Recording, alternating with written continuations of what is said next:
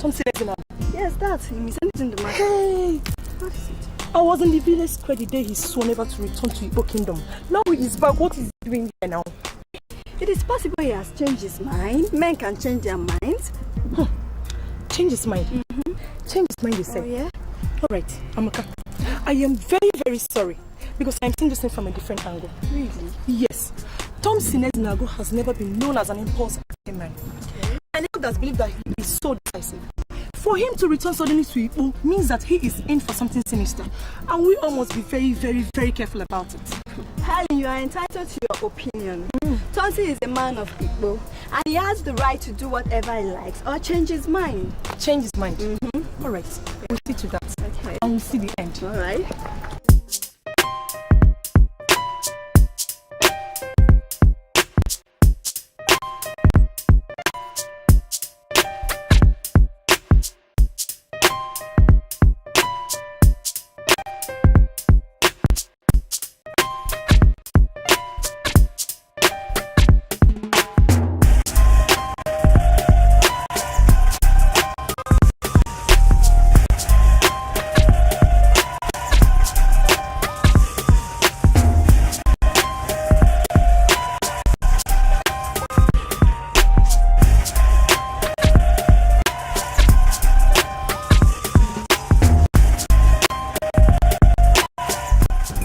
You know, some people saw when you were driving back and they got scared. I don't know their reasons. I heard it and I decided that I should come and see you and bid you welcome. I am happy. I am indeed excited. I mean, yes, indeed I am. That somebody as important as you, Odaligo of Igbo land, has come to welcome me. I'm overwhelmed. But you rightly said, when I was coming down driving, some ladies saw me and they were looking at me as if I am a stranger, an alien to this land. And I was amazed. But you recognizing my presence, I'm overwhelmed. You're welcome. Yeah. You're welcome. You're welcome. Thank you. You know, in as much as we are drinking already, I want us to get down to specifics. Thompson, I know you. Why are you back in Igbo?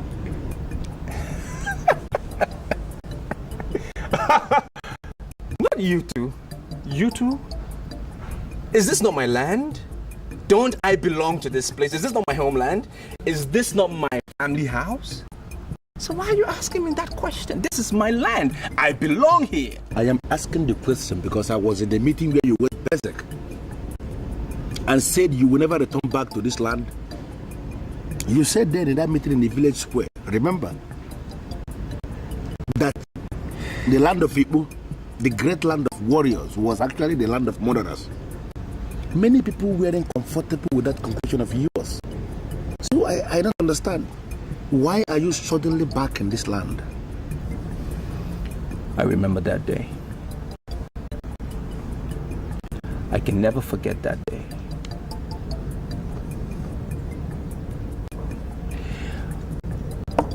Odaligo, a man that has not gone to the marketplace cannot be reported to have set it ablaze. Yes, I agree. In the same light, a man that has not had physical contact with a woman cannot be said to have impregnated her. Wait, Thompson. Are you telling me that you traveled to Enugu to learn weird proverbs? I don't understand what you mean by set the market ablaze and make a woman pregnant. These are weird sayings. They have no relevance with the issue under discussion. Odaligo, I'm happy that you've come to welcome me.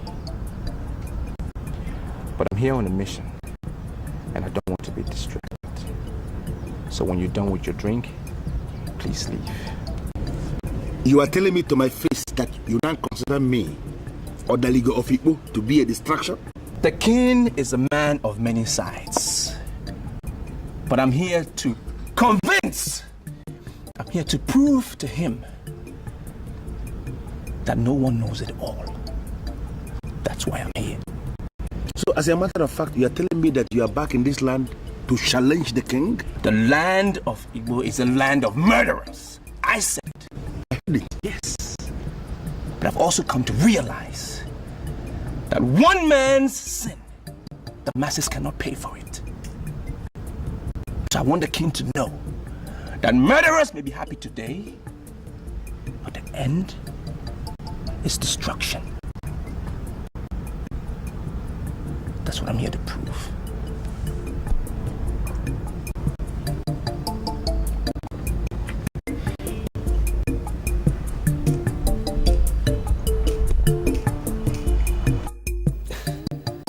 Father, you have talked so much, and trust me, I am getting quite confused.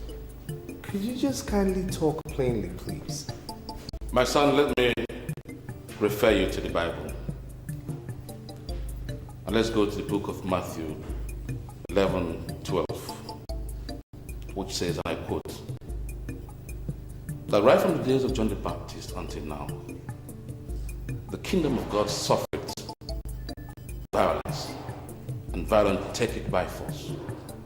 Father, I've heard that from you 1,000 times, and believe in me, I don't know how that concerns me. You see, that quotation is not only relevant to the kingdom of heaven as it were, but to other kingdoms, like kingdom of man, kingdom of animals, kingdom of fishes. The violent must always succeed because they are used to taking things by force. That means I will always expect you to be violent at all times. Father, please, seriously, I don't get this.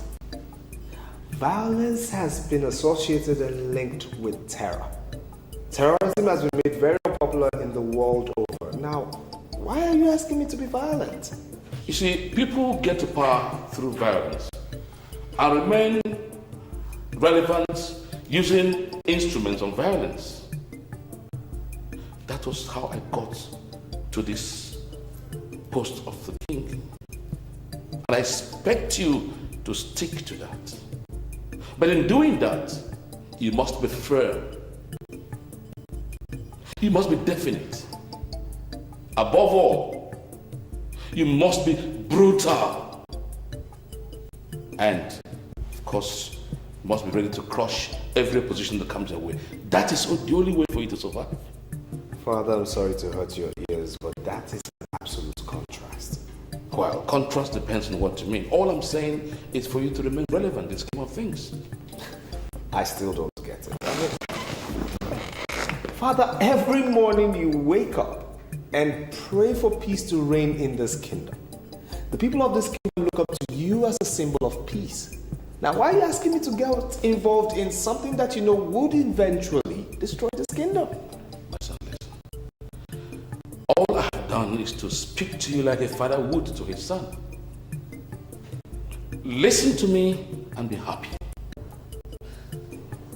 Then, ignore me and be prepared to face the wrath, the wave of confusion that may eventually ruin you. That's it.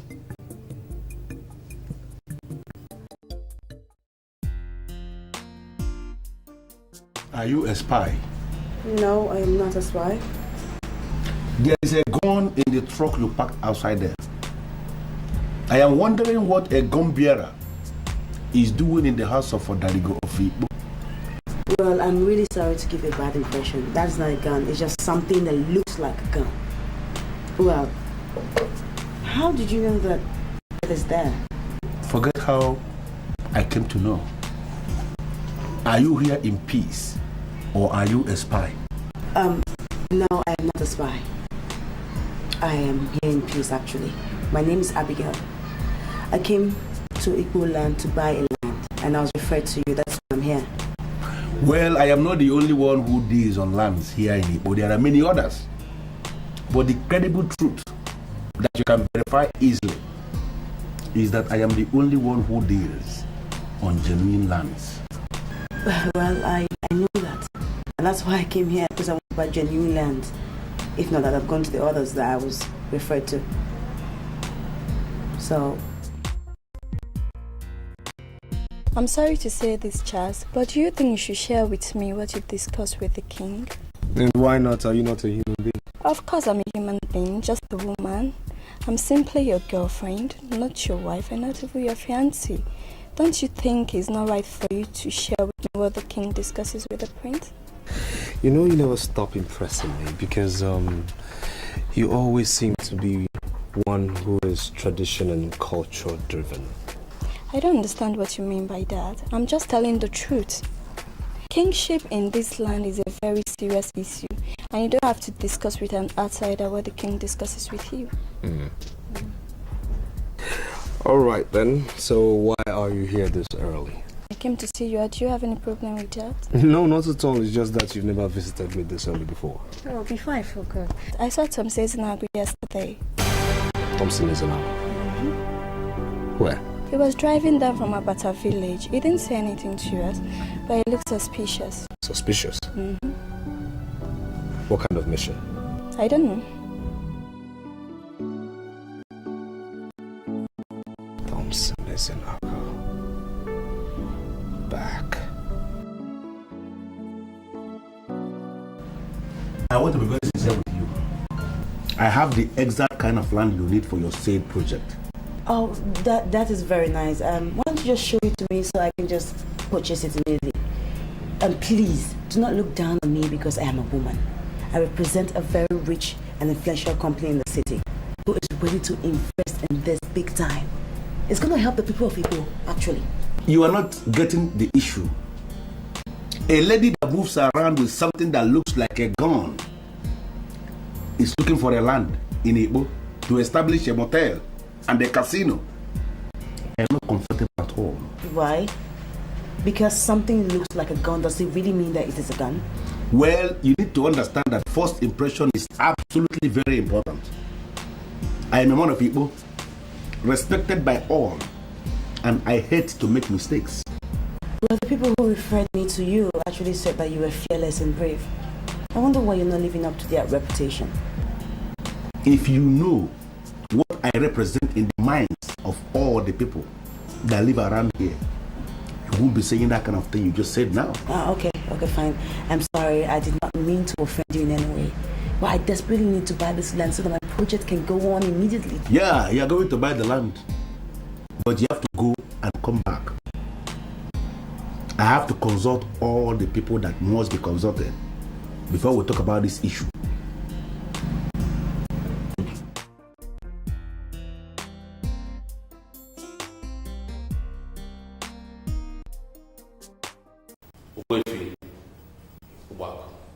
I am completely disappointed in you. I never knew you would behave this way. You went around clamoring for the reintroduction of an Omoja. But this time again, from something that obviously was supposed to have been banished 20 times. And only recently, you brought it forward before my eyes, on my throne. I do not mean to upset anybody, Your Majesty. But if you hear me out, you will realize that I'm under attack for nothing. No, you are not. Let me put it to you here that I am king today. And two captains can never control a ship. I am in control of Igbo Kingdom. And I will never allow the introduction of Omoja. Not in any form. Your Highness, the representatives of the elders of Igbo Kingdom are here to take a decision. And the meeting is just starting. Yes, you are the king. We agree. But do you have the power to ignore the opinion of the representatives of the tripodal major villages of Igbo? I hope that does not amount to challenging questioning my powers. Does that? Who am I to challenge the king? As a matter of fact, we are very much eager to listen to the king. But of course he demands that the king reciprocate the same gesture. Okay, go ahead and say what you want to say. Thank you very much. What I am saying is something you know already. Perhaps this will serve to refresh our memories. You as the king sits at the head of the executive arm of the government. You are the head of the masquerade, and the masquerades are members of the executive arm of government. The Omoja is the head of the judicial arm, while the many age grades in the Igbo kingdom are there as the members of the legislature. This goes to show that this separation of powers, which many conclude came with the white man, was already in existence in the Igbo kingdom long before the arrival of the white man. You have only ended making rhetorics with you. You have not said nothing. Could you hit the nail by the head? All right. I want the council to take a decision. In fact, we must install an Omoja now, immediately. And that is the only way we can remain relevant in the eyes of the people we rule. Three of you are asking, do you realize that Roger must necessarily be a woman? Yes, Your Majesty. And that is for a purpose. To give the women reason to believe that they are members of the ruling class. And I also want to say here that an Omoja is part of a laid-down tradition of our people as it concerns administration and good governance. I completely support Ogbuefi Obako. We must select an Omoja now. Chiapalo, you have heard their views. What do you have to say? Your Majesty, what I hold as my view are no longer necessary. Because you and I know that we have 3 main villages here in Igbo land. And the representative of 2 villages have said that they need Omoja. I completely disagree with you. Why don't you be man enough to say where you belong? Are you in support or are you against? If that is the case, I want to make it clear to you that noblemen do not hide truth. So I am in agreement with the members of the cabinet. My fellow cabinets. So Omoja must be selected immediately. Fair enough. Since the cabinet has decided that we must have an Omoja, as well appoint a male Omoja, because I won't govern with a woman. A male Omoja? That is abomination. That can never be done. I'm sorry, Your Majesty, but I'm not going to be a part of the cabinet that selected a man for the position of Omoja. The position of Omoja is preserved exclusively for a fearless and powerful woman who can challenge injustice and stand by the truth always. Therefore, if we have agreed that we need an Omoja, we must settle for a woman, no compromise. Man, you are correct. Yes. Go for a woman.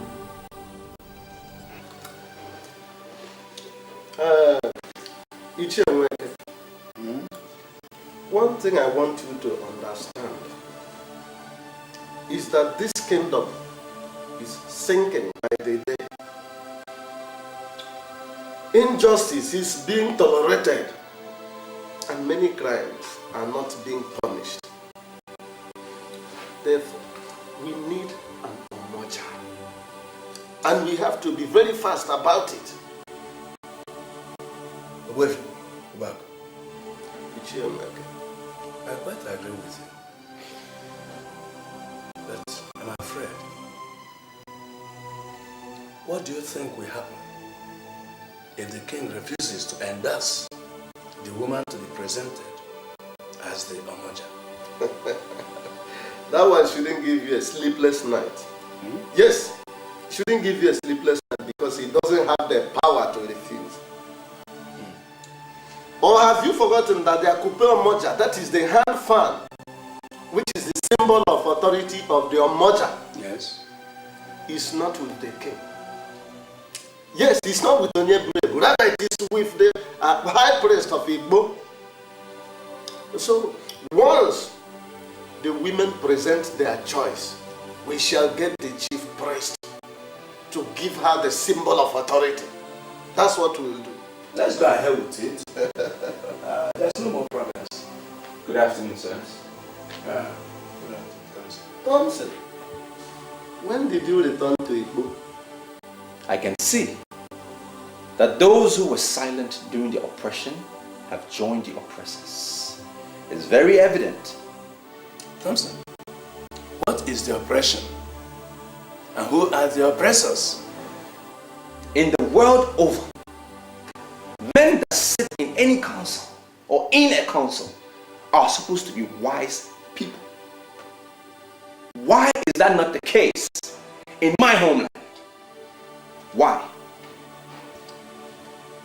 Thompson, are you accusing us of being unwise or what? All of you know when the king traveled and returned from Abonabo, he presented the Edueze to the elder councils. And what did you people do? You applauded him. But my father challenged him, and that very night he was killed. Onyeburu Ebu was crowned king. Now I'm back in Igbo land to find out one thing from all of you, you so-called elders. Have you ever verified the validity of the Edueze that he presented to you people? Ever?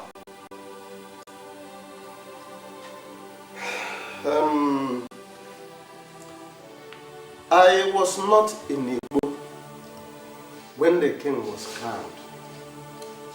All the same, I want to get something very clear from you.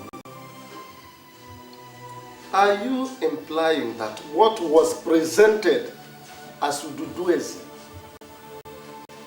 is not valid? Whether you were in town or you weren't in town is not important. I am back in this land to find out something. For as long as you elders refuse to investigate why my father died on the night he challenged the king, his blood will continue to cry for justice. I will bring out the truth. Good day.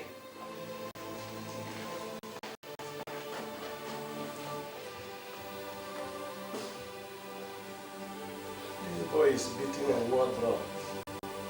Though he might be right. Father, seriously, you're confusing me. Charles, you tell me to my face that you knew my enemy came back. You never mentioned it to me before now. Father, why do you keep calling Thompson your enemy? He's a noble son of this land and has a right to return to his home. Charles, I want him out of this kingdom. And I want you to use your good offices to make sure you do that. And I ask why? His presence irritates me. His existence in this kingdom provokes me to the point of wanting to do the unthinkable. Now listen, he has to be out of this place and use a good power to do that, or else he goes the way of his father. The lady who told me of his return did say he looked like one on a mission. What stupid mission are you talking about? She doesn't give details. Precisely what you're going to find out. It's your assignment. Excuse me. When did you say his meeting was going to be over? We'll be here in a jiffy.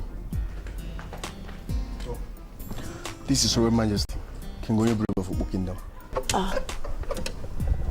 I'm here before the king. And who is this beautiful lady kneeling down before the king? She said her name is Abigail. She have come to ask for land. She wants to be the hotel in Igbo Kingdom. Get up, my dear. Come with me. Okay.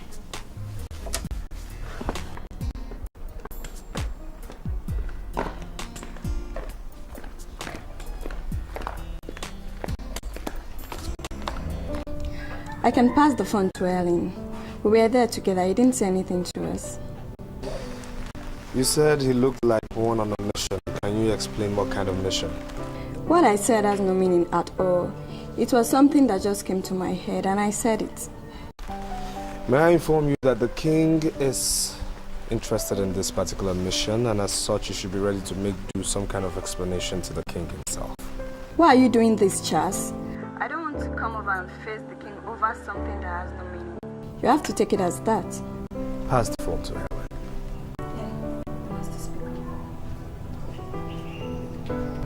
Hello, Charles. What's up? Yes, Helen, how are you? I'm fine, and you? Good. You said you saw Thompson Ezenago, right? Yes. Now, was he looking dangerous? Thompson Ezenago had always been a dangerous person. Wait a minute. Are you asking me to confirm what you know already? Did he tell you anything? See, Charles, it will be better if you can come over to Amaka's place so that we can talk at length, instead of you wasting your money and phone. At least you're not far from our house. Okay, we're waiting.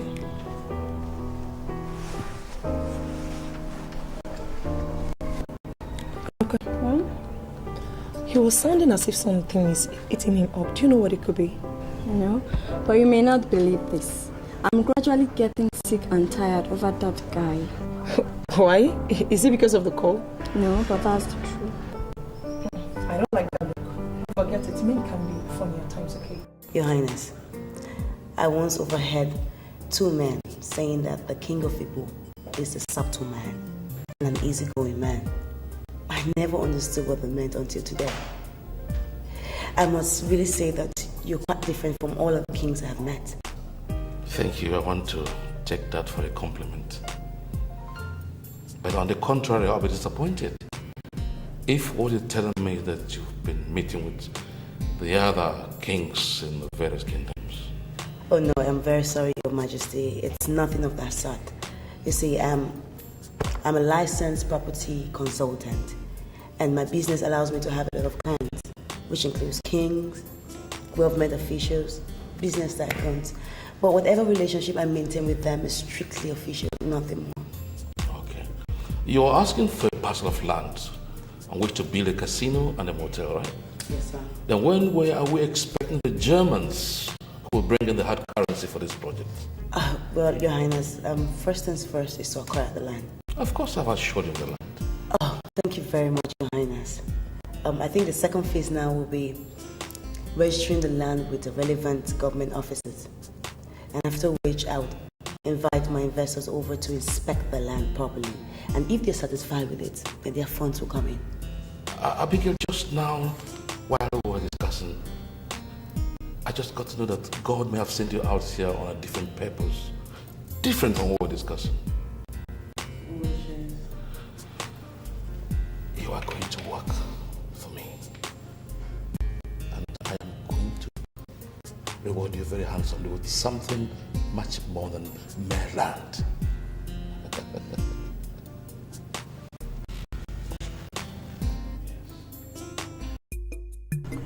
Ojiana, continue to drink your wine.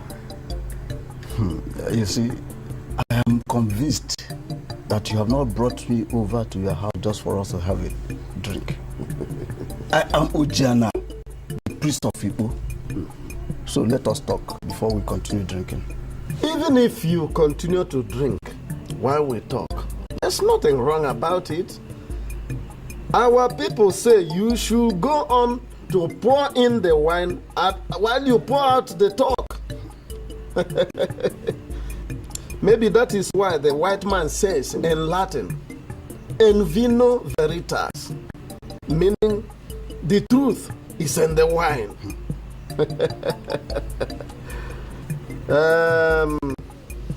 However, Ojiana, let us come to the main talk. Very soon, our women will present one of their own as a candidate for the office of Omoja. I have called you here to ask you, what are you going to do immediately they present their candidate for Omoja? See, I am aware that the king of Igbo is not comfortable with the presence of an Omoja. So you must handle the king before we discuss any Omoja issue. Now, please, can you explain to me what you mean by handling the king? You You see, once we stand in the center of the square and present Akupo Moja to any woman, she ceases to be an ordinary woman. She becomes a masquerade just like men. And you know that an Omoja possesses a special quality that makes her see more than what others see. People don't tell lies to an Omoja, because if they do, she must eventually find out the truth once they stand before her. You see, is that not the more reason why we must do everything possible to install an Omoja in Igbo? Because we have so many liars here, both in high and low places. You can agree with me, Ojiana, that we don't need them. We don't need them around us. You see, I am convinced that there is conspiracy in this land. The king is aware of it, and that is why he has always kicked against the reintroduction of an Omoja in this land. You see, like I told you, let the women present their candidate. I will readily give her the symbol of authority. It's safe in my custody. Good. That's what I want to hear. Thank you very much, Ojiana. I'm very happy to hear this. Now we can continue to enjoy our drink. This is a very good palm wine. Wenke, I have no time for you. I'm done with you. I now know that you're part of the conspirators of this land. Just leave. Wenke, conspirator? Leave.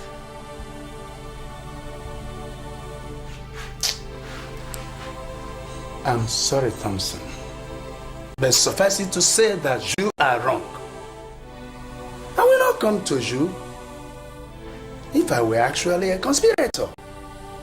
Can't you understand what I'm saying? I am sure you remember that day. I know you remember that day. A man traveled to Agbanagwa, right? Agbanagwa is where he went, and he came back with something I don't even know what it is. He presented as the Ududueze. He presented it to them.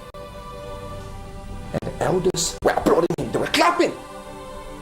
But one person, one lone voice, my father, knew the validity of the Ududueze had to be challenged. He challenged them. And what did they do? They shut him down. They shut him down, and even whilst he was down, he still challenged it. And what happened? They killed him. They killed my father. They got rid of him. Get him out! Get him out! I'm sure it's not what they were saying. And that man became king.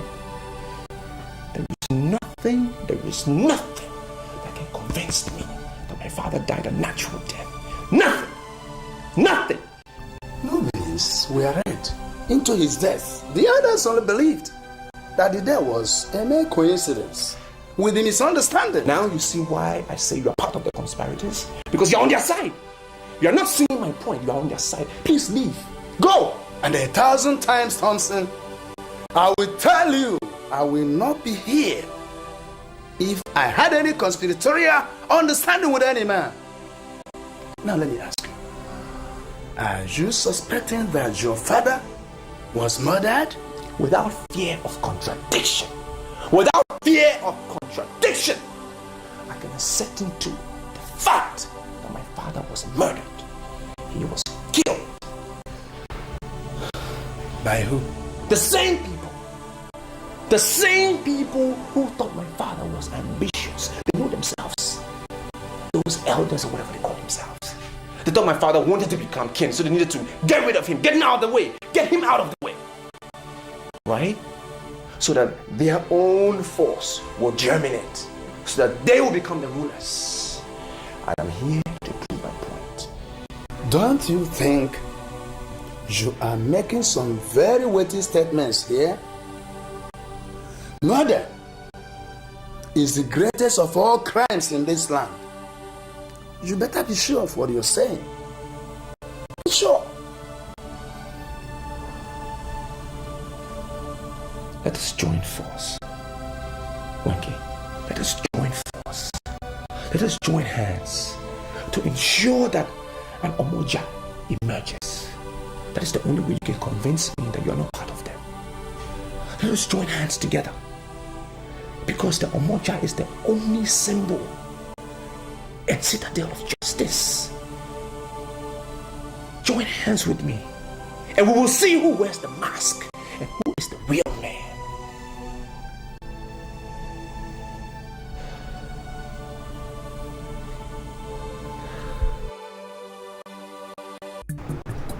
A strange lady enters this palace, has a long discussion with the king. We all know for a fact that no one can come from outside and see the king without your approval. So I ask you the simple question. Who is she?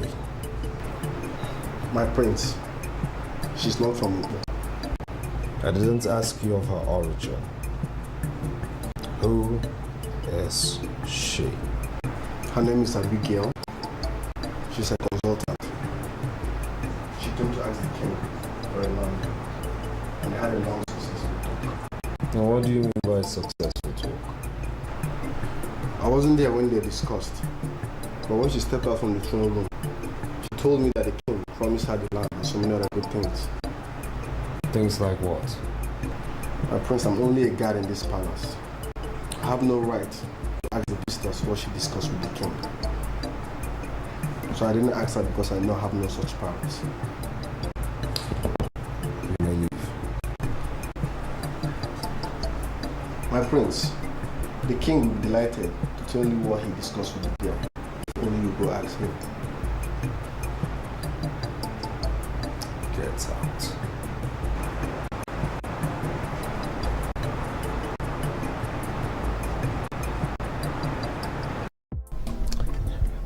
I am aware that many of you are wondering the essence of this meeting.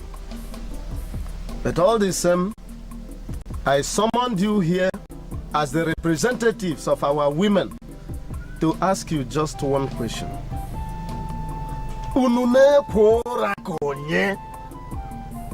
Why are you sleeping your lives away when there are challenges on the ground in Igbo?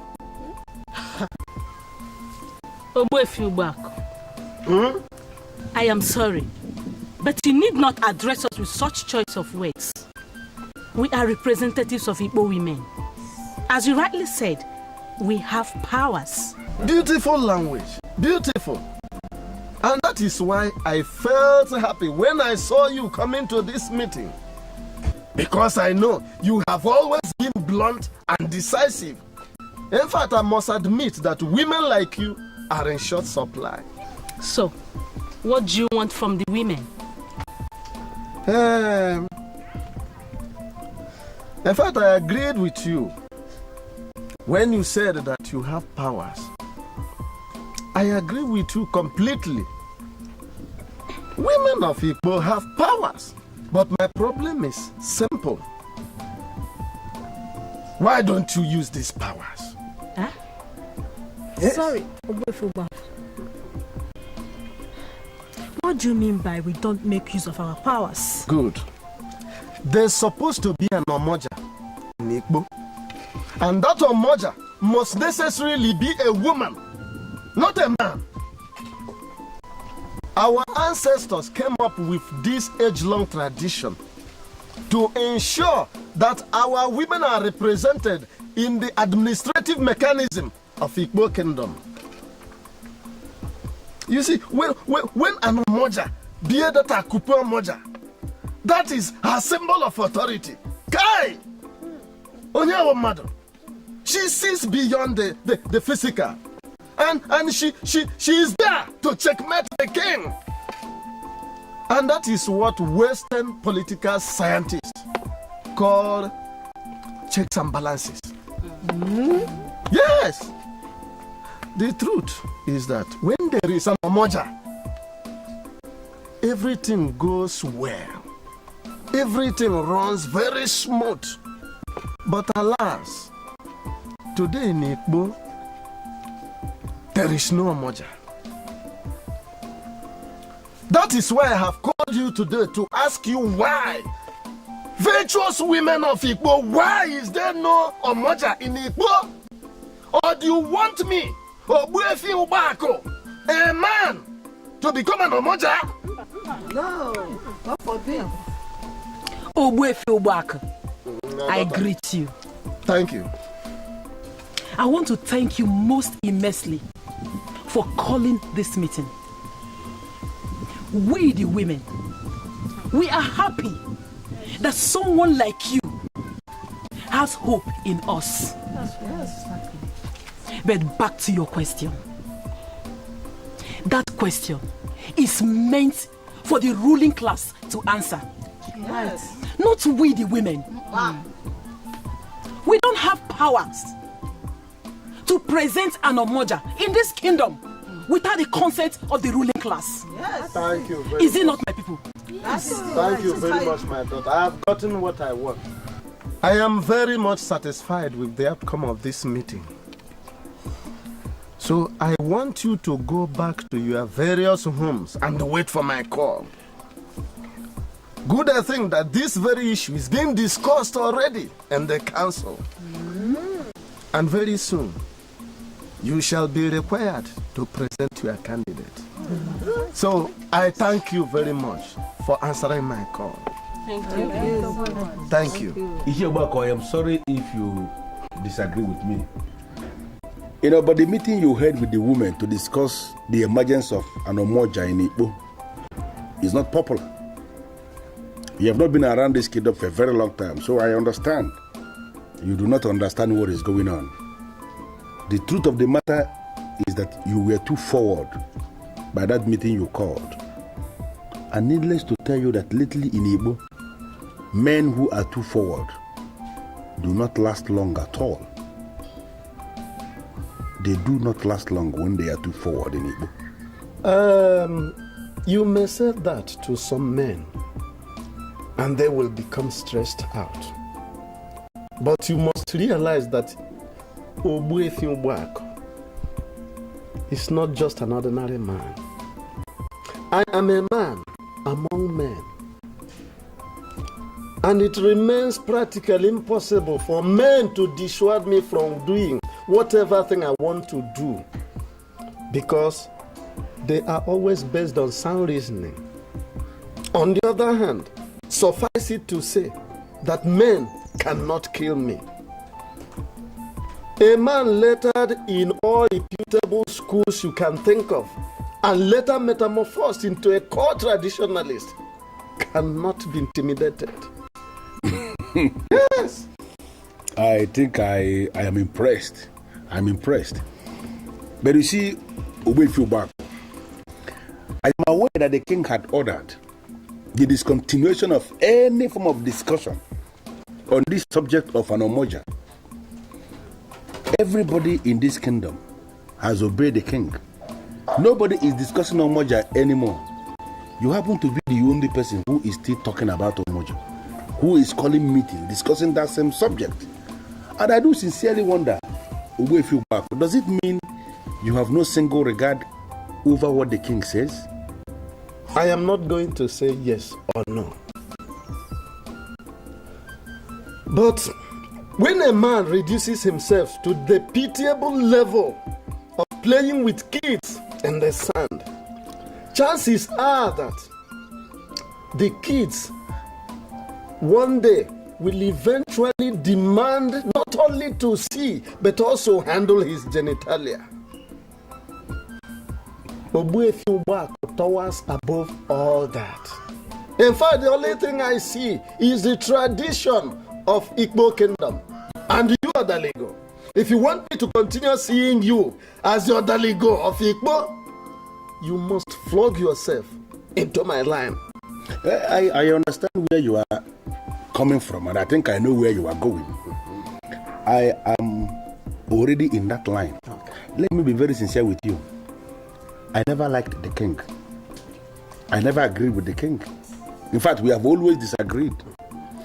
The issue here is that I decided to be on my own, because I have not managed to see anybody who I can liaise with, who I can work with.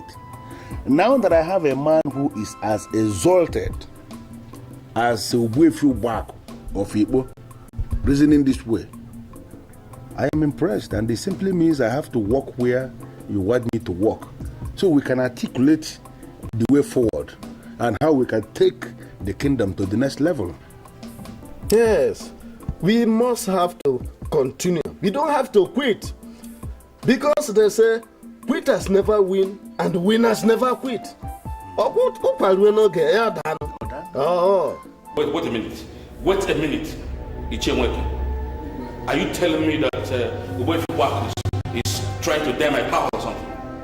Your Highness, even as we are talking now, he's holding a meeting with the representatives of the women. And they are discussing on this Omoja issue. But why on earth should he go ahead to do such nonsense? After I had personally ordered that nobody discusses this issue until I made my decision public. I even went as far as asking Ichio Palugo to move around the entire kingdom to disseminate this information. Yes, he did. Ichio Palugo came to me and told me what you ordered. So why is he trying to wake the sleeping lion? Your Highness, I think the best thing we do is send for him.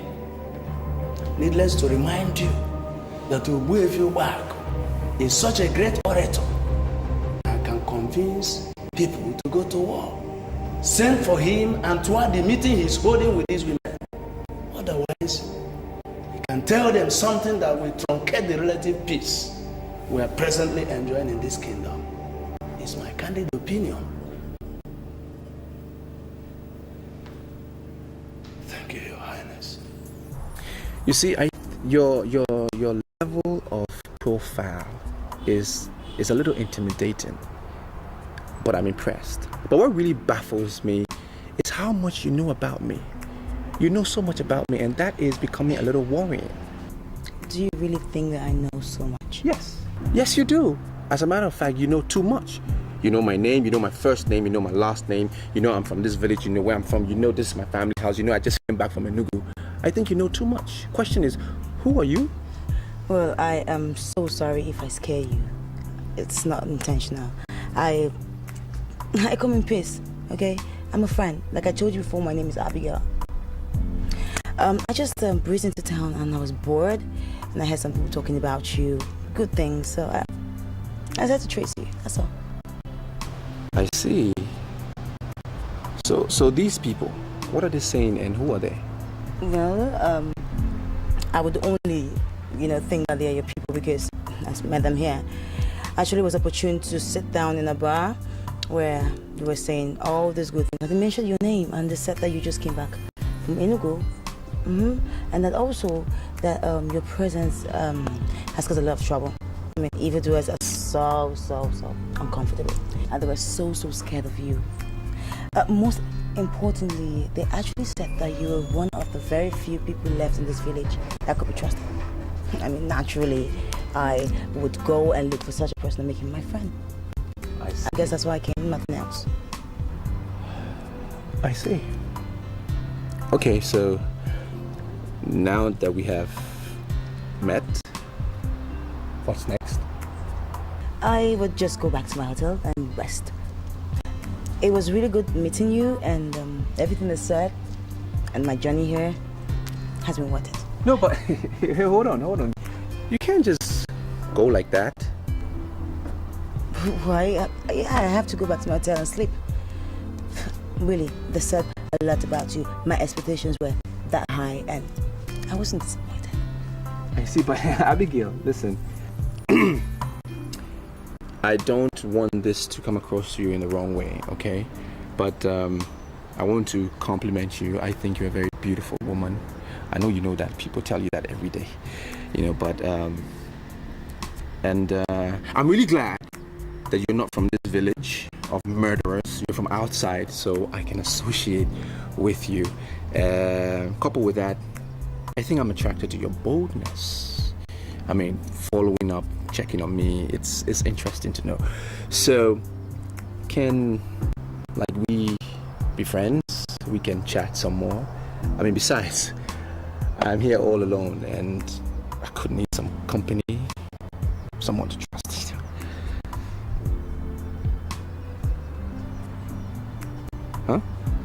Wefi, I have just confirmed that Ichio Balogo actually delivered my warning to you. I am sorry, Your Majesty, but I must posit immediately that Ichio Balogo is not a messenger in this kingdom. What do you mean by that? Why are you doing this? Was that why you went ahead to organize meetings with representatives of our women over a subject had ordered a stay of action? I am Ogbuefi Obak, a high chief of Igbo kingdom, a man of due process and protocol. At least if you had ordered anything, you would have sent the royal messengers to announce it. But that is in keeping with protocol, and that is due process. Any information that came via Ichio Balogo is deemed to have passed through the wrong channel, and as such, Ogbuefi Obako is never ever in a hurry to obey such orders. Ogbuefi, you're daring me. Ogbuefi, you're provoking me very, very fastly. And you know I can decide to deal with you right now. I'm sorry, Your Majesty. I must submit that you are angry for nothing. As a matter of fact, I am committed to the protection of our cultural heritage. And as a matter of urgency, we must instruct our women to present a candidate for the office of Amamoja. Or else what happens? I will not want it to appear as if I'm trying to challenge the king. But the truth remains that an Omoja must emerge. I have already discussed with Ojiana, the priest of Igbo, and he has confirmed to me that he will readily release the Akupe Omoja to any candidate that the women will present. Okay, I see. In that case, Ojiana has a case to answer. He will have to tell me who gave him the permission to hold secret meeting in this kingdom. Well, I'm sorry, Your Majesty, but I think you are going too far. Because you know as well as I do that a man that lives in a glass house does not throw stones.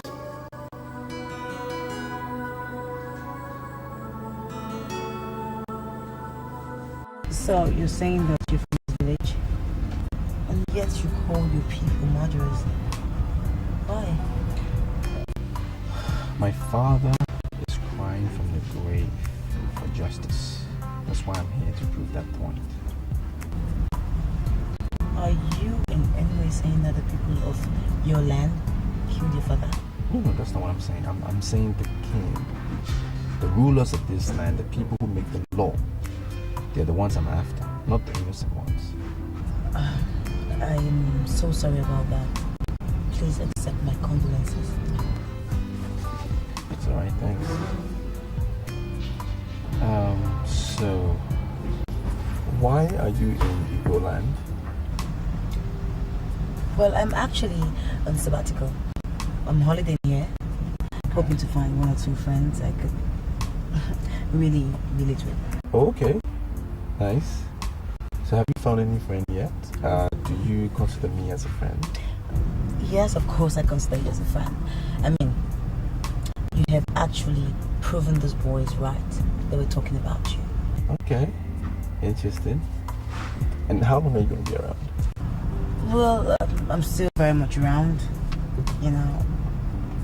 By the way, what you doing in Enugu? Oh, I love children. I'm into babies' wares and toys. Yeah, that's what I do. I sell those. That's nice. So now that you're away, how does your business survive? Oh, I have this partner of mine. He's a really cool guy, trustworthy. You know, he takes care of the business when I'm not away. I'm sure I can stay away for like 2, 3, 4 years. He will manage the place properly. He's a good guy. That's really nice.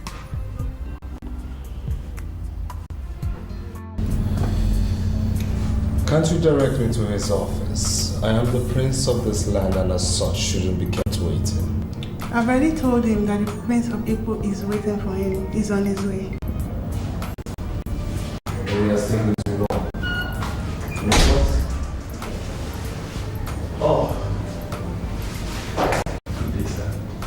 sorry for keeping you. I'm the manager of the hotel, and I guess you're the prince of people that is looking for me. Very well said.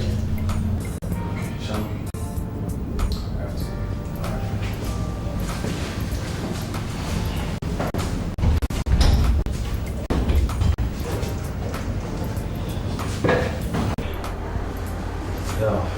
Well done, sir. Please sit down. Thank you. Yeah. Well, I don't intend wasting too much of your time because I do understand how busy this hotel could be and the pressure on your time as well. Alright. I'm here looking for a guest, a girl, in your hotel. And what's the name, if I may ask? She's an internationally acclaimed consultant by name Abigail. Acclaimed international consultant. Please do hold on.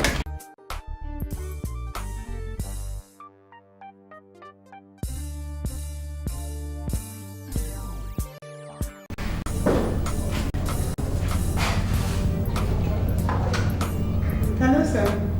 Do we have any guest by name Abigail, acclaimed international consultant? Hold on.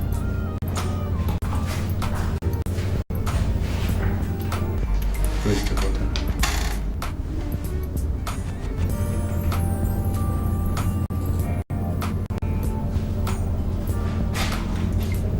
Sir, we don't have any guests with that name. Alright, thank you. I'm sorry, sir, we don't have such name here. Are you sure? Of course, my receptionist must have checked very well before confirming to me that we don't have such name, okay?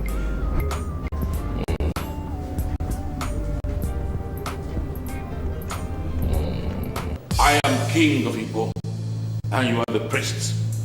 Do you have the right to hold any secret meeting without the approval of the king? I'm sorry, Your Highness, but I don't understand what you mean by secret meetings. Moreover, Your Highness, I may bold to say that the king, the priest of Igbo, does not take orders from anyone. Wait a minute, Ujani. How dare you talk to me this way? What has come over you? Huh? Your Highness, it will not cost you anything to install an Omoja in this kingdom. And why on earth must I install an Omoja? Are you not aware that it was the last one that killed the king? Your Majesty, I'm sorry, but I don't understand why the king himself should be the one orchestrating baseless rumors. Rumors that are unfounded, initiated by worthless people, enemies of this kingdom. Your Highness, it is not like that. Now what are you saying in essence? That she wasn't the one that killed the king? Exactly, Your Highness. The one that bears the Akupe Omoja does not kill and will not kill anyone. Wanyema Obidozo, the last Omoja of this kingdom, did not kill the king. When it was time for the king to die, the king died on his own. And when it was time for the Omoja to die, she equally died. So you see, we shouldn't base our fast on unfounded rumors. Ojani, I expect you to bring that symbol of authority that I could pay to this palace. Hey, Your Highness Mbama, it cannot happen. What?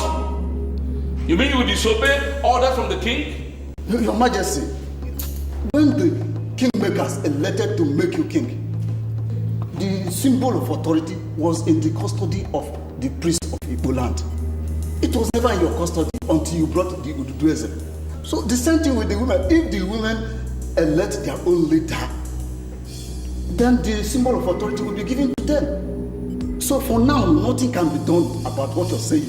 Ojani, Ojani, Ojani, I've called you 3 times.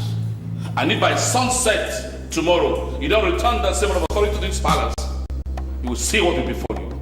Your Highness, you can go ahead and do whatever you want to do. In fact, do it right now. I don't care. I will never sell out the tradition of my people because of metrics. Your Highness, do it right now. Ojani, Ojani. Oh, what a journey. It's wonderful. We've really come a long way.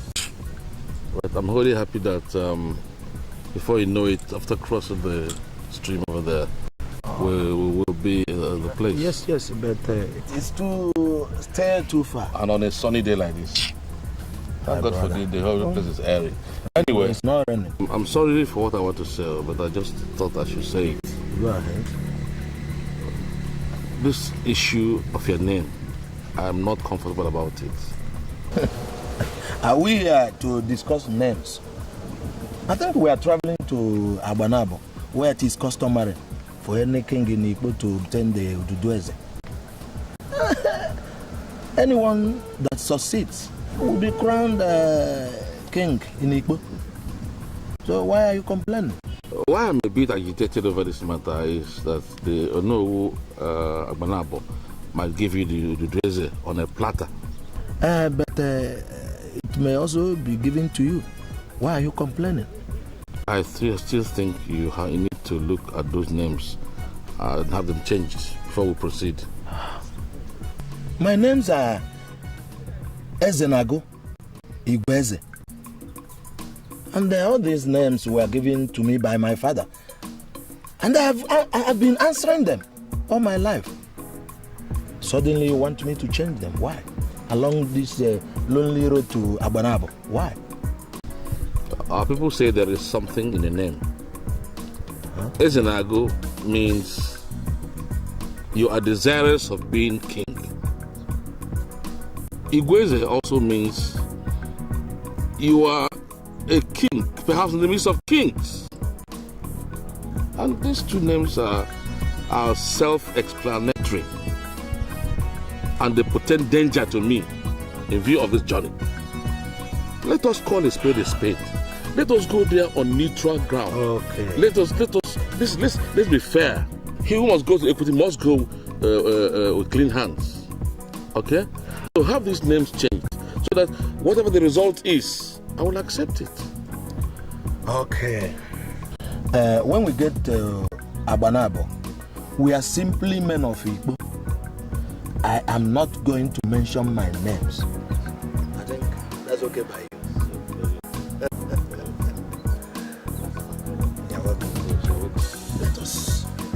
Let's continue. This West is getting. Sorry.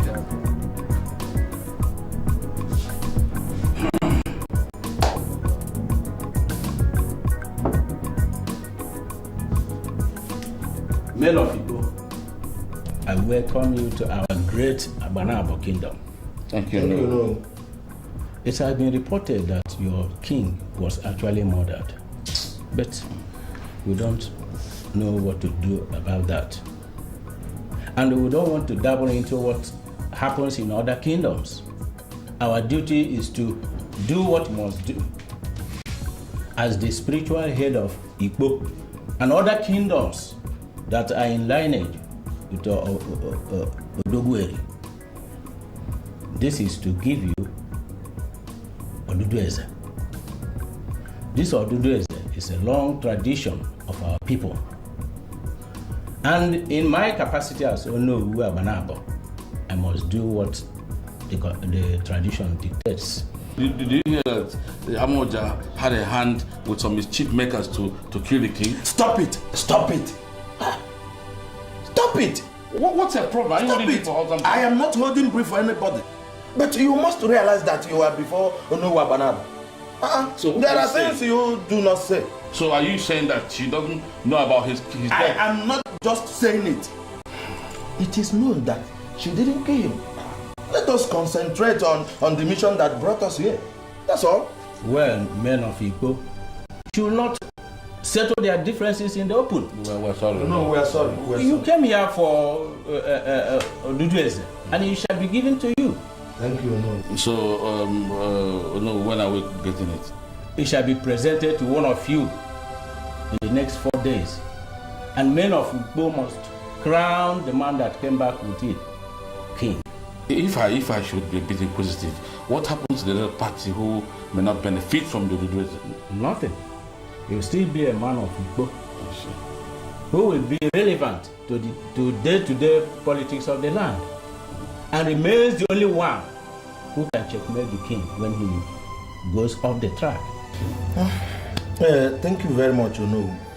Are you saying that we should go back to Igbo and come back after 4 days? No. You shall remain not only in Abanabo, but in my very compound till the said time. I have enough to entertain you people. Oh no, Abanabo. Oh no. Oh no, Abanabo.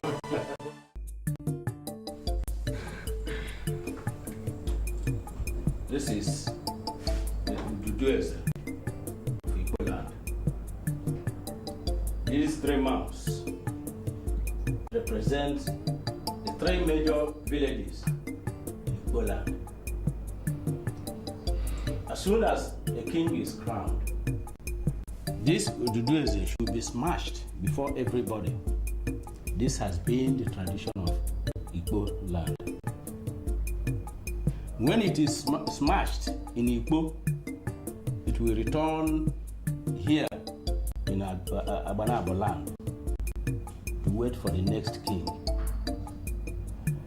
I am now to present it to one of you. But the question is, whom do I give it to? Isidine, please, can you talk to your father to be of wise counsel?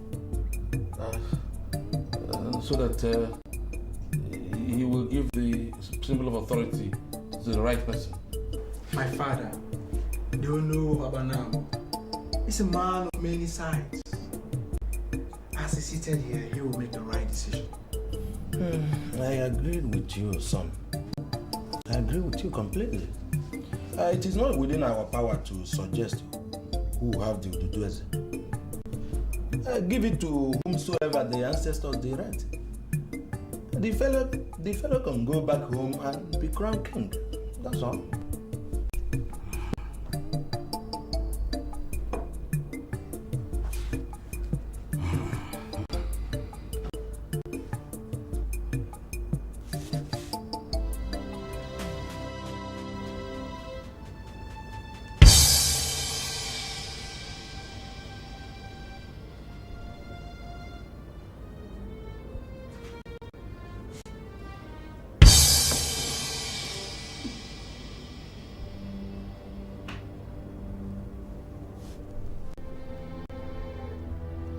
What's the meaning of this? Huh? Are you playing games or what? It then means Igbo should continue without a king for the next 21 market days. Why? I ask why? We're sick and tired of living without a king. Which was why they sent us out to come and fetch you to do it. You are here telling us to wait for another 21 market days or whatever you call it.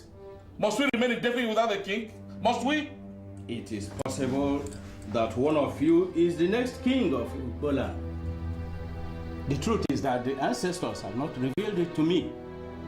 And I am not going to present the Ududueze without the ancestral approval or confirmation.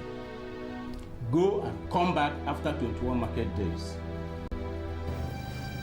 I will never allow the reintroduction of an Umoja.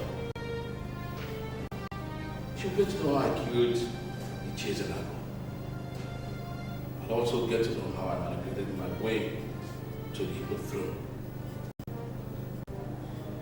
Ujani must render the symbol of authority. Otherwise, he dies. Ujani must render the symbol of authority. Otherwise, he dies.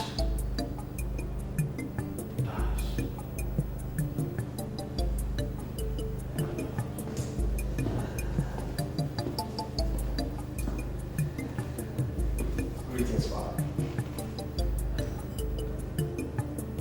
Father, you don't look well. What's the matter? The kingdom of heaven suffered violence. The violent take it by force. Have you ever bothered to find out the meaning of that statement? I searched all the important hotels in Igbo and I couldn't find anyone by name Abigail. Why are you trailing her? Why am I trailing her? Why am I trailing her? I mean, a strange lady walks into this palace, extracts a promise from the king. I ask him who she is. He doesn't tell me. What do? I get curious and I trail her. I mean, I have this feeling that you might have given a promise to a strange lady who's a spy or a ghost. Charles, listen. You don't have to trail her. That lady is not a ghost. Neither is she a strange woman. Then tell me who she is and what she wants. Because as long as you're not ready to give me that information, I'll continue trailing her. And you know I'll succeed, Father. Why don't you for once get something busy doing? I greet you, my king.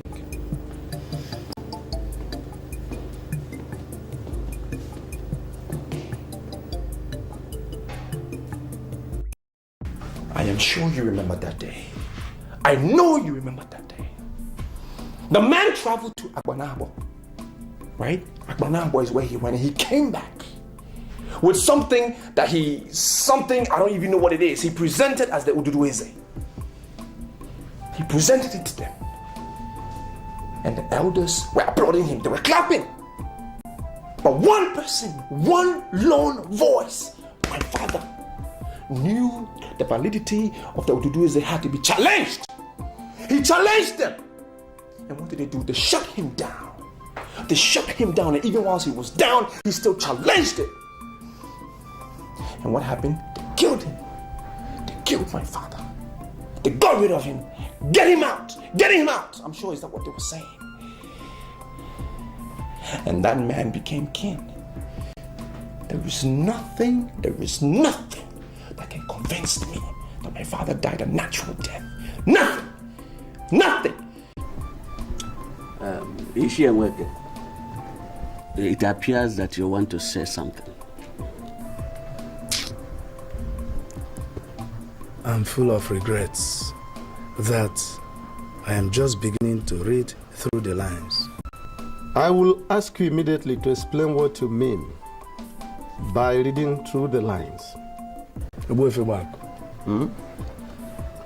Ichi Ezenago, the only man that accompanied the king to Agbanabo for the Ududueze, died the same night the Ududueze was presented to the elders.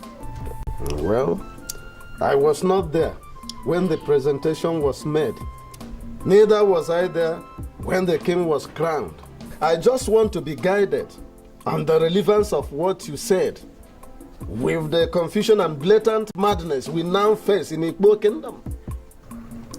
Thompson Ezenago, the son of late Chief Ezenago Igweze, has been going around telling whoever cares to listen that his father did not die naturally.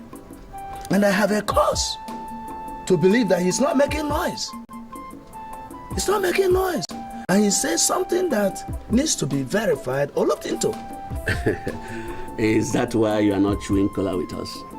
Please enjoy cola with us. I was confidently told that Ezenago spent the better part of the 4 days they spent in Agbanabo, drinking the strong gin of Agbanabo people. And I presume he was drunk. We cannot listen to a drunkard. Even if he soaked himself in the strong gin of Agbanabo, the Ezenago I know made an emphatic statement when they came back. He told us that they were not presented with any Ududueze by Onowu Agbanabo. But you were there. You were there when the king presented Ududueze. Why must we listen to this drunkard? Come, Ichia Okpalogo, I hope you are not being personal now. Not at all. You are not being personal now, Okpalogo. You were there as well as her. Did you or any other person verify the validity of the item that was presented unto us as Ududueze before we crowned him Onyebrem of Igbo land? Just wait a minute. Are you in any way insinuating that what the king presented is not original thing? Can't you see that nothing is working well in Igbo land? And the king is not committed to the unqualified protection of the cultural and traditional values of our people. And this simply shows us that something is wrong somewhere. And we must rise up as elders. Well, a lot of things are coming up. And I am equally beginning to read through the lines. However, there are things I need to clear independently before I reconvene this meeting. In that case, we will come back anytime you send for us. But I must say that all is not well in the Igbo kingdom. Don't worry, I'll get back to you. I will not waste time. I'll get back to you. We all heard what Ogwefi Ogbaku said. Let us not see it like I'm parading myself as a leader. No. I only want us to start on time, to check and select the right person to present, so that the men will not look us like we are not organized. But there is something that I've not actually told anybody. Okay. Ubako, I mean, the same Ogwefi Ubako, was the first man that came to marry me. If not for my late father, he would have been my husband today. Uju, hey, what you are giving us is your life history. How does that concern us? That is not the reason we are here. Okwoma has just raised an important issue, and I think we should dwell on that. Mkoloma, you would have allowed me to finish. I thought you wanted to know why my father turned his family down. All the same, that is not our business. But if you feel it is, you may continue. Let's hear you. Thank you very much. Ogbaku came from a family where madness runs.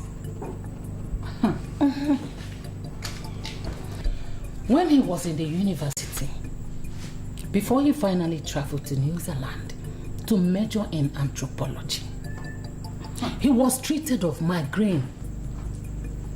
Go. Yes. By all the physicians that we have here in Ukbo and environ. Ask anybody. And what is our business with that, Uju? Oh. He is today the Ogwefi of Igbo, the head of his kindred, and a noble man. He gathered us to make a noble request, which we must definitely not turn down. What I am trying to say is that Ogwefi is a fortune that we must not listen to. Uju! See, the soundness of his brain is questionable. And I see it as an irony that the sound women of Igbo must gather to discuss the observation of an unrepentant traditional activist. Uju, now I know. The mere fact that Ogwefi Ogbaku is richer and more popular than your husband these days is the reason why you speak the way you do. You are made jealous of his achievements. Exactly. And we cannot sit back here and watch you drag us into it. Okay, let me tell you this. Do you know that the king is against the glamour of an Omoja? Or are you trying to tell me that you're going to listen to Ogbaku and go against the wish of the king? Anyway, the king has not told us anything officially.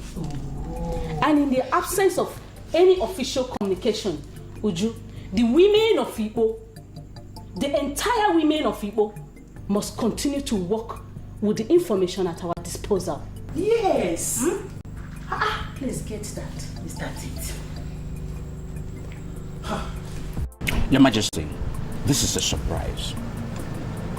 Many people have visited me at night. Some at the wee hours of the night, some at the odd hours of the night. But this is the first time a king is visiting me at night. And I wonder, why? To what do I owe this honor? The toad does not run in the afternoon for nothing. This is an established fact. It's a saying that is as old as life. Been used within this kingdom and beyond. I've already said this. May I ask you, what do you want me to do for you? Surely the sun will rise and the same sun will set tomorrow. Before the sun sets tomorrow, I want Ojani the priest dead. This is my mission to you.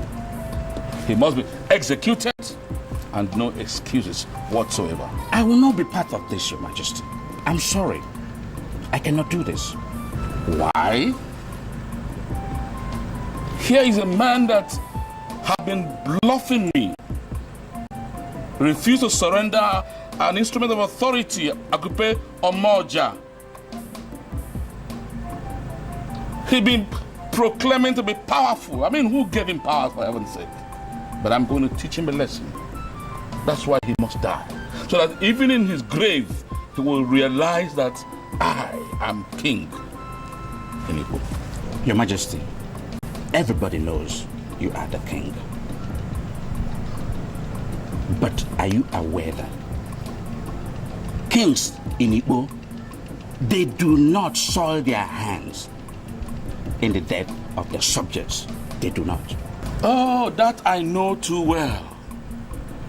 But can you legitimately look me in the eyes and say that a man that has been consistent in disobeying the king is still a subject? Of course not. Ojani is no longer a subject. In fact, he has grown larger than life, larger than his master. And this is why he deserves to die. He must be out of my way. No, Your Majesty. One thing for sure, I will not discuss this meeting with anybody. I will not. And I'm not going to be part of the killing. Can you swear to anything that you've not been bought over by somebody? Otherwise, how dare you try to refuse an express order from the king? I am not disobeying you. Sooner than later, questions will be asked.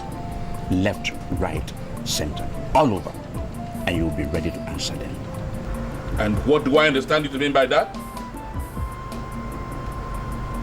Your Majesty, to continue your relevance in this Igbo kingdom, you must answer those questions as they come.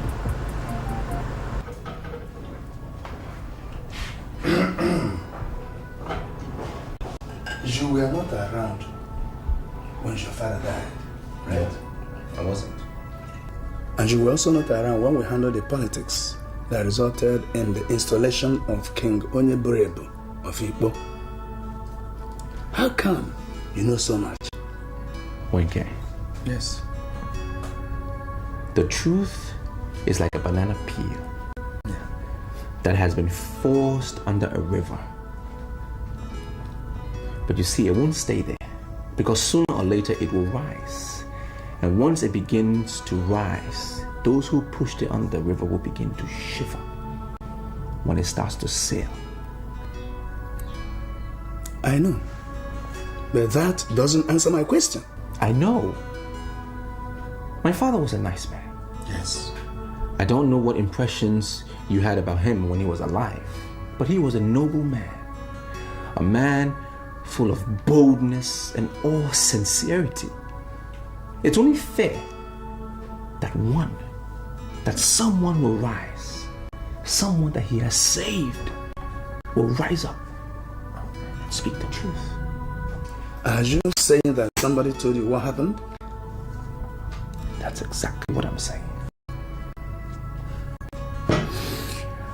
I was in my office at Enugu, and a man from Iboko walked in. And he said that no man whose father has been murdered is worthy to be called a man for as long as those who murder his father are still walking on the face of the earth. And I was taken aback. I was made to see the light. And I can tell you, Wenke, that my father didn't die for nothing. And I am here to ascertain the faces of his murderers. I will find them. Man of Iboko. Who is this man of Iboko? It doesn't matter who the man is.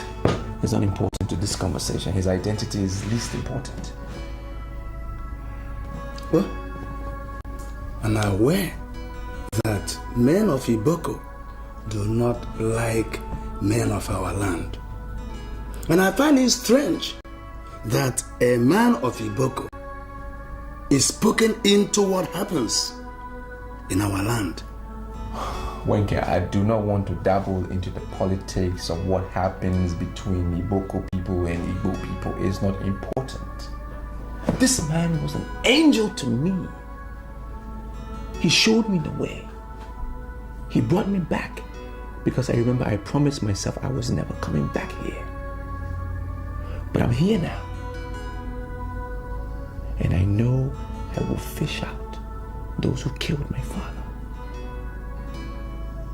Men can hide the truth, but can they hide the truth forever? I don't think so. I will find out the truth sooner than later.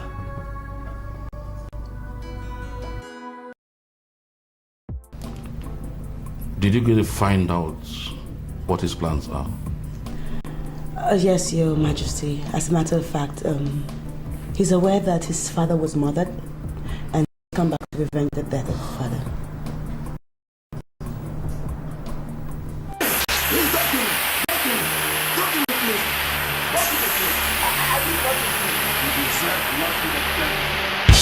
The 10 of you cannot stop me. You are idiots. I'm not the king of the world. This wickedness shall never go unpunished.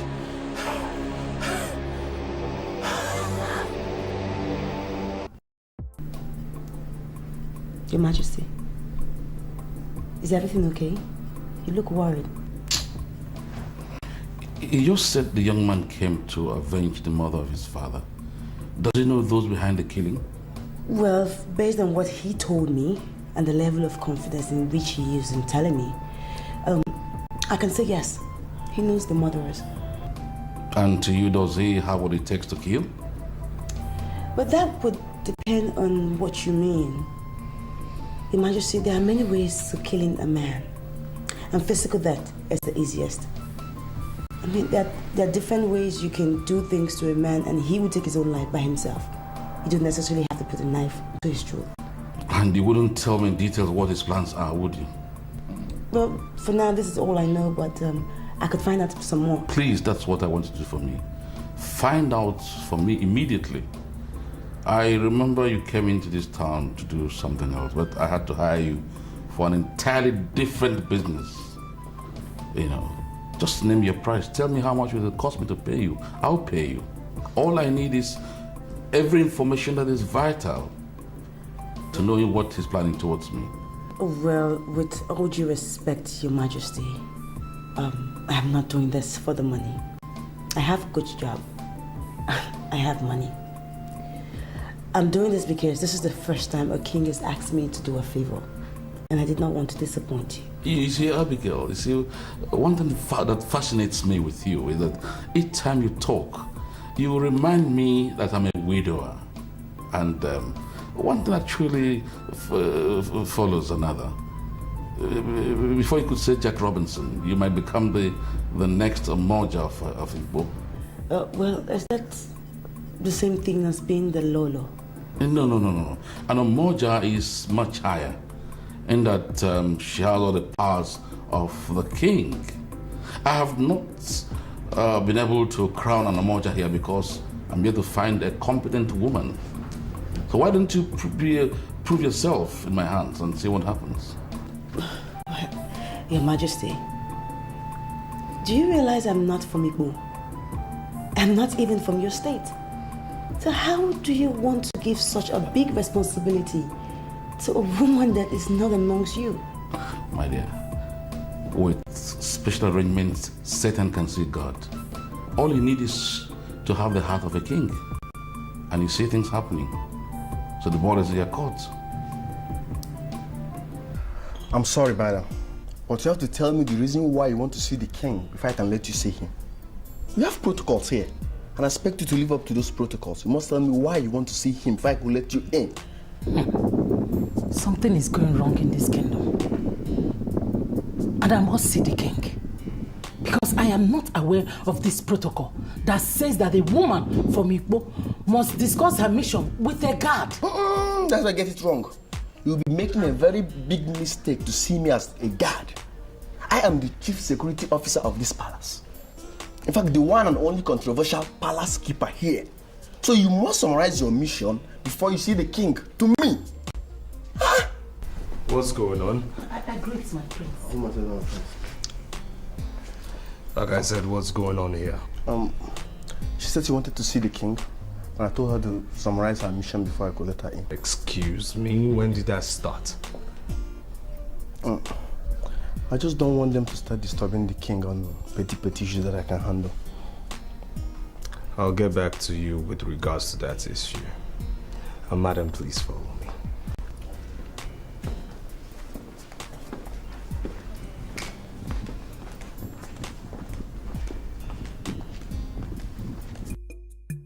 I'm sorry, young man, but you must understand the political charisma and the social status of the authorities sitting before you here. I am Obuefi back of Igbo. I came all the way from Igbo to make an inquiry on something bordering on the very existence of our kingdom. Then why are you behaving as if you don't know the importance of my mission? I have not told you I do not understand the importance of your mission. But the truth of the matter is, we cannot comment on the issues in Igbo until we install a new Onowu of Banabo. Oh, that reminds me. The very first thing I did this morning was to express my heartfelt condolences on the untimely exit of your father. I am deeply touched that the only man who can solve the problem we now have in Igbo is no more. Since you know this, then what are you still doing here? I expect you to go back to Igbo and solve your problem. Seek a solution to your problem. We are not part of it. And don't bring us into it, please. My son, I am still hanging around in Abanabo because I know that as his son, you will be able to solve my problem. How?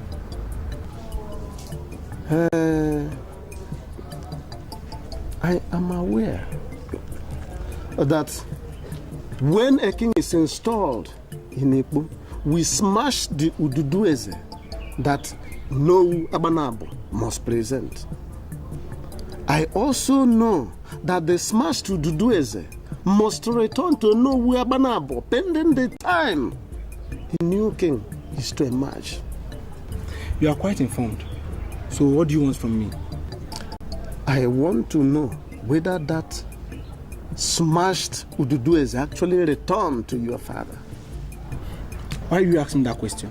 There is a speculation in Igbo that the Ududueze presented by King Onye Buruebu to the elders in council, which they smashed when they crowned him king, was not a valid Ududueze.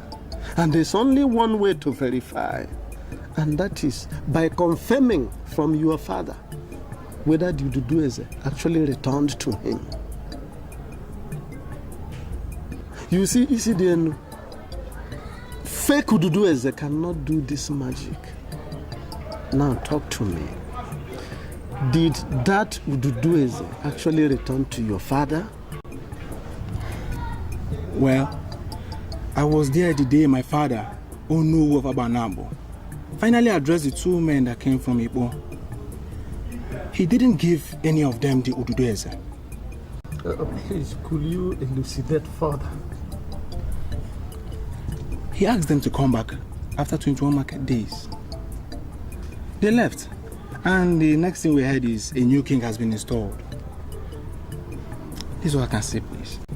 But I was reliably told that the incumbent king actually presented Ududueze. Eh? I mean, how could that have ever been when nothing was presented to him? Or has something hanky-panky taken place along the line? Well, I'm not the one to answer that question. I'm sorry. You have to go back to your place. Go back to your people in Igbo and solve your problems. But I will tell you the truth. My father did not give anybody the Ududueze. That is the truth. She said it very clearly that Ogbuefi is planning a revolt by inciting the women to rise against your father and the throne. Now, what do we do? Father, are we going to make our decision based on what a woman said? Are you saying you don't believe me? Believe or no believe, the man in question is a strong man of this kingdom. Now, we must be very careful how we handle his issues. She was very emphatic that Ogbuefi gathered the women to brainwash them into planning a treasonable attack on the throne. And the question is, what do we do? Should we fold our arms and watch him succeed? What are you doing? I am talking to you, you are dialing your phone. I'm calling Ogbuefi. You don't dare me. Father, I am sorry, but what we're hearing right now is mere rumor. And the best way to deal with rumor is to get the people involved to come out and speak. You might be surprised to call Ogbuefi right now and he'll tell you he never had a single meeting with the women. I'm sorry, Mukuyo, my prince. See, I can swear on my life. Actually, I held another meeting with Mpolomando Oma. And I'm aware that the women are planning to select Anomoja. So are you against the women selecting Anomoja? Because right now you're giving me the impression you're a busybody. My prince is assaulting me. I came into this palace to give valuable information. Because I know you are our king. We don't have any other. I don't know why I'm being insulted. I don't know. Charles, my patience is fast running out. Alright? And you are provoking me to the point of placing a curse on you. Don't you just allow me to do that. Or the consequences will be too great for you to bear. Now for the last time I ask you, what do we do to stem Ogbuefi's treasonable plans? I'm surprised that you came back. I didn't think that you were going to show up. Was that the reason why you would not take me into your house? No. As a matter of fact, a man that has so many enemies must be very conscious of what he does. Wow. That is a very weighty compliment. It's not just a compliment at all. It's not. It's heavy. Okay. You cannot but agree with me, you know, because as it is, what I came to do in this village is very dear to my heart. Very, very dear to my heart. If I can leave my business with my partner for as long as it's going to take me, I should let you know how dear it is to me what I came to do here. Are you in any way saying that you see me as your enemy? No, that's not what I'm saying. But I am saying that you are still new to me. I'm still getting to know you. It will take a while, yeah. You're a strange man. No, seriously, very strange. Hey, that's my friend, Abalago. That's one of the few men that I trust in this village. One of the few. I've met him before. So, yeah, I think I have. Thompson. Yes. Hi. What's happening? You have a visitor? Yeah. Where's she?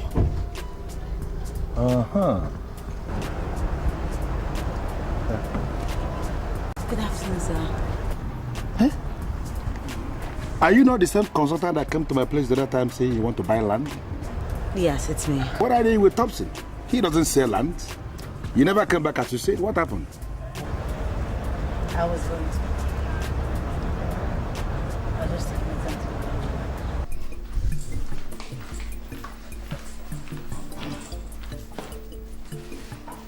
it. Yeah. Has a check for 1 million naira.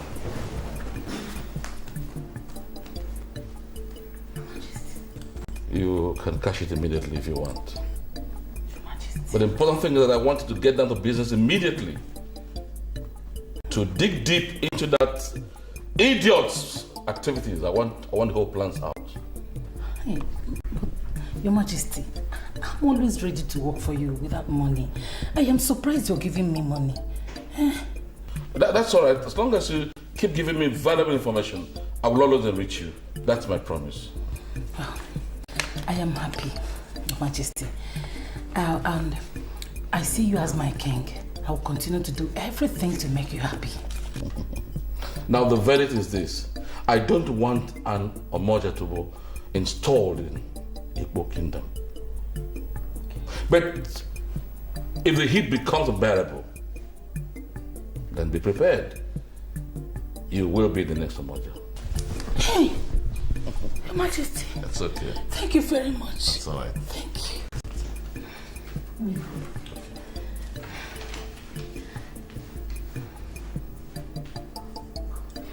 Well, sir, Thompson told me a lot about you.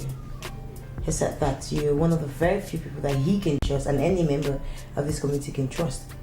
And I'm comparing from what I heard outside, I mean, your people, and my first meeting with you. I must really say that you are a trustworthy, honest, and faithful man. Well, I will say thank you for the compliment. May I know the fate of the motel and the casino you said you are coming to build in Igbo?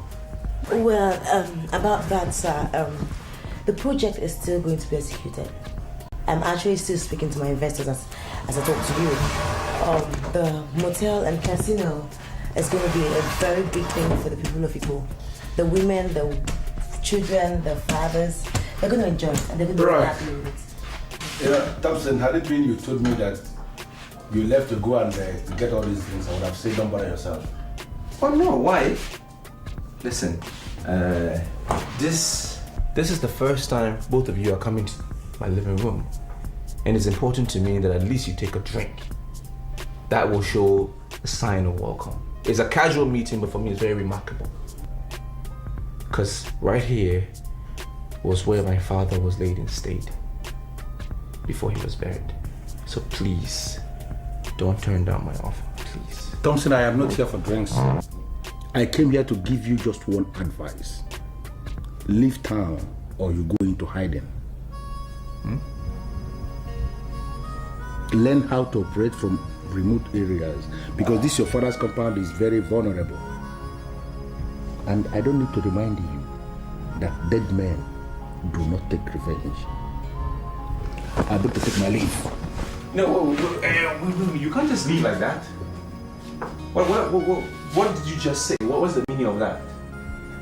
You know, elders of Igbo are becoming more convinced by the day that Ichie and Agui, that's your father, didn't die naturally.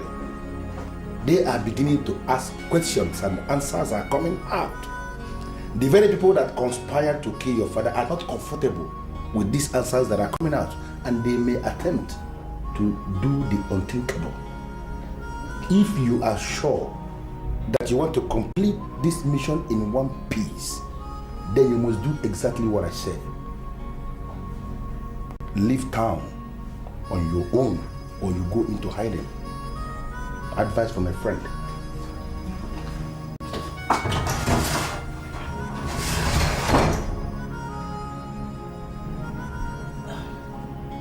I'm sorry, but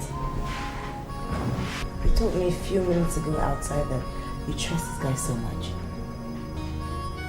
I mean, if what he's saying is true, why don't you just make a move, okay? I stay in the hotel. You can stay there if you want for some time until everything calms down. You want to put your life in danger, would you? Young man, had it been your grandfather was killed, your father would have avenged his death. Why are you here in Enugu, running after money, and your father's blood is there crying for justice? What? My father was killed? That's my card. If you come to Iboko, ask after Okeke Omeniru. I am known by all. Too many things are not right. We must be mature to deal with them. Just call me. We can make an appointment.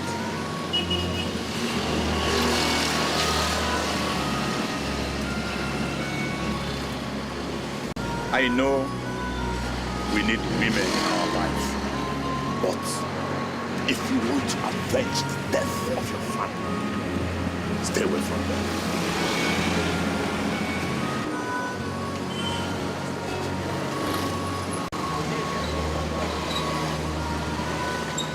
Hello.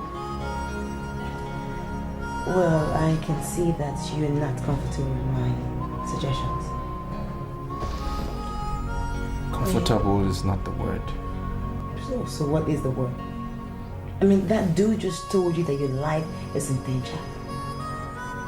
Why don't you just save your life? Go away. Would you rather have yourself dead and your mission unaccomplished? If you say you trust God so much, then he's giving you the best advice. Believe me. Yusuf, what's your interest in all of this? Where are you from? I don't even know who you are. Because everything I know about you is what you told me. I haven't even been able to verify it. So what is your interest in all of this matter? Who are you? Okay, fine. I'm really very sorry. I mean, it's all my fault. I should never have said anything at all. Maybe I'm just poking my nose where I'm not supposed to.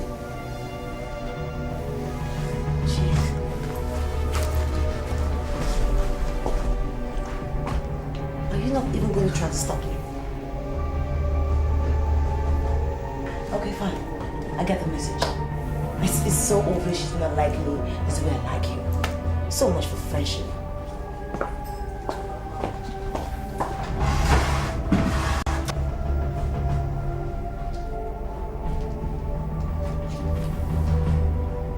Okeke was blunt. He was clear on this. If you want to avenge your father's death, stay away from women.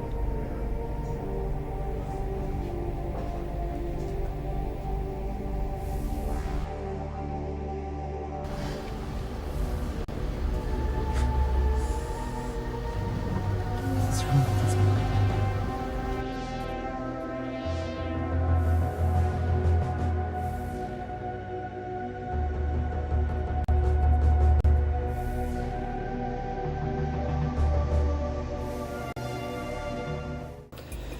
I'm sorry to have disturbed you, Father, but I really need us to talk.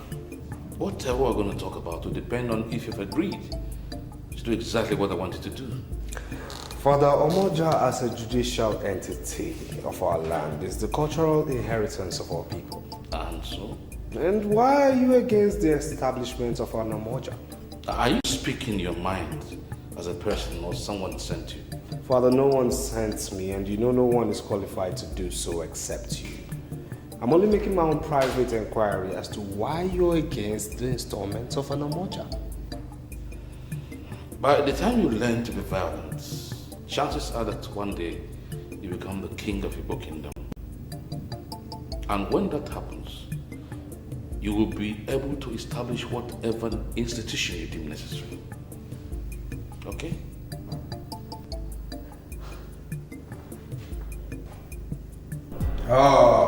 Abigail, the information available to me was that you stayed in Igbo for the past 3 weeks without any tangible information to your superior officers. I'm calling directly to find out what is happening. I'm sorry, sir, but I was thinking I was trusted to do what is right. I never said that we did not trust you. All I'm saying is that at least we need to know what is happening there. Yes, sir. I have seen the king of Igbo and he promised to give us the land to execute the contract. Has he given you any parcel of land? Sir, he actually asked me to do something for him. And if the job that I'm doing for him comes back good and successful, he was going to show me the land. He promised that the land was going to be the best land in Igbo. Okay, now I know the nature of what he wants you to do for him. I'm sorry, sir, but I don't think I can talk on the phone. It's rather very private. But be rest assured that whatever my mission is in Igbo is for the better, and I'm doing it. Okay, I believe you, but try as much as possible to update us in our company email, all right? Okay, sir. I will note that. Have a nice day.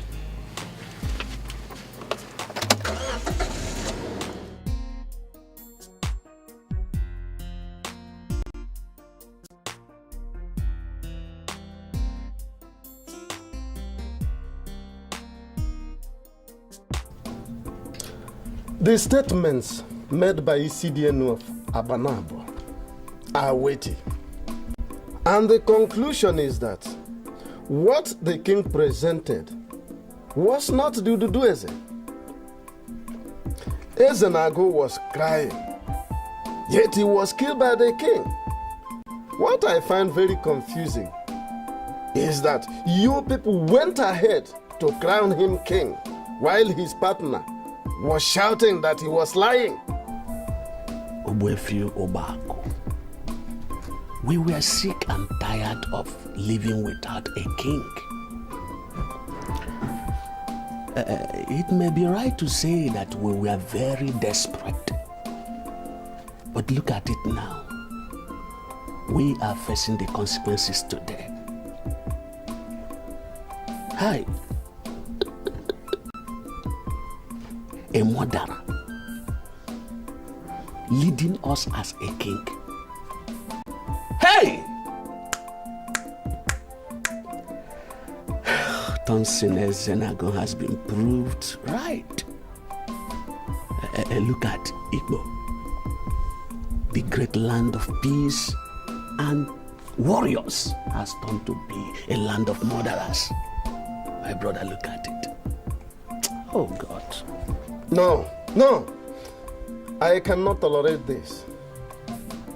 The sanctity of our cultural heritage is being undermined, grossly masked with veil of mendacity, and we must rise up as the incumbent heads of our three major villages to put a permanent stop what might ultimately destroy our men folks and put the once flourishing Igbo to ruin.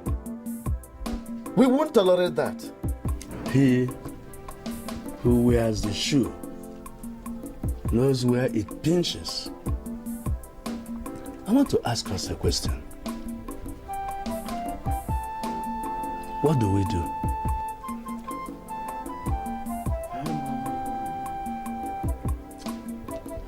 Your Majesty, I have every reason to believe that you know what happened to Thompson's father. And I want to know what you know.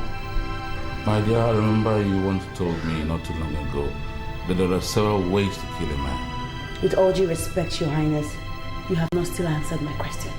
I am the king of people. I do not answer useless questions. You think my question is useless? You think it is useless?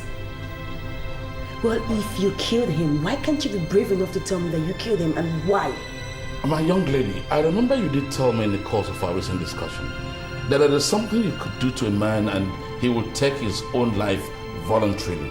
Now the hour is here.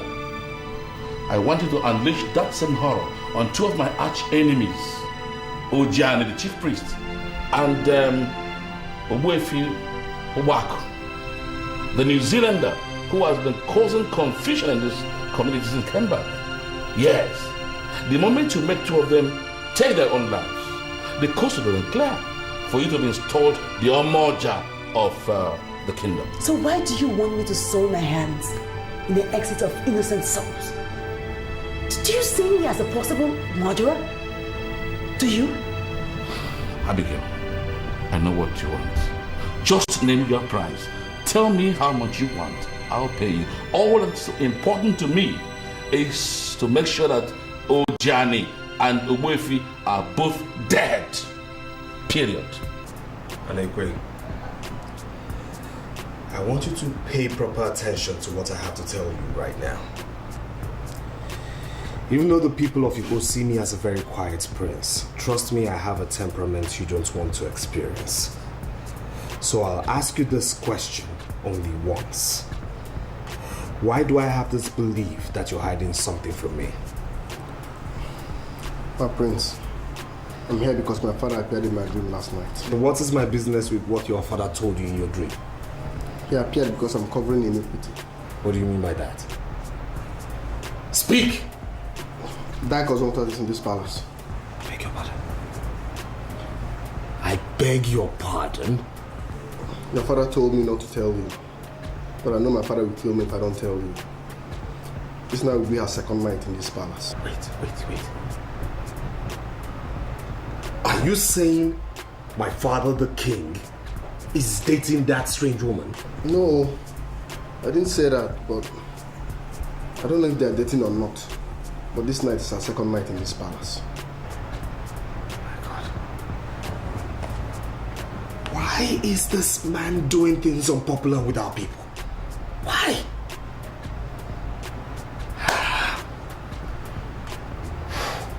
Are you telling me to my face that you'll not do exactly what I wanted you to do? I accepted to assist you before because of the land that you promised to give us free of charge. But I am not a murderer, and I am not going to do anything of such. Just because I'm working for the king of Igbo, I would not turn myself into something I am not. I haven't said you should be a murderer per se. All I'm asking is how to get rid of my two arch enemies who are standing on my way. I want you to use your special talent to send them to the early graves. Simple. I would not do that. How dare you barge into my guest lodge without an invitation and without a knock? And why must you know who my guest is? Why must you keep provoking me for nothing? The elders of our land will not be impressed to know that the king smuggles a whore into the palace. Who do you call a whore? If you're not a whore, then what are you? Don't touch me. You are a disappointment and I'm going to deal with you.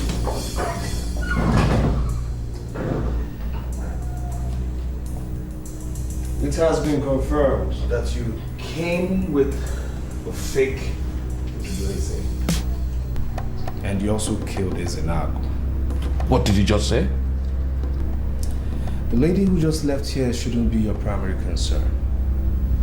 Your concern should be how you're going to deal with the elders of Igbo. As we speak, they've gone to Agbanabo. Confirmed from your know that he did not give anyone any Ududueze. Confirmed you killed Ezenago and are now coming for you. And for goodness sake, who's feeding you with this trash? I might not know too much about Igbo, but I do know for sure that Igbo is a sacred land which shouldn't have a murderer as king. The elders now say you're the first murderer king to have emerged in Igbo. Confirmed you killed Ezenago. And I just wonder why you had to bring this shame and curse upon our family. Why are you joining my enemies to ruin me? Why? Not realizing that you have a great father in me. You really think you're that great a father, don't you? A time will surely come. Perhaps after I had gone, you one day said, yes, I once had a great father. I'm not going to go into the details this night for obvious reasons. But you see, there are women and there are women. That lady you met in here is a lady of substance. a lady that has the heart of a lion. I would advise that as you leave this palace, maybe tomorrow, you go in search of this lady and make sure you get her for a wife. She's indeed a material for this palace. That's my message for you this night.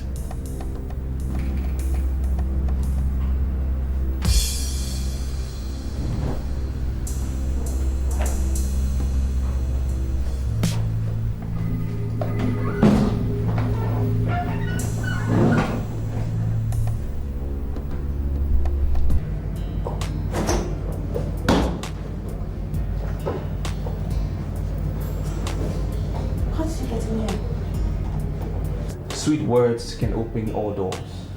Are you not happy I'm back? I want us to talk. Well, at least you should have called.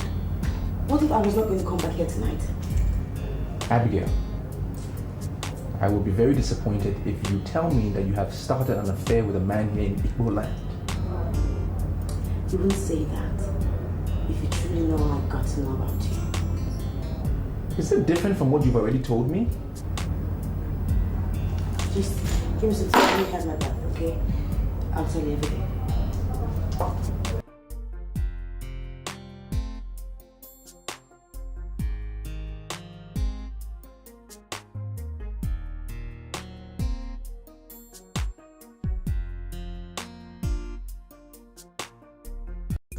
I believe you have heard about the rumors that are being speculated all through this kingdom. Ojana, the priest of Igbo, has no time for rumors. Tell me why you're here late. Oh, Ojana, you crowned me king of Igbo and gave me all the powers of a king, as well as the paraphernalia of office. Am I right? Go on. Now, do you think there is anything that can change that? Well, nothing can neutralize that except a pronouncement from Onowu Abanabo.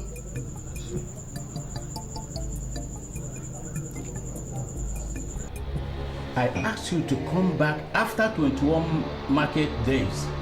Why are you visiting me with the portion of death? I must be king in Igbo. Nothing will ever stop me. You deserve nothing but death.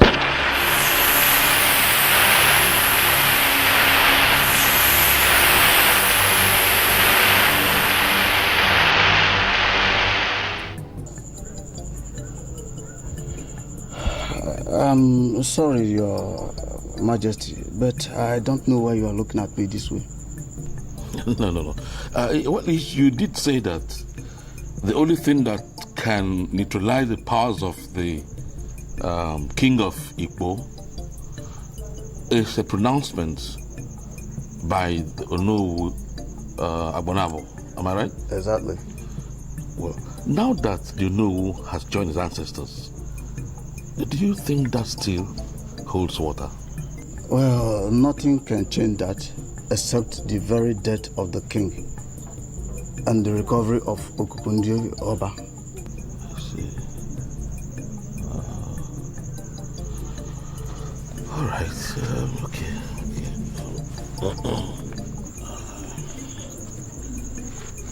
Ojani, you have been my very good friend, as it were. Can you have this? Your Majesty, what is this money for? Well, I am the king, and there's no way I will not respect you as the priest. This money is for you to take care of your own end, while I maintain my kingship and allow it neutralized by my own death. Well, I'm sorry, Your Majesty, but I'm not going to accept this money. Ojani, why are you going this far? There's no bribery. You know me, I don't bribe people. I've done it temporarily. It's for the both of you're my friend. Huh? It's for the good work you're doing in this kingdom. You see, Your Majesty, I am committed to the cultural protection of our land. I can always assist you to achieve your work well. I don't need any incentive to do that. Well, Ojani, I don't want to believe that you are refusing gifts that came from me, from within my own heart. A gift that has no strings attached whatsoever. I don't think that would be fair. You see, anytime I personally need anything, I will come to you, not now. Even though I appreciate your kind gesture, but I don't need this money, please. I don't need it. It can be done.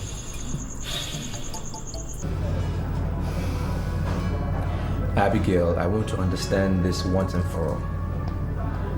Are you saying the king sent you to be snooping on me? Yes. As a matter of fact, he told me everything I know about you. He asked me to destroy you, and in return, I will get my desired land. But when I saw you and I got closer to you, I was taken by your charms. I have this feeling from the pit of my stomach that the king knows so much about your father's death. And that singular knowledge just drew me more to you. I got so attracted to you. Look, Thompson, I have passion for the downtrodden. You have some nerves. You made him use you as a tool, and yet you sit here and talk about integrity? Look, Thompson, the king promised to make me the Omoja of Igbo land, but I bluntly refused it because of you. Look, what? Thompson, as it is now, I can never do anything to hurt you. Never. Why don't you believe me? Abigail, I'm sorry, but I can no longer be here. Come, Thompson, please don't do this to me. Don't. You're being very unfair to me. You are. Look, the king asked me to spy on you. He asked me to ruin your life. But did I do any of that? No. Thompson, I cannot harm you. I cannot. So why would you now see me as evil when I have not hurt you in the past? You have no idea what I will do to you now if you don't leave me. To think that I even concluded that you were the right woman for me. I did, but I'm disappointed in you. Very disappointed in you. I was wrong. I don't ever want to see you again.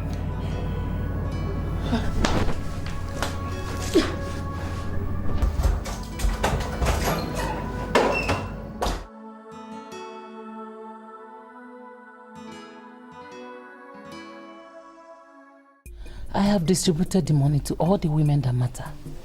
So there is no reason for you to panic. Uju, evil plans have been perpetrated against me. The elders are planning for my downfall. But I can assure you here and now that I am going to crush them. And I'll make sure I keep my promise that as soon as this dust settles down, you're going to become the next Omoja of this village, of this land. Where is that trouble of Igbo kingdom that parades himself as a king? Where is he?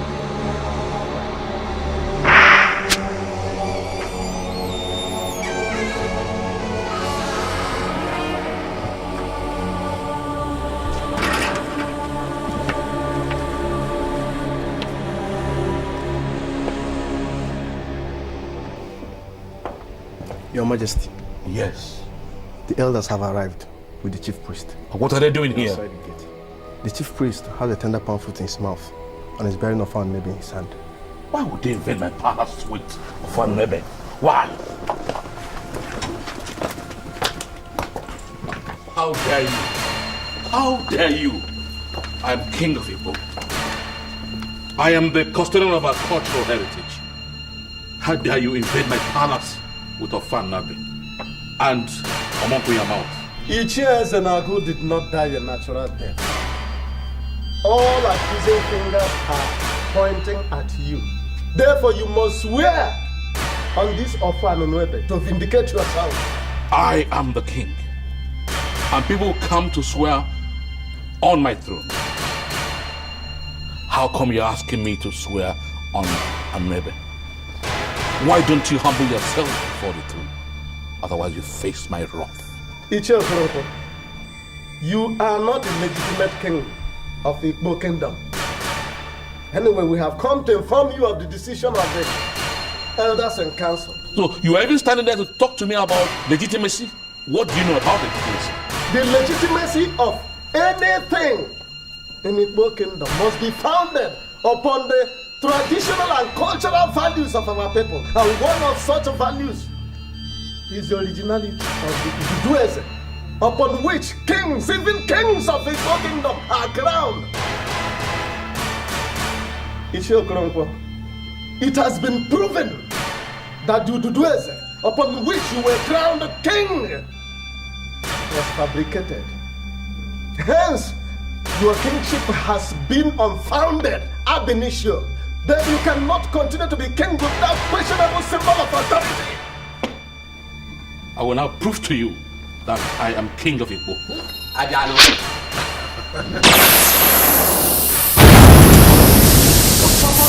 What are you doing? Why don't you wage war on the people? Please, don't stop this, please. Please, stop this, stop. Father, please, stop. Father. You will get your cloth. Serves you right. A murderer cannot sit on a throne to govern good people. Let us go. Let us go, elders.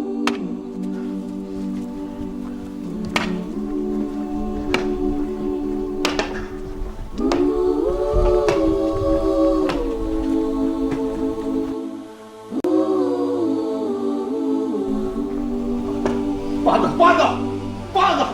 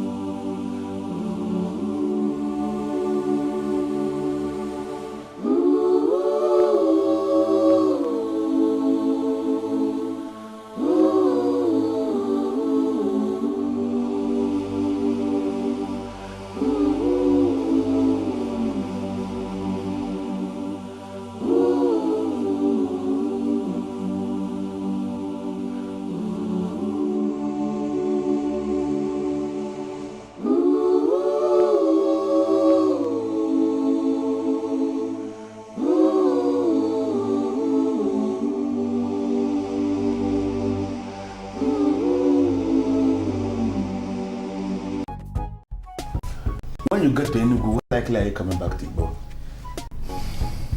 I'm not even sure. But hey, I'm a man of this land. This is my hometown. I will always come back when I think there's a need to. This is where I belong. I'm just happy that the reason why I came back here has been fulfilled. I've been able to see the humiliating end of the man that came back. For me, that's good. That's all I needed. You know, I am happy hearing that. But you see, the problems of a man are never over. You know, they end to begin and they begin to end again. I've heard that line before. I'm not sure what it means. What does it mean? Man is that animal that will continue to solve problems until he dies. You know, he will solve one today and there is another one to solve. If you can show me a man who has no single problem to solve, I will show you a man who has become a deity or something. You know, for as long as he is a man, there is always a problem to solve. I see. Well, I think I have a problem to solve then. I'll be on my way. Let me see you there.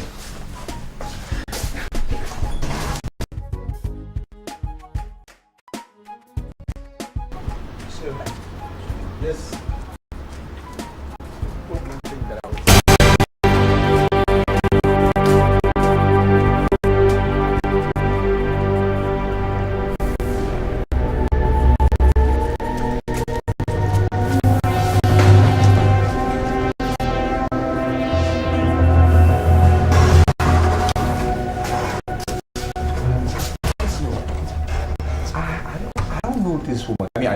but I don't know her. You understand what I mean? So I don't know why she's questioning me. I also don't know where she hails from, but that lady outside there has just proved to be a complete woman of Igbo. No, she's not from around here. She's not. I know. But she has the passion for Igbo. And that is the reason why she is showing the art she's showing outside there. Let me tell you one thing. When a woman approaches the man of Igbo, barefoot, bearing a cup of water in hand, that woman is putting herself under oath that she has never planned any evil against that man. What that lady outside there is doing is that she's telling you that she has never planned any evil against you. She has given you her life with a promise that she can even lay down her life for you. That's what she's doing. I see. But if she's not from here, how did she learn the art? I mean, let us not go into unnecessary details. Okay? Let us not just go into unnecessary details. Okay. What we are going to, if those that taught her actually taught her well, she is not going to leave this compound for her. What I'm telling you is that that woman outside is the ideal woman for every Igbo man, based on what she has just done. And even your father, if she has agreed, he will not be happy with you in his grave if you talk her that. okay, so what am I supposed to do with the water? Calm down. We are going to go back to her. Okay? If she does the right thing, I will begin to clap. But if you see me walking off, walking away, you have to abandon her, abandon even your car, and run for your dear life. That she said to harm me. The answer to that question is going to depend on what happens outside there. Like now? Of course, we'll get it now. Okay. We have to answer that question based on what she's going to do. If you see me walking away, I should run. Okay. But if you see me clapping, it simply means you have to do your father proud by accepting that woman as your woman.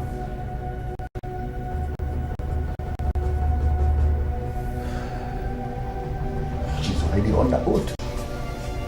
Okay, let's go. Let's go.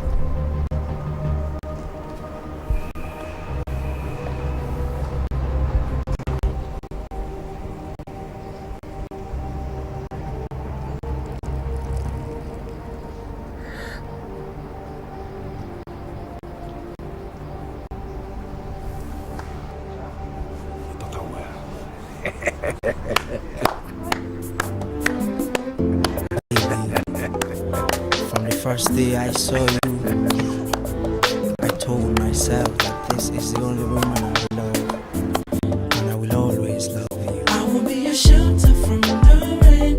I'll be your moonlight in the midnight hour, my love. I will love you forever. I will be your shelter from the rain. I'll be your moonlight in the midnight hour, my love. I will love you forever. For a long time I've been searching, for someone to treat me like a king. I need you to love me just as I am. I will treat you like the queen that you are meant to be. I'll always love you with my own. As I have said already, this is the new Ono of Abanawa. He is one who succeeded my father. Oh no, we greet you. Oh, no. You're welcome. Oh no, these men are from Igbo. I see. They are here to make inquiries on the way forward for their land. My son, actually, it depends on what you mean by the way forward. Because Igbo is still where it was. The has not been any opening anywhere to determine forward or backward or whichever. Understand? You know, they said King Onyeburebo of Igbo is dead. And as it stands now, they have no king. So they are here to collect the Ududeze so that they can install a new king for their land. You say the king of Igbo is dead? Yes, I know. Now, where is the Okukundioba?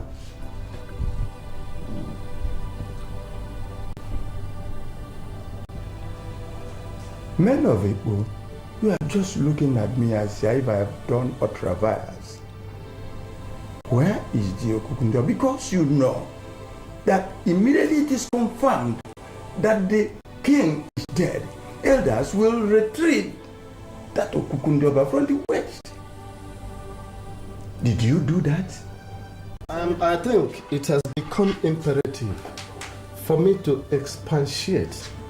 In fact, it always gladdens my heart if I am positioned in a place where I am required to educate ignorant listeners on a rather very complex matter like this.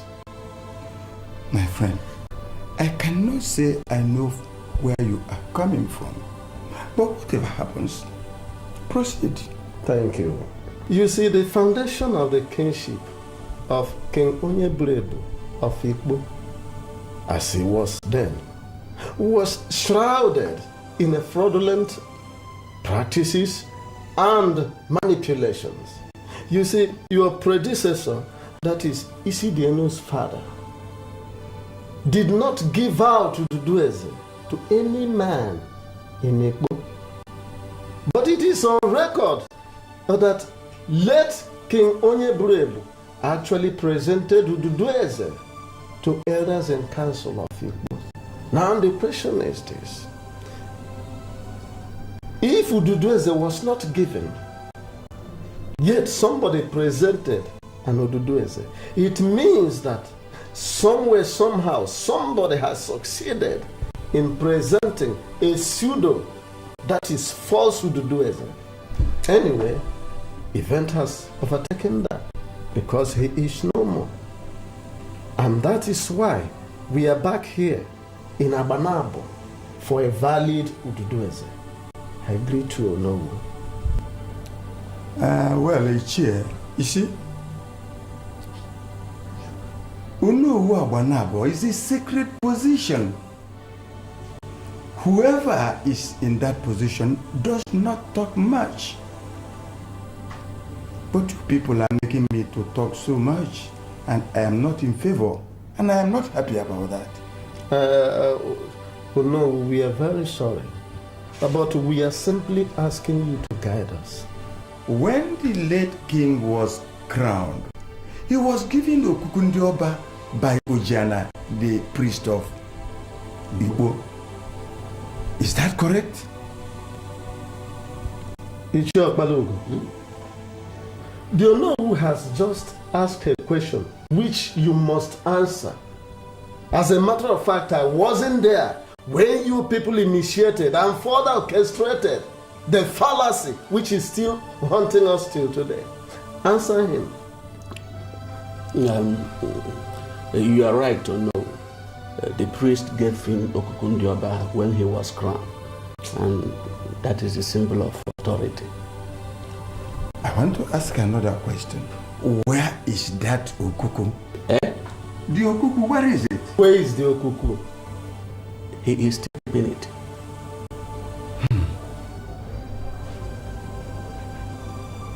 It's all right. I know that it's only death that has no solution in this life. Every other thing has solution. But whatever happens, I shall be coming down to Igbo Kingdom anytime from now to settle your kingship tussle. We thank you so much. Thank you. We shall be eagerly waiting for you whenever you come. As we have already heard, there is no king in Igbo today. It's a big problem for us. Whatever the fowl is chasing under the rain is very important. Do it. Agreed. We shall be on our way.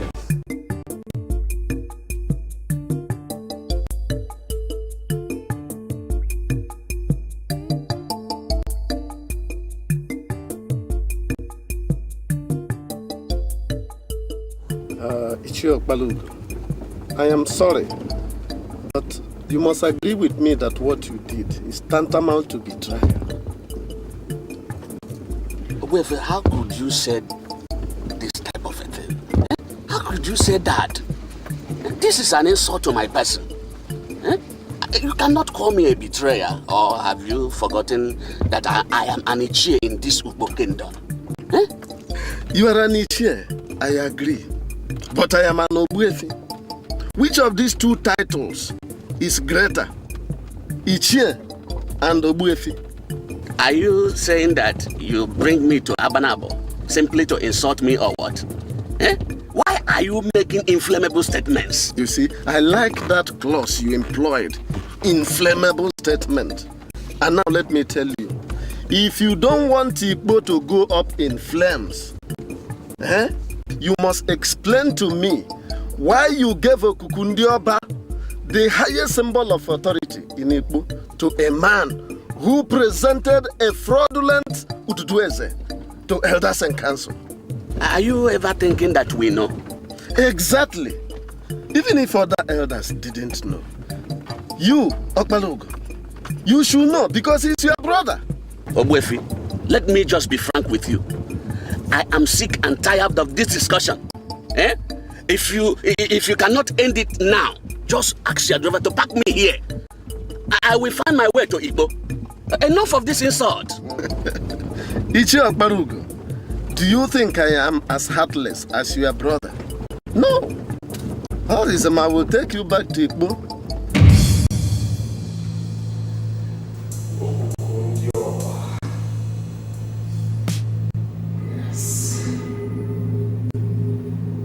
Stick to the words of my father.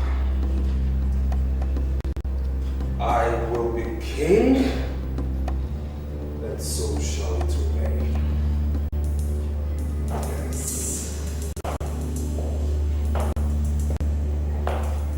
My prince, that's Okukundioba of Igbo. You're supposed to return it to Ojani. And why should I return it to Ojani? My prince, that's the highest authority and symbol of this land. You are supposed to return it to the priest. You have no right to hold it in our man. Stop! Anigwe. You are standing before King Onyeburebu II of Igbo. And you must be very careful how you address or talk to me. You crown yourself the king? That's wrong, my prince. Do you want to remain in this palace, or do you want me to sack you this minute? I'm sorry, my prince. I want to remain. Good. Now kneel down before me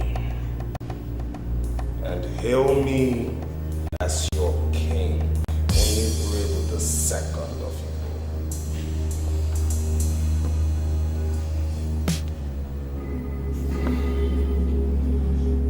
I hail you, King Onyeburebu II. I didn't hear you. I hail you, King Onyeburebu II of Igbo.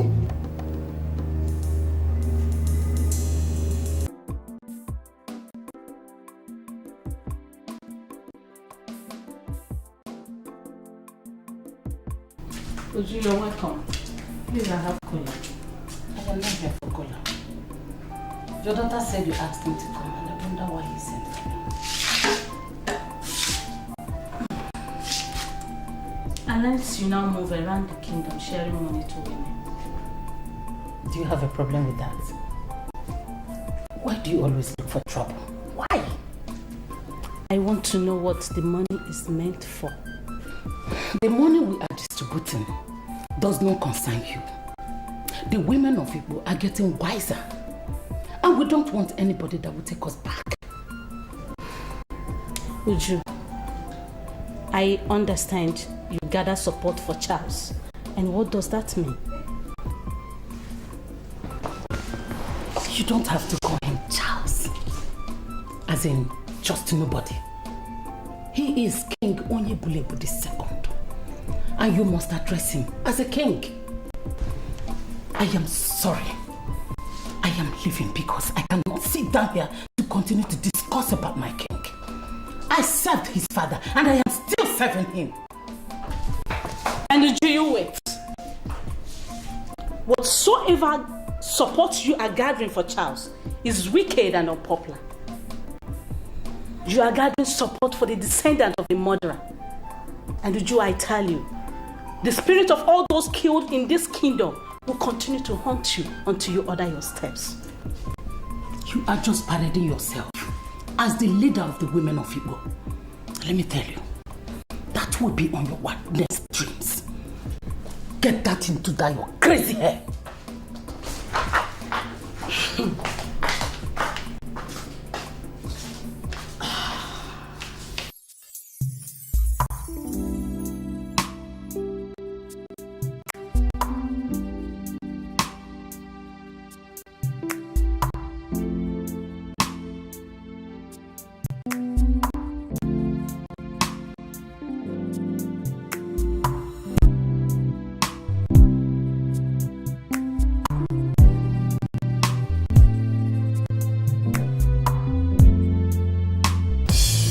Woman amongst women, very decisive and has the heart of a man. My father told me she is a palace material, and as such, end up in this palace.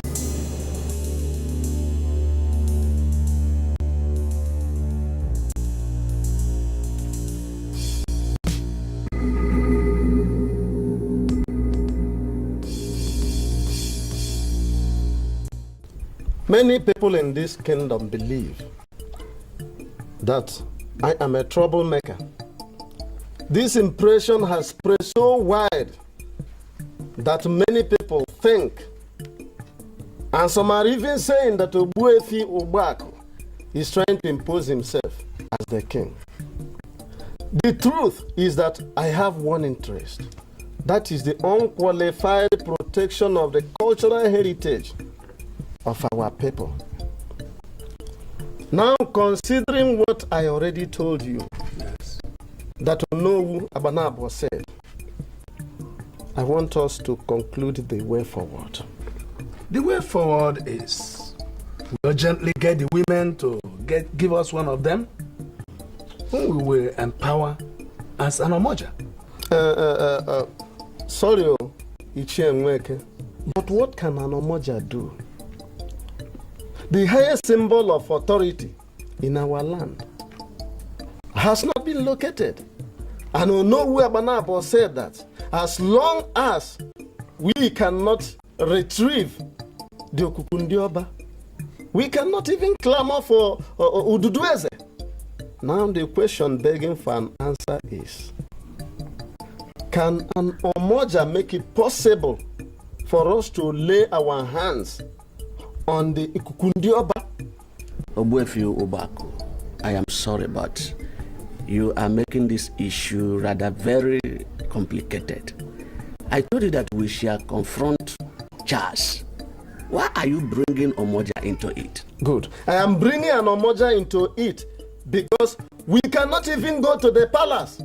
Are you not aware that Charles has even metamorphosed himself into another Zebrebu? Now Zebrebu the second.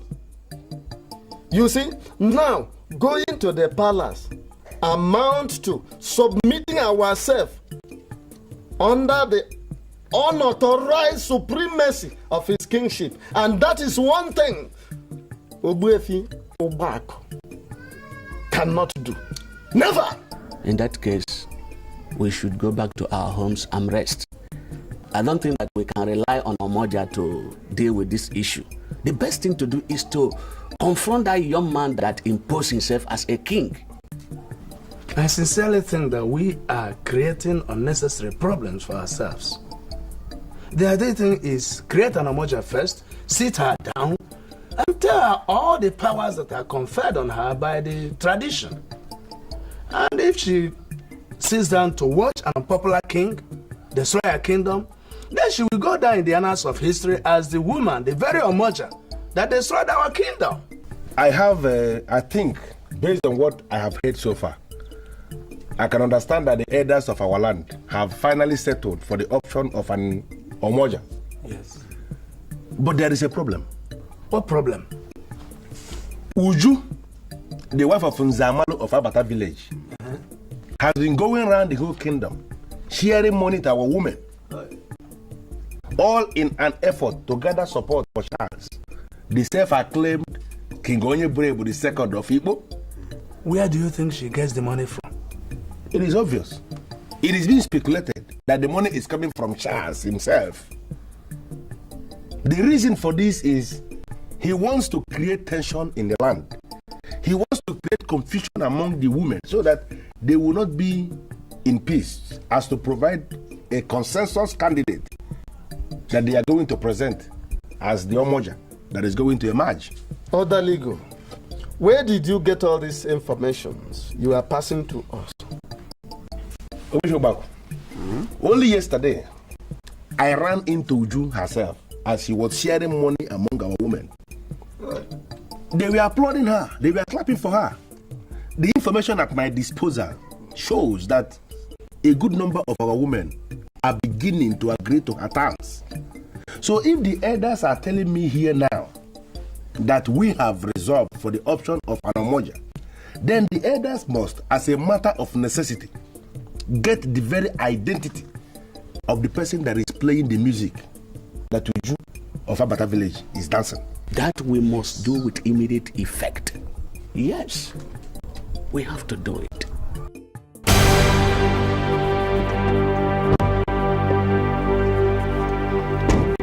What is the meaning of this, Charles? You realize you're standing before the king of Igbo. You know what? I don't have time for this nonsense. You know, I'll ignore the nonsense you just said right now and move over to the next question. And what's the next question? What are you, a commoner, doing with Abigail? Abigail? Yes, Abigail. What do you want to know about Abigail? She is a palace material, and as such, she belongs to me. So I'll advise you to keep your hands off her before I recklessly and ruthlessly descend on you. Have a nice day.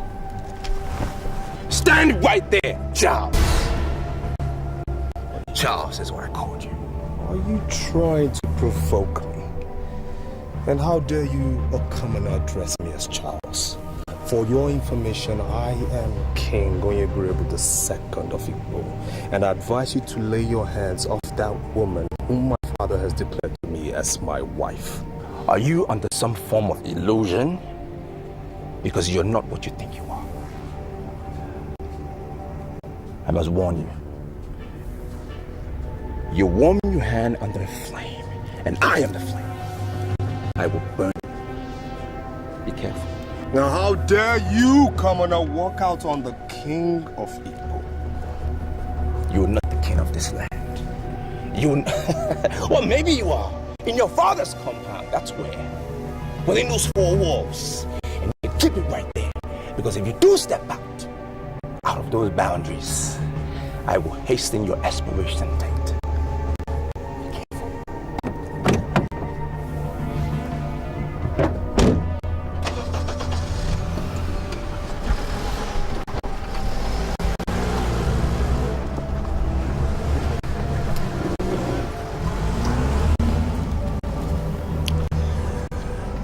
Once a commoner, always a commoner.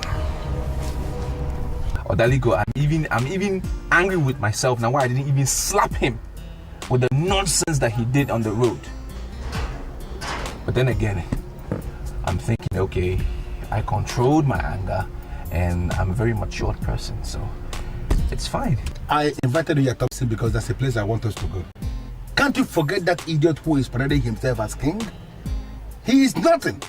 You shouldn't be disturbing yourself with that idiot. It's not about him parading himself as king, because I don't even see him as a king. For me, he's just common Charles. That's what he is. It is him having the guts to tell me to leave Abigail, my fiancée. How dare him? Let me be very sincere with you, Thompson. Do not ever leave that woman that led herself into an oath for you. She is the best woman you can ever get in this kingdom, even anywhere. Follow her slowly, and very soon you are going to discover that she is more than an angel. Wait, what are your elders doing? What are they doing about Charles? That he seized the symbol of authority. What are they doing? You see what I am saying? The elders of this land are not even discussing Charles. Why? Why are they not? Don't tell me they're afraid of him too. Have you seen what I'm saying? I expect you yourself, Thompson, to rise in defense for elders of people. If you see strangers anywhere saying that elders of people are afraid of Charles, who is Charles? No, Charles. Who is Charles? So, if they are not afraid of him, why have they not taken away the symbol that he stole from his father? Why? Let me tell you something, Thompson. The elders are more concerned with the activities of Uju, the wife of Nzamo Alafabata village. You may not know her. That woman is now going around the whole kingdom, convincing women to support the unpopular king. We are suspecting that the money she is distributing was given to her by the said king. And many women are now beginning to listen to her. The reason why we have not seen an Omoja yet in this kingdom is because women are disunited over the money they are receiving. That is what is engaging the elders now, not nonsense Charles. Can you take me to where we are going, please? That's why I say come here. I don't understand Charles, you and please, your people, let's sir. go.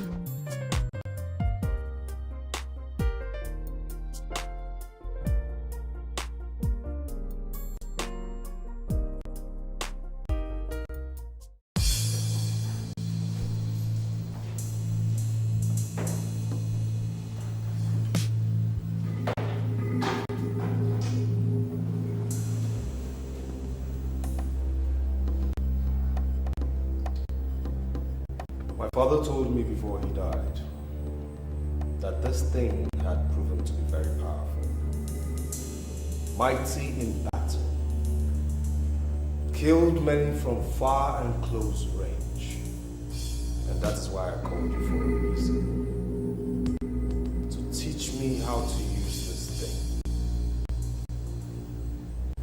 I don't want to go to people like my father did.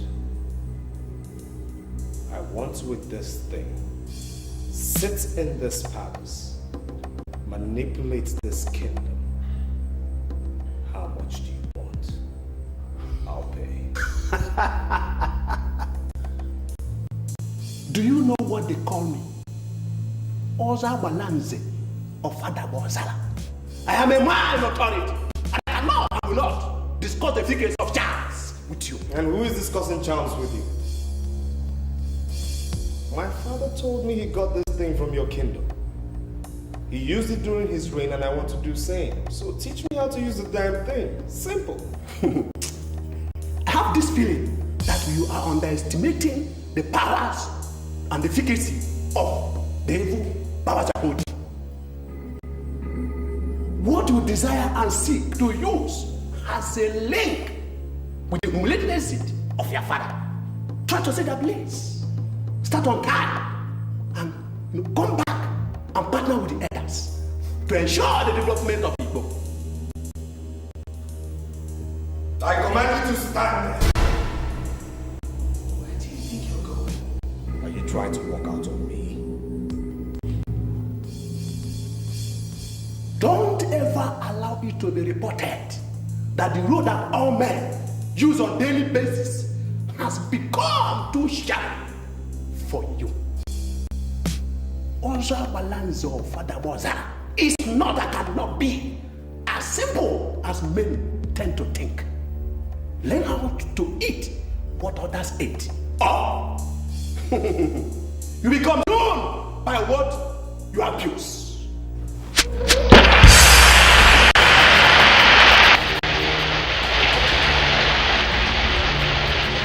Seek the path which many regard as noble, or your bones will be face of earth. What is this thing?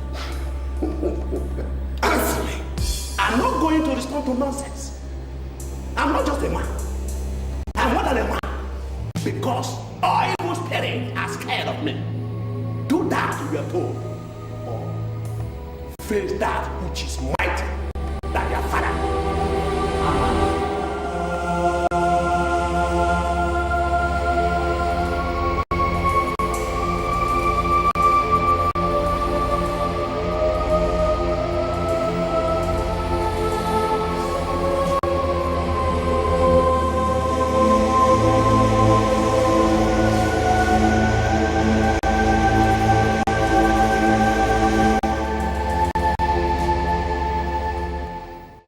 I am sorry, Oboefiobako, but you are giving me reason to worry. You don't have any reason to worry, because I am not here for you.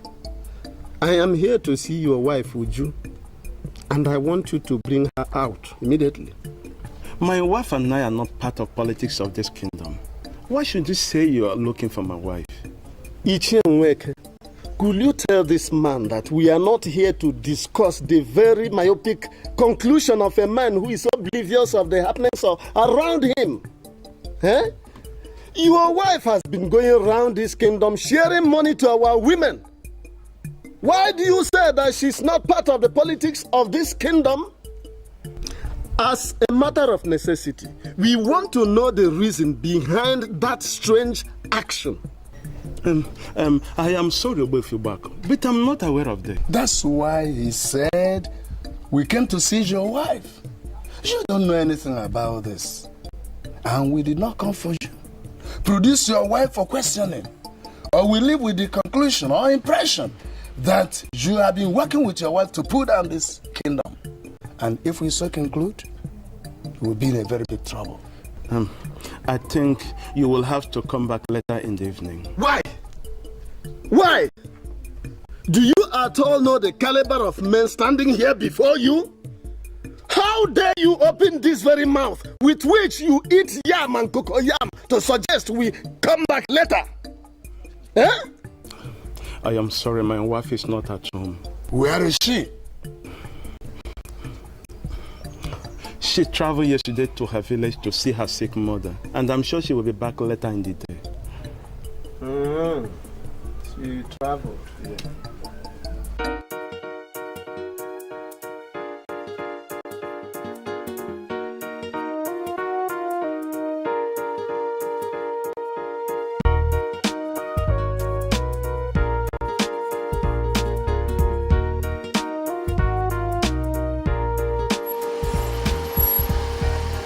Greetings from the throne of King Onyeburebu of Igbo. In one sentence, what do you want? The king asked me to come and call you. Who do you regard as the king? Who is this king of yours? I just mentioned his name. King Onyeburebu of Igbo II. As we speak, he's waiting for you in the throne room. Why don't you just go back and tell Charles that my husband would not be coming?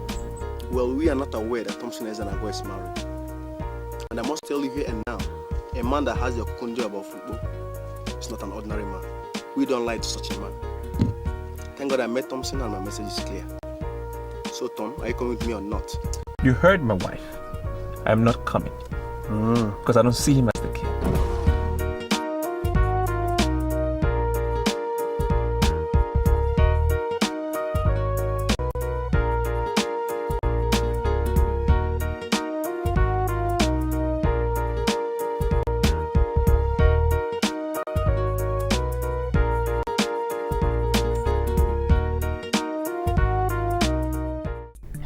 You are giving me the impression that you have something to hide, and I'm not finding that simple. Eh? Why on earth will you choose to be a tool in the hand of a young man who crowned himself a king? I wouldn't want you to give me the impression that my husband is not as intelligent as I always believed. What the hell did that mean? You just made me to lie, and I want to know, what are you doing with Prince Charles? There are men that run away from crisis. And there are men that pray for crisis to come.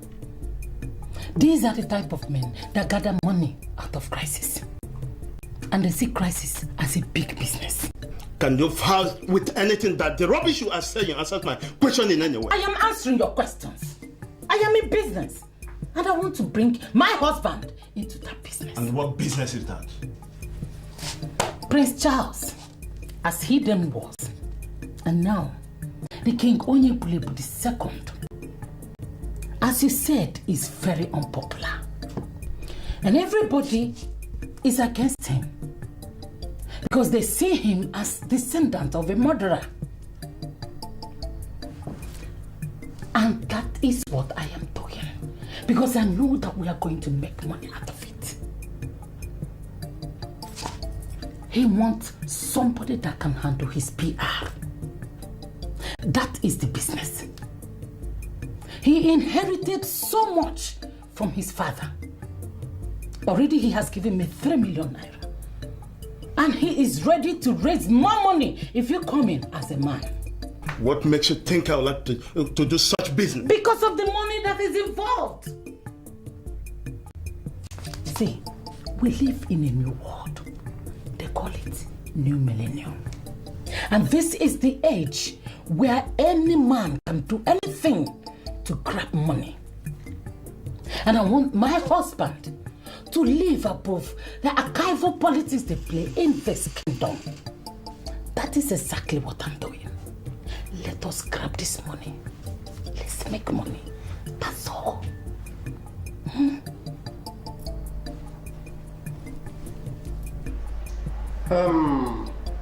Your in-law told us that you were sick and that your daughter has come to see you. I don't know why you are looking for my daughter. But go and tell Nzamal he is the one that is sick. In fact, he will become sick until he becomes a vegetable. Well, from the way you are speaking, it's quite obvious that there is something between two of you. But we are not going into that area now. Tell us, are you aware that this very young man, who is now parading himself as the king of Igbo, has engaged the services of your daughter? And as such, your daughter has been going around the kingdom, sharing evil money to our women, all in a bid to prevent them from presenting an omoja to the elders in council. Are you aware of that? I'm aware that sharing money, but I have not seen my daughter to know where the money is coming from. Now you know. Your daughter has become the mouthpiece of an unpopular king. And you don't need to discuss with us to know that she will go down. She will sink with the so-called king. Hey, Shekwal Kanju, excuse me. Do you elders actually think that sharing the money is what is preventing them from presenting an omoja? You, in your own wisdom, if you think that the shared money is not what is preventing them, then tell us why the women have not deemed it fundamentally critical to present an omoja to the elders in council. Hey, tell us. Politics is not and can never be the reason why omoja has not emerged. Woman, be a good listener. He never said politics. He said that money is being shared to prevent the people from doing what they know they should do. And that is what politics is all about. That is it. That is what politics is all about in this country. Share the money and continue doing what is wrong. Continue doing the bad thing. Listen, that is not going to prevent them from presenting an omoja. The question still remains. In your own thinking, what is still preventing the women from presenting an omoja? Nothing. Absolutely nothing. Yes, absolutely nothing. Listen, let them go ahead and share all the money in this whole continent to all the women of Igbo. that will not prevent them from presenting an Omoja. Omoja is more spiritual than physical. She will emerge when the time comes. She will. They've shared money. You're talking about spirits. The invitation I sent was for you. I summoned you here to speak with you personally and privately. Now, why have you come with this thing who has refused to embrace the new order? Now you listen to me. That you are parading yourself as King Charles has not managed to make you king. Am I the one you are addressing, sir? Everywhere in Igbo, it is known that your destruction is coming. Don't force me to bring it closer. You. Don't force me. Odai, where are you going? I brought you here so we can speak some sense in that nincompoop sitting right there. We haven't done it. Where are you leaving? Am I the one you are addressing as nincompoop? I want to warn you for the last time. Stay away from my woman. And who the hell are you calling your woman? My father gave her to me. Your father gave her to you as what? That's my wife. Yes. He told me she is a woman of royalty who is a material of this palace, and I will not sit or stand and watch a common papa mess around with a woman of royalty. You are a clown. You are a clown to think that I regard whatever your father said. To me, he's a nobody. He's always been a nobody because he died a pitiful death. And whatever seed he's brought into this world is a nobody. That's what you are, Charles. A nobody. With me here is the Okokundioba of this land. The highest symbol of authority of this land. And you two know that it is a taboo for any man born of a woman to walk out on a man who holds or bears this authority. Yeah, exactly. Real, only when that man bears the cuckoo legally. That's not the case here. Because you stole it. You stole it. You're not bearing anything. You're just holding it. And I'm warning you. Stay away from animals that are carnivorous in nature, or you will disappear in their stomach. You want? Just look at the things you want.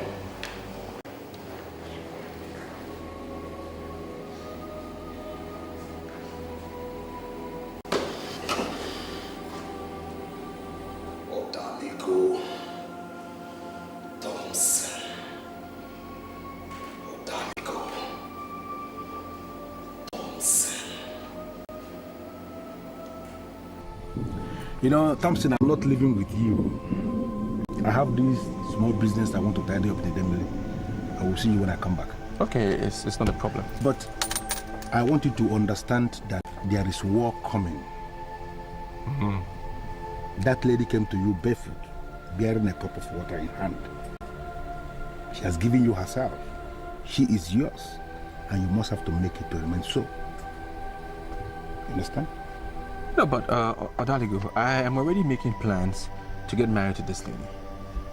We've already started working on everything, so it shouldn't be a problem. I'm going to get married to her no matter what. I won't marry the woman. Good, good. But I want you to understand something.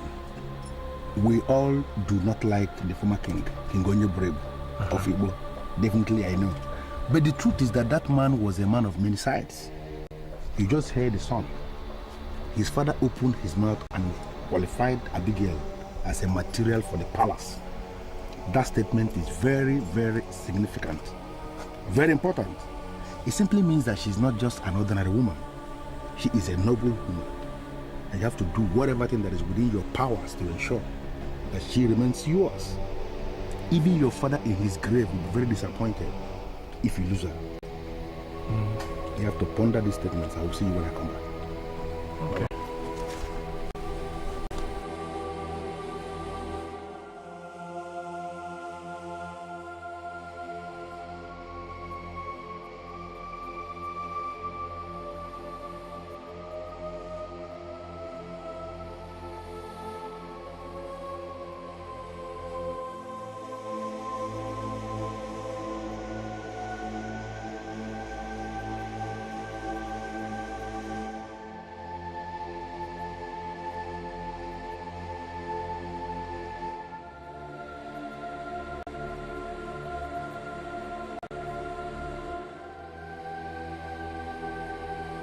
I'm aware of your initial effort to marry my wife, but it didn't work. It is not our fault.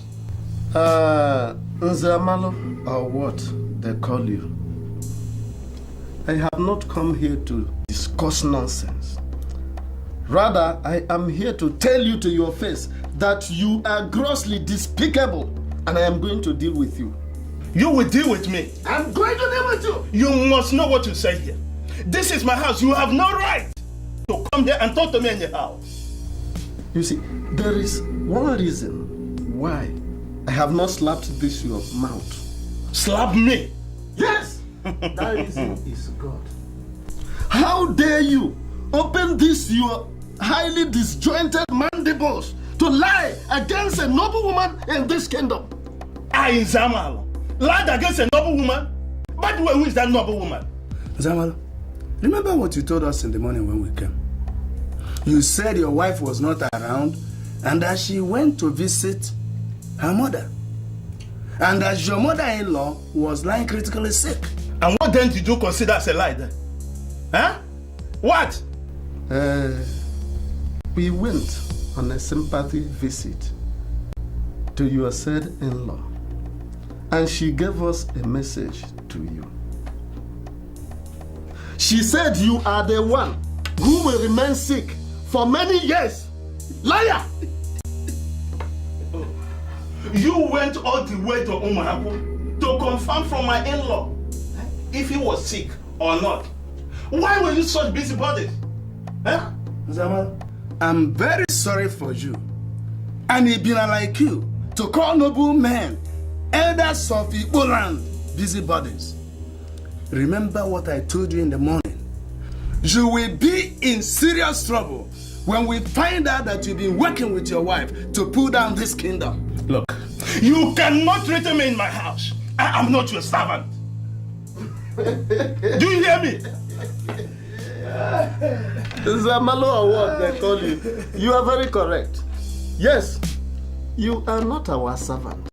Because in the first place, you are not qualified to serve any of us. Yes. Yes! I'm going to prove to you that men of Igbo, men who are men, we do not serve women, just like you do.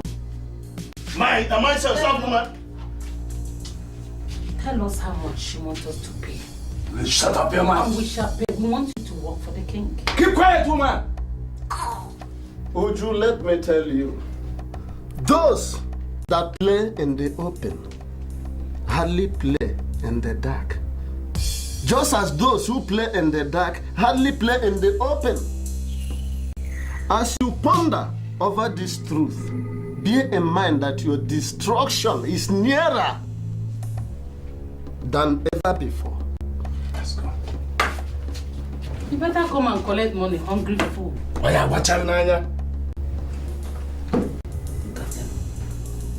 The die is cast. Nzamanu wants to tell lies when he has not mastered the art of fallacy.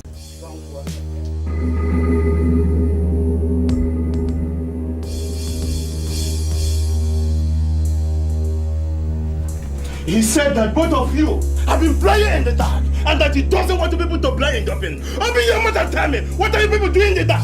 Nzamanu, I'm sorry. Are you sure you heard him well? Oh, do you mean I'm deaf or what? What are you saying? Nzamanu, why are you reading unnecessary meaning into this simple matter? There is nothing like simple matter there. Let me put it to you. When he said that both of you have been praying in the dark, you must open your mouth and tell me, what do people are doing in the dark? He did not say that. Because he can never say that. I have nothing to do with your wife, and that is the truth. I mean the whole truth. And if you don't believe me, you can as well believe whatever hell you believe. Fool!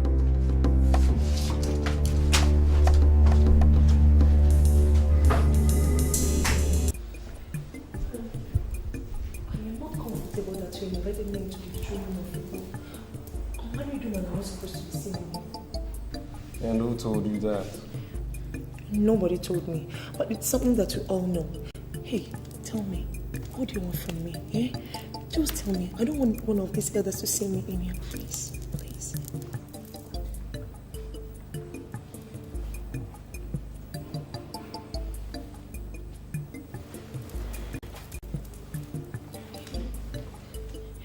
me for?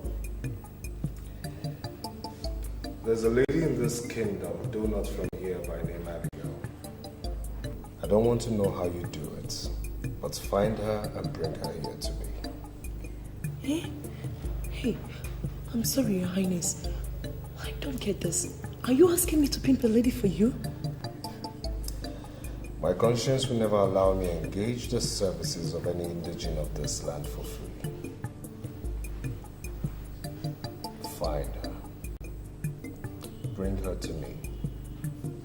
Prove to me that you're loyal to me and I'll give you much more money than that which is in your hand right now. Is the only money that you give me? Like I said, go out of your way. Prove to me that you've made a concerted effort to find her. And when this is done, I assure you that you will be by my side as we progress in this kingdom. And where can I find this lady? Thompson Ezuruonye is about getting married to her. I believe they're living together. Find her. For my father told me that she is one who's a material for this palace. And as such, I do not want her ending up with him. Bring her to me. And I assure you we'll be friends forever. Friends forever? Okay, I'll do that.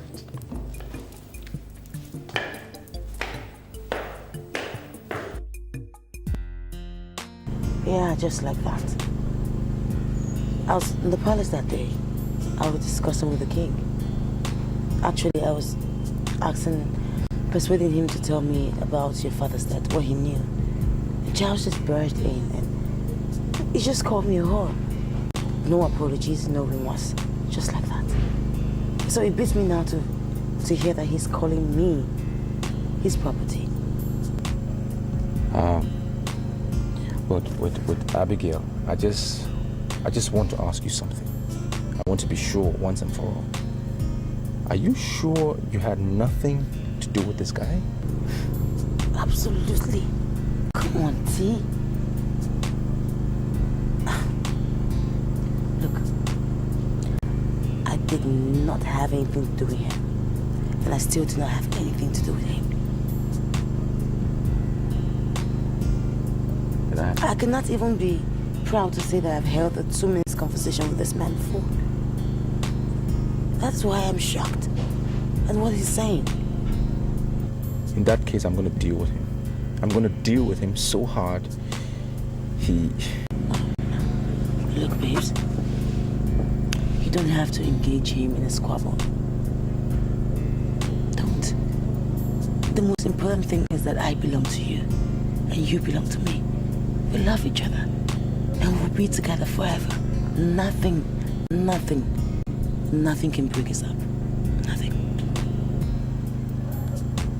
This guy has some guts. He said some nonsense to me by the roadside. Now he's invited me to the palace and he said the same nonsense. I can't allow this to go on. Get him to just walk over me like nothing is happening. I need to prove my point. I'm not asking you to just sit back. I'm not saying he should trample over you. No, he's not even going to do that. Look, we need to be careful. Remember I told you I had a dream? I had a dream. And in the dream, there was an attempt on your life. Maybe this is it. Maybe God was just showing us so we could get prepared for this moment. Look, babes. Every man, or any man, can desire for any woman. But it's not about desiring. It's about getting. And that you've got me. And baby, look, all that matters is that we're together. We love each other. We're meant for each other and nothing can destroy us. Nothing. But I can't just sit down like that. I have to prove a point. This guy's, he has some guts. Don't worry. Everything will be fine. No confrontation. Please. Please.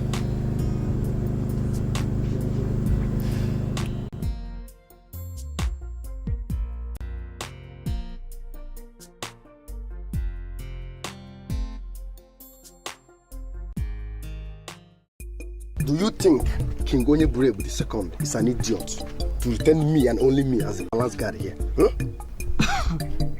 Anekwe, I am very sorry. I wonder why you talk to me like that. I am Okwoma, and you wouldn't say you don't know me. However, I am here to see your so-called king.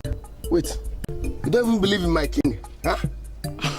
Your king, and the king to all the lousy people in Ukbo. He is not and will never ever be my king. You are here to see the king, and you are still telling me that you don't believe in his supremacy, huh?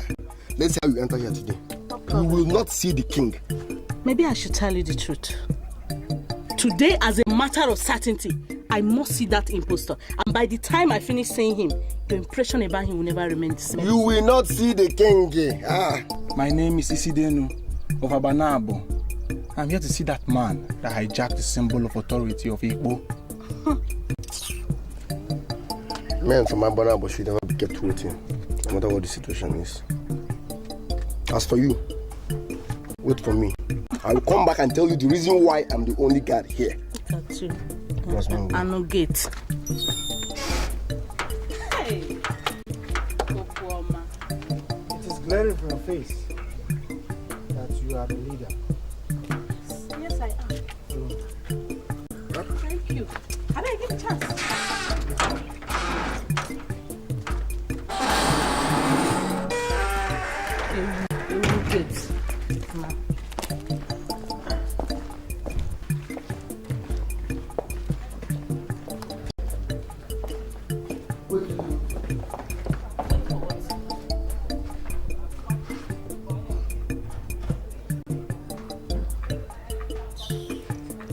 Look, Vicker, I sent you to Igbo on a delicate business. No tangible information, no feedback. The next thing we had is that you've resigned. Look, let me tell you, the management is not happy about your resignation. Mr. Roberts, I'm sorry. But I don't think I owe the management any explanations at all. Oh, you do? Because money was spent to train you here in Nigeria and abroad. Well, the money that you spent on me for my training, I have paid you back through my gains for that company over and over again in million folds. Mr. Roberts, I do not want to shout. I do not want to quarrel. But why are you making an issue out of my resignation? I'm not the first person to leave the company, am I? Look, Abigail, let me tell you. We don't know what you mean by returning our gains 100 times. All I know is that you shortchanged the company and we are not accepting your resignation. Do you understand me?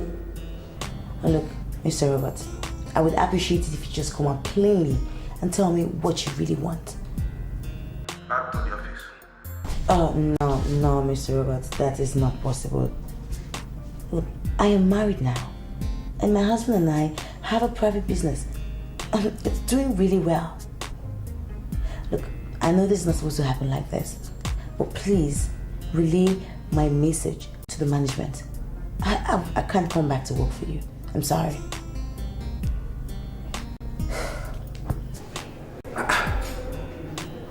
This girl got phone on me? This guy, he's beginning to annoy me. Call him back. Tell him you are married. You don't want to work anymore. Is it by force? I mean, let him know he's beginning to become a troublemaker to me. And if I ever get to meet him, he will not like it. Sweetheart, it hasn't gotten to that level yet, okay? It's annoying. He's called 3 times already. It's only natural that they miss me in the office. I was one of their best. Don't worry, I'll sort it out, okay?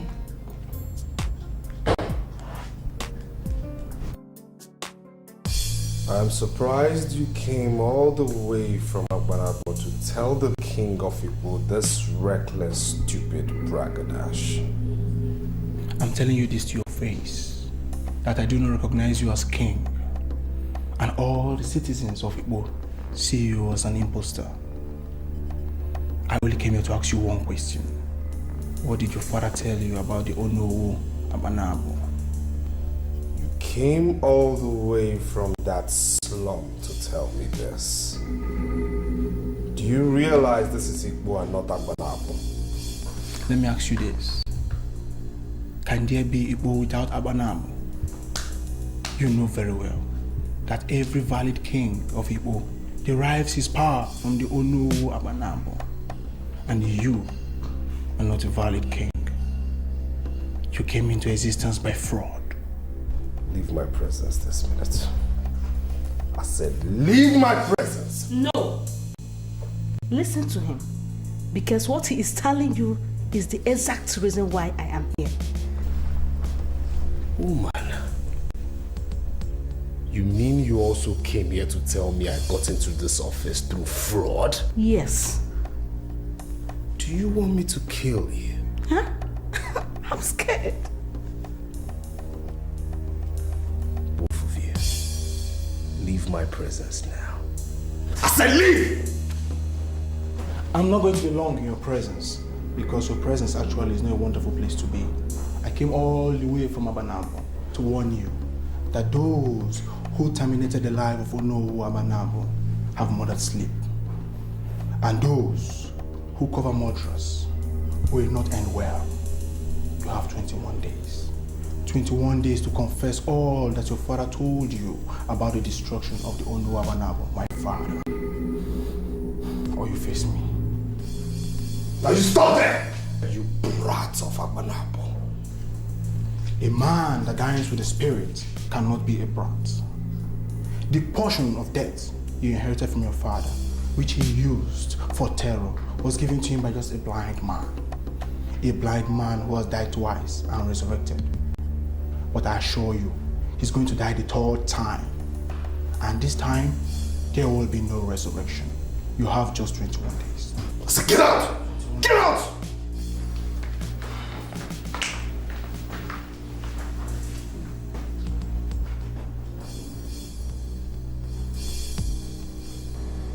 I have hidden this for 7 years under the Anunebe tree. This may look simple, but it is very dangerous. Just invoke the name of the man that you want dead, and he is dead. This has been the secret of the men of Adabosala, and the men of Igbo cannot stand. What has killed many men and women of Adabosala? This meeting is between us, and it must remain so. Remember to hand this effigy to your son before you join your ancestors. And the day a man confronts him about this meeting, let him know that he has come to his ring. You heard him very clearly. When a man confronts you on the origin of this effigy, then you should know that you are approaching your expiration. What he must do then is to spill more blood. This is because the men of Igbo will not bury you with heads. Spill enough blood and get the heads yourself.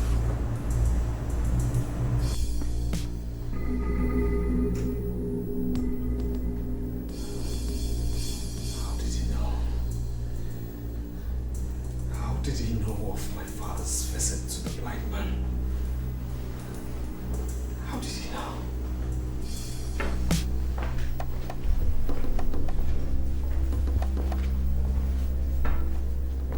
You won't ask me to sit. Whether he asks or not, who cares? How dare you? How dare you? How dare you walk into this place, sit down without my permission, and act as if I am not king? A descendant of an evil man who actually stole a symbol of authority that was ignorantly handed to his father can never assume kingship to rule over righteous men. Charlie, my son, we have come to make you tread the path of honor or be crushed. Are you part of this conspiracy? Charles, what we face here is beyond conspiracy. The visitor from Abanabo has just told us how your father procured a dead portion from the blind witch of Adabosala. Kings from Igbo do not mingle or compromise with witches. Therefore, I ask you to surrender the symbol of authority you are sitting onto, or you face the music of the elders. Are you going to believe a mere commoner and not your king? Now listen to me. Whatever. Isidienu of Abanabo has told us that you have a diabolical effigy that you have kept and are sacrificing within this palace. But we know that what Isidielu reported as an effigy is the same death portion you procured from Adabozala. Now the question is this: are you going to bring it out for destruction? Or do you want us to leave you at the mercies of the gods?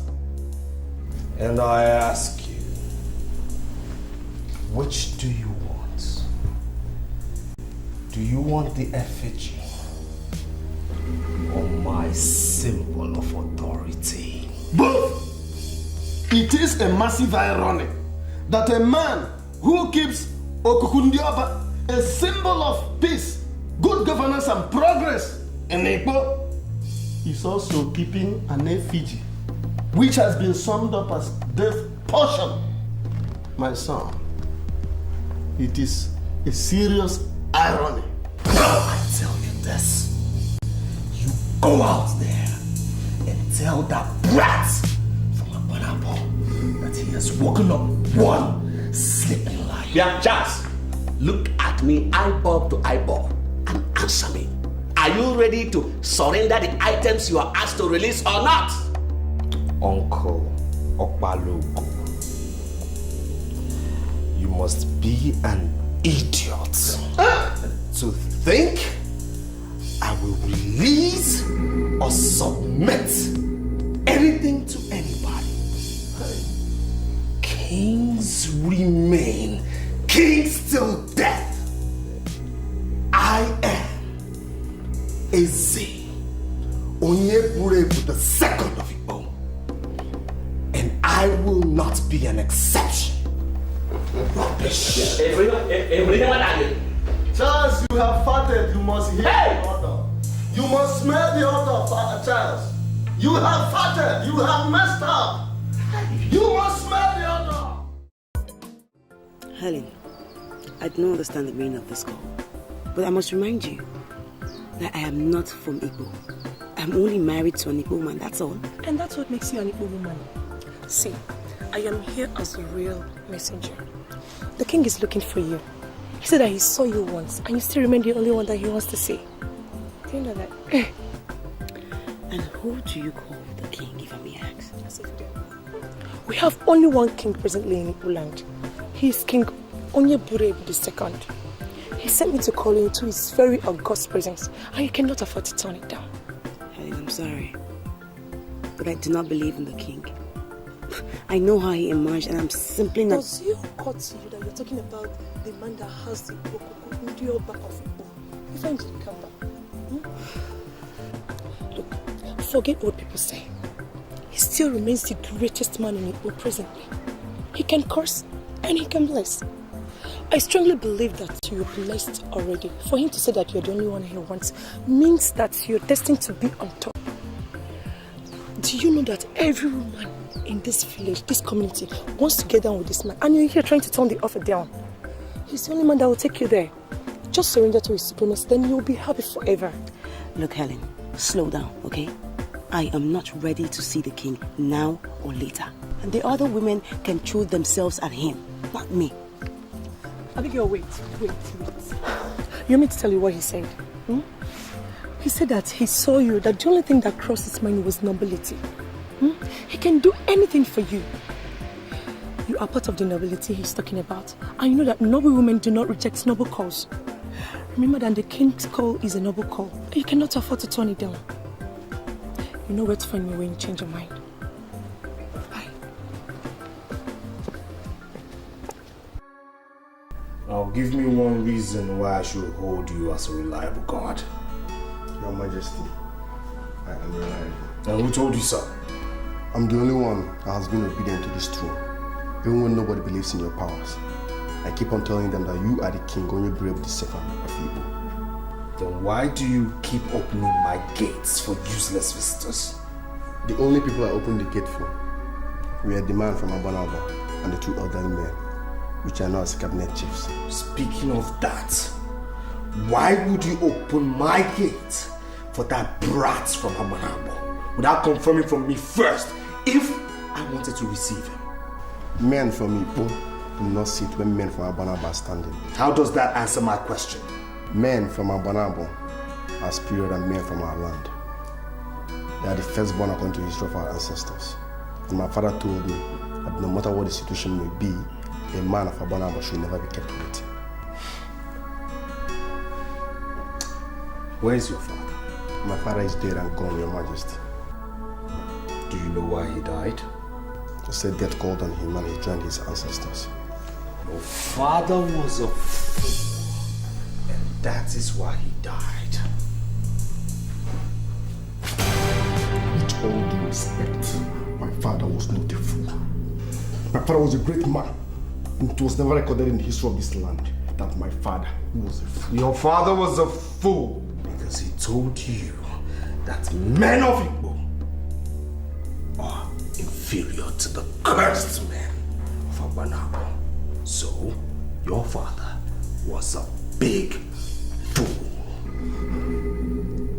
Men of Igbo drive their excellence, authority and might from Abanabo.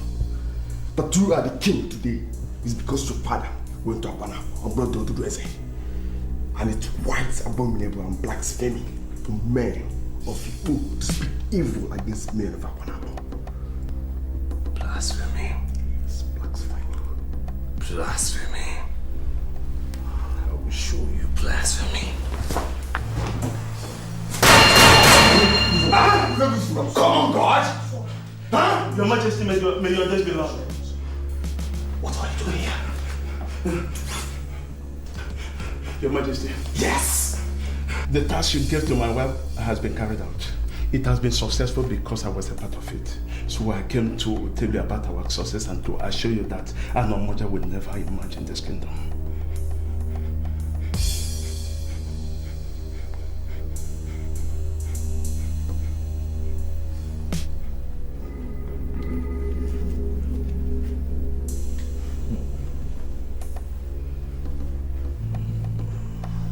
Mr. Okeke, I am surprised to see you and I'm very honored. Please, let's go into my house. Let's go into my living room. Let me treat you as a VIP, as you are to me, a very important person, please. Look, darkness is the difference between yesterday and today. We call it darkness night.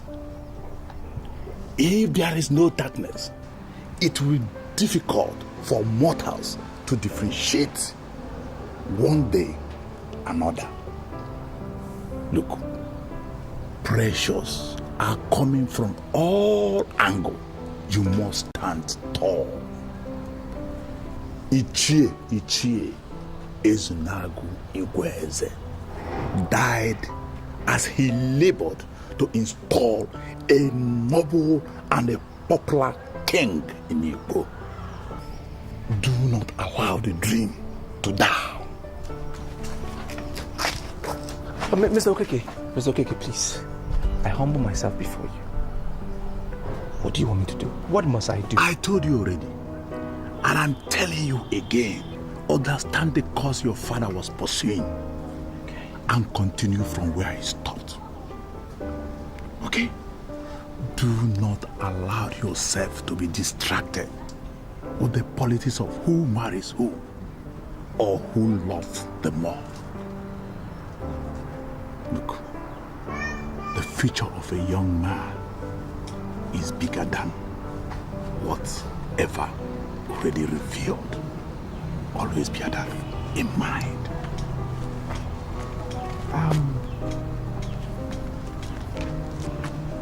I was told you are married. Yes. I hope she's a noble woman. Abigail. No, Abigail. No. I will see you when I must see you. Bye.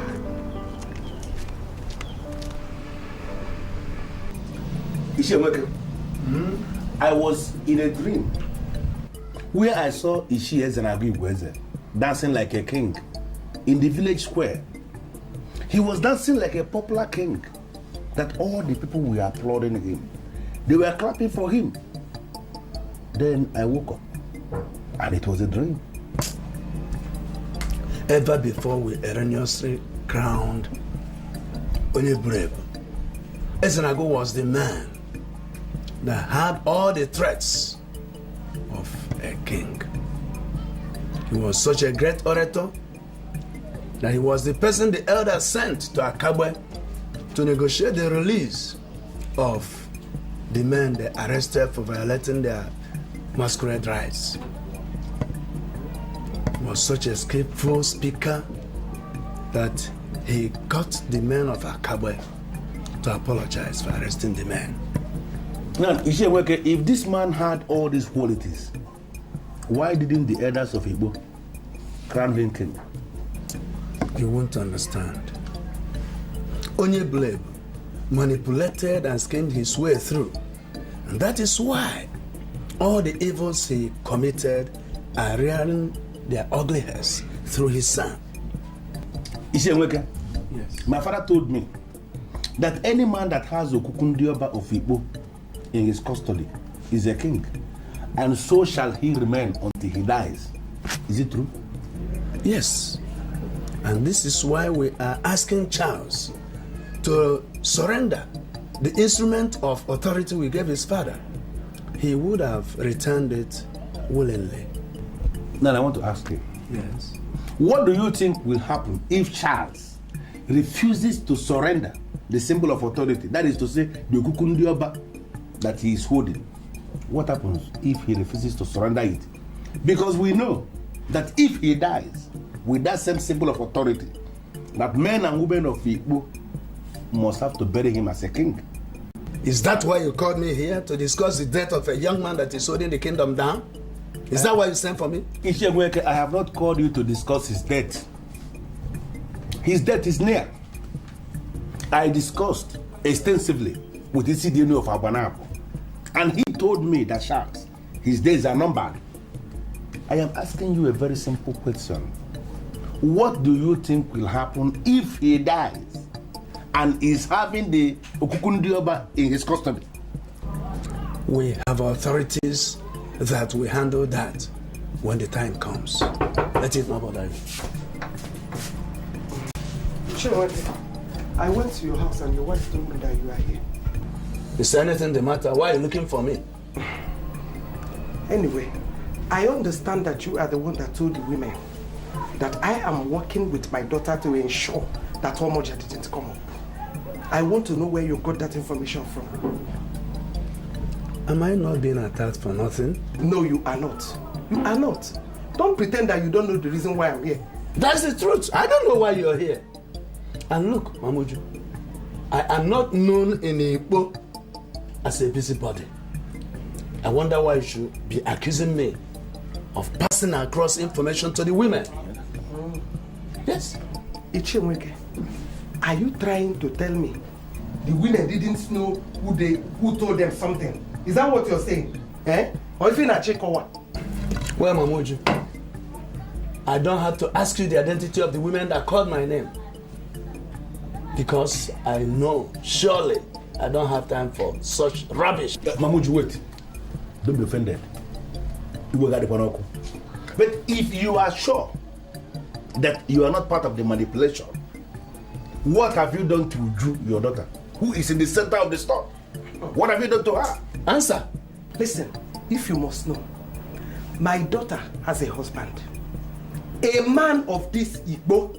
And if you elders, you men of Igbo, didn't want to deal with a man that is having secret meetings with an unpopular king. Don't expect to hear anything from me. Now, Ichie, desist from gossiping with my name. Desist from gossiping with my name.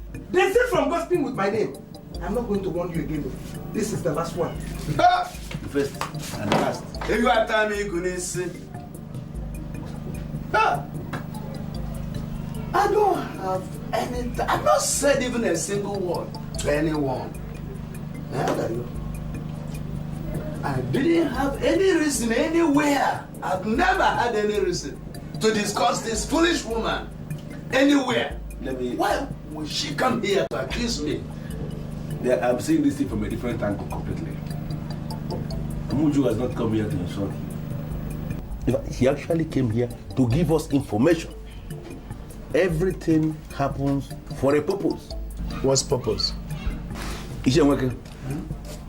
Now we know, courtesy of our visit, that in Zamalo of Abata village is actually one of the problems we have in this kingdom.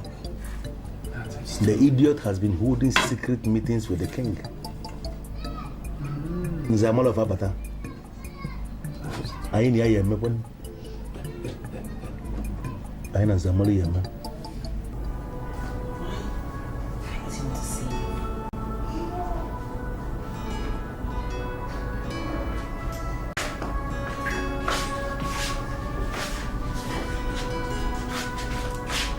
What's the problem? You don't look yourself. What's the problem? Sweetheart, I am just so concerned about your kingdom. The things that happen in your kingdom. I just wish we could find a way forward. Sweetie, you don't need the politics of my land to disturb you. I think you need a massage.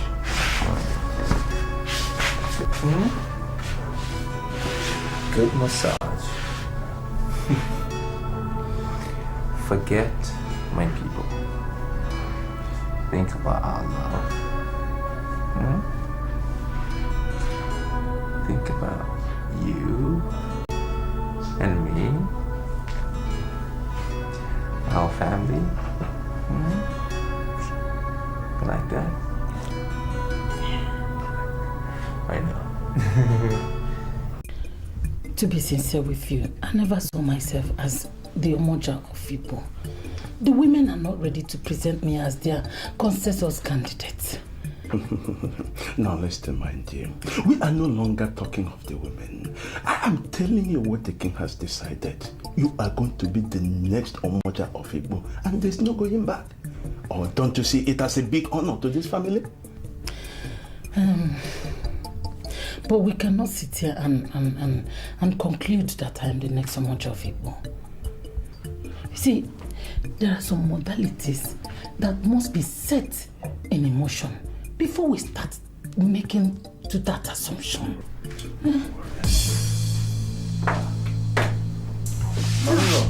Mom, what are you doing here? What are you doing here by this time of the night? This land of Igbo has been a land of peace. And that must she remain. I am here to warn you to remove the hand of monkey from the pot of soup before it turns into a human hand. Myla, are you going? Please wait. Please wait. Please, could you explain further what you mean by hand of monkey? This land is sinking because we don't have an Omoja. A duly appointed Omoja represents justice and good government. Both of you are working for the king to destroy the efforts of women. And I'm here to warn you. Do not get the parts of women. This whole world will not save any family, not even one, that women have decided to destroy justly. Mother, you are crawling the night because you are worried. You are worried because you don't know what the king is planning. No, not what the king is planning. The king has already decided, and there is no going back. We don't have any king in Igbo. You are working for an unpopular descendant of a troublemaker. And I want you to stop before it gets too late. I am going to be crowned the Omoja of Igbo tomorrow morning. Who told you that? The same very popular king you called unpopular has already decided. We are happy you are here this night. Rejoice with us. My wife, your daughter, is going to be the Omoja of Igbo, and there's no going back. We don't have any king in Igbo. We don't have any king in Igbo. I want you to understand that. Sorry. I have this feeling that both of you are wallowing in ignorance. Mother, see, aren't you happy with us? I just want you to be happy for us.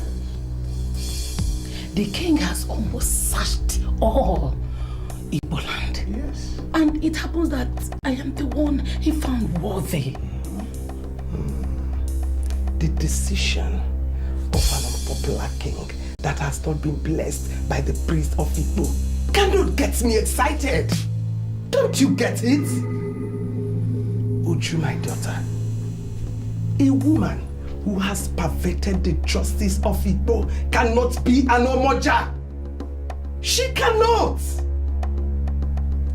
I want you to be warned. Remove the hands of monkey from the pot of soup before it transforms into a human hand. Don't say I didn't warn you.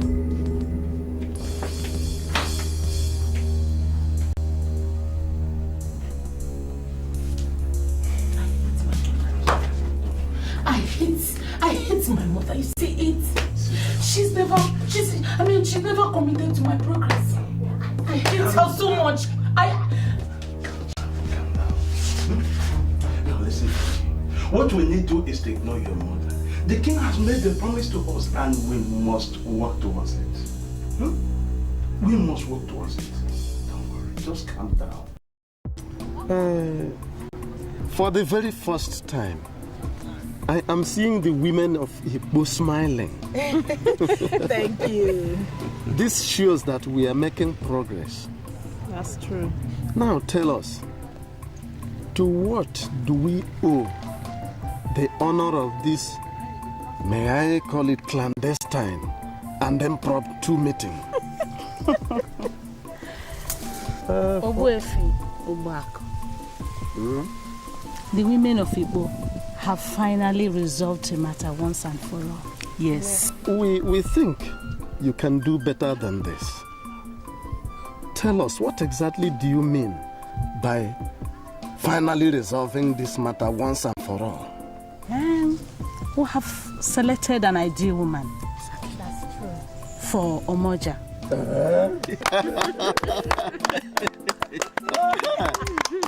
Now you are coming. I'm sure they will still come. Why not? They gave us their words and we have to believe them. They will. And are you sure the priest will accept to come with them within this short notice? Why are you overworking yourself? The priest understands the importance of this empowerment. He understands the importance. So why not? Why are you being afraid unnecessarily? They will come. It's not like I'm afraid. I'm just a little bit nervous. You don't have to. You don't have to. I know the elders of our land. They will soon come. Who amongst you is the selected Omoja? We are thinking that you take us to the square, then invite Ojana to bring the symbol of authority. There, we'll show you who Omoja is. Yes. She should be empowered immediately. Yes. Well, if that is what you want, who are we to object? You go to the square and wait for us. While I and these elders deliberate on something important before we rejoin you there. Okay, that should be nice. Okay. We've heard you. We will join you very soon. Thank you. Elders of the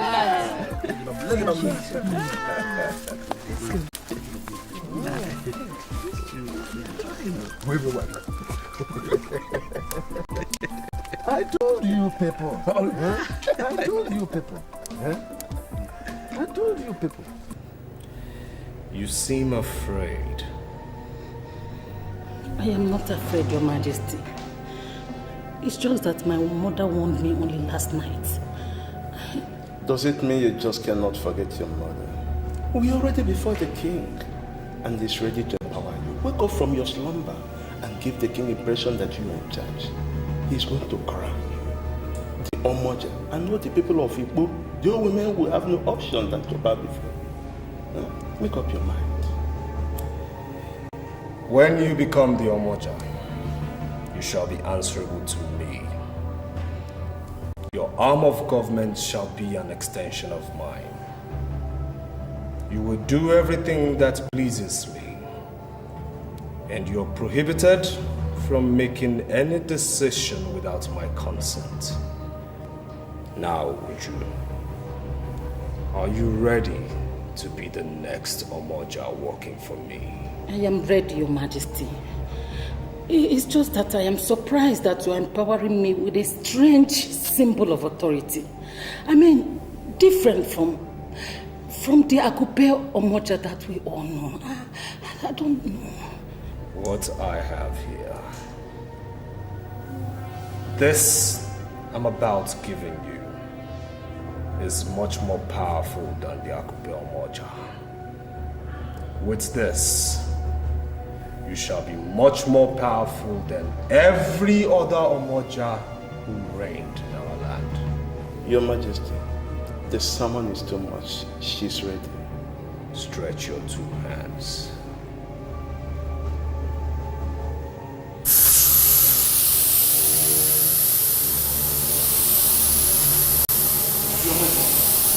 What is happening? What? Your Majesty! She's dying slowly. What's happening? No. It's getting into the spirit of God.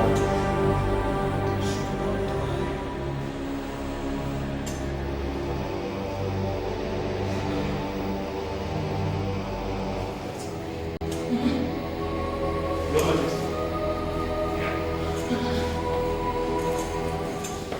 Igbo, bueno. Yeah. Bueno. Yeah. Where's bueno? Yeah. Igbo gade. Today is the appointed day. We are ready. The chief priest is here with the symbol of authority. Women, let us have the person you have selected, so the chief priest can bestow on her all the paraphernalia of the office of an Omoja. Point of order, Owefibuaku. I want to let all know this, that being selected by the women is not the same thing as being qualified.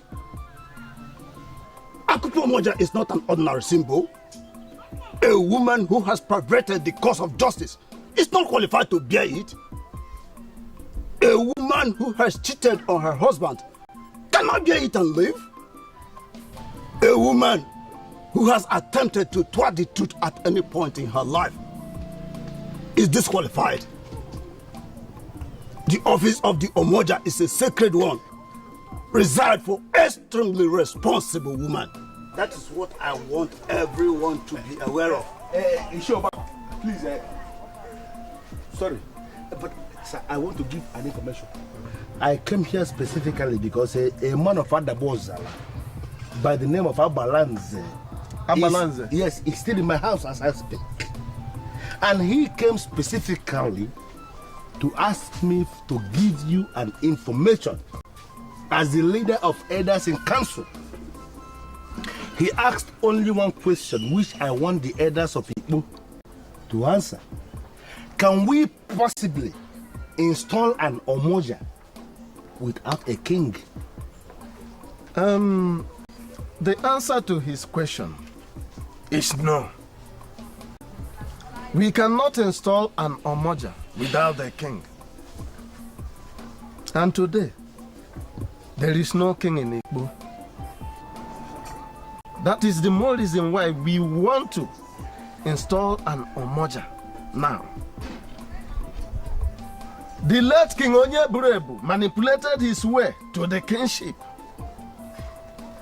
And his son, Charles, who is supposed to have returned the Okukundi Oba, refused to do so, even till now. So we have left everything in the hands of God while we wait for I am sorry, Ishi Obako. I spoke one-on-one with Abaladze of Adabozala, and he asked me that we should exclude God in this. According to him, I'm so sorry, he said that we should ask the chief priest that is here present with us, because he has the Akupo Moja in his hands, and he has the authority of office in his hands. He has the responsibility of looking into the faces of all the women that are here present. The onus is on him to tell us who exactly is the Omoja of Igbo.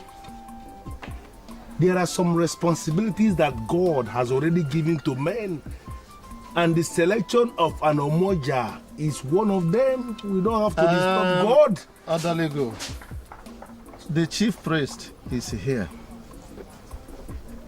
Any message sent through smoke has already reached the sky. What am I going to tell the people?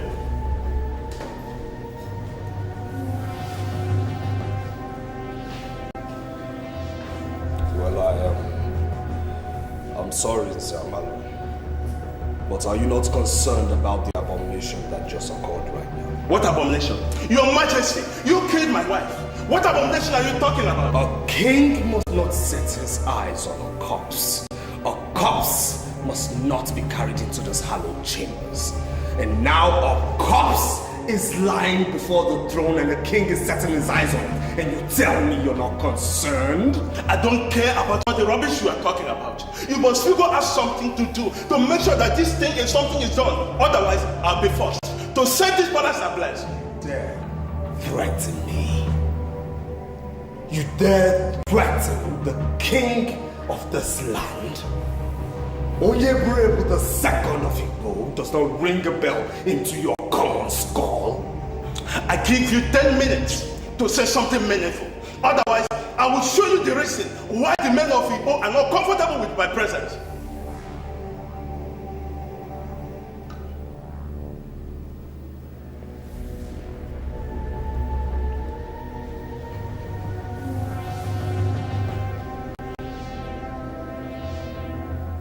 So, chief priest, you have heard him.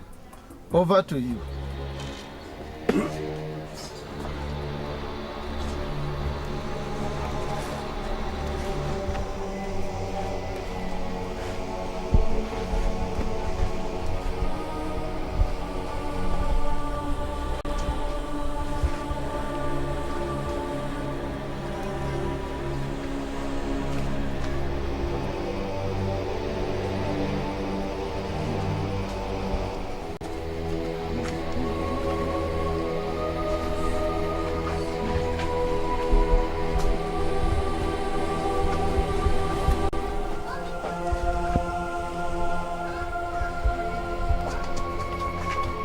Are you not going to do anything? Okay, wait for me.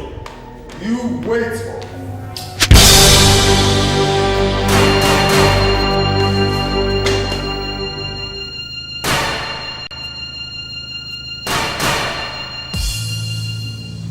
I rule on a powerful throne, and I cannot be killed on a throne I inherited from my father. I am king. Onyebu the second.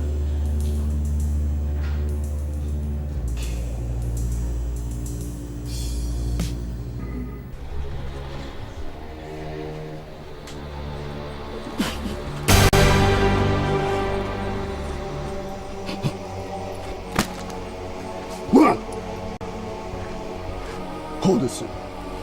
Hold it! Come here.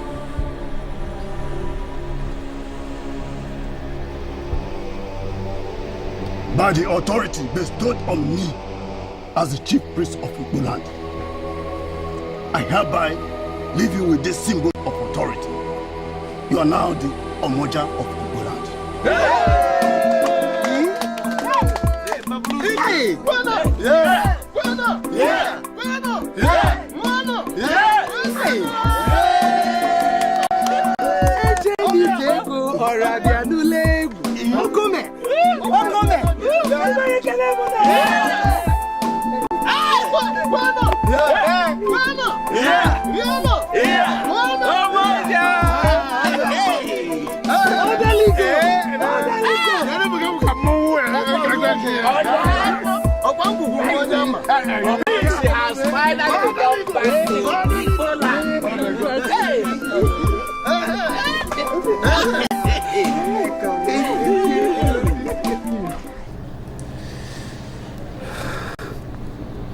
Two corpses. Two corpses. Two corpses are lying before the throne. What do I do?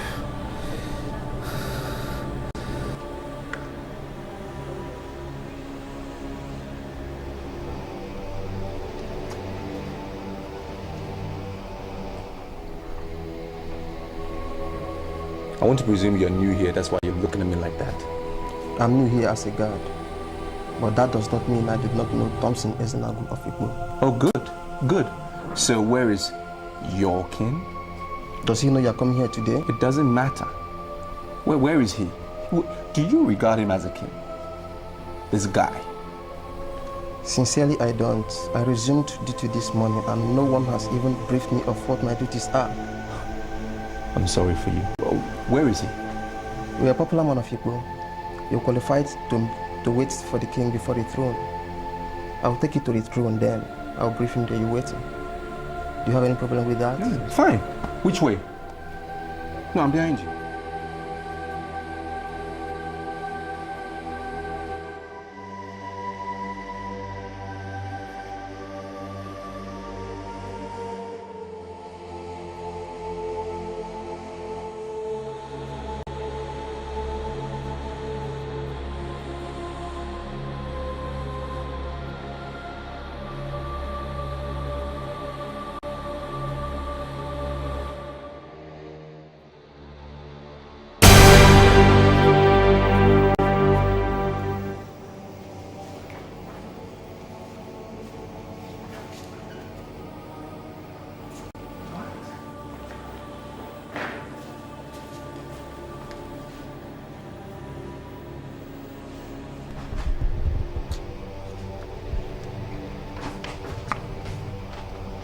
What are you doing here and how did you get into this palace? There are two cops lying at the foot of the throne. You ask me how I got here? Who are they? Who are they? So you're the imbecile who invited this thing to put his nose into what happens in my palace? Leave him out of this and answer my question. Who killed them? You will pay for this. You will pay. No, I tell you this. The difference between the living and the dead is that one has air and the other doesn't. Rubbish. I tell you, get out of my face this minute, or else I'll show you the mystery of air. Rubbish. Who killed them? You got to get out of here right now before I turn you to the bottom of your It is sad that you don't learn from people's mistakes. It's pathetic that you haven't learned from your father's exit. Dare stand here before me and call my father evil? You? I will.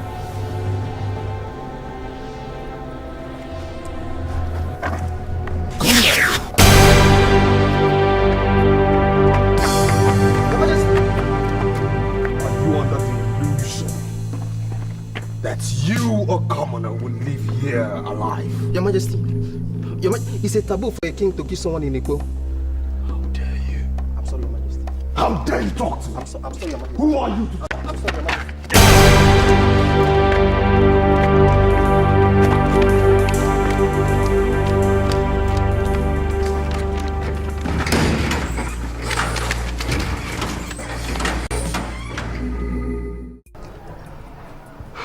You don't know the people you saw lying dead, but I know.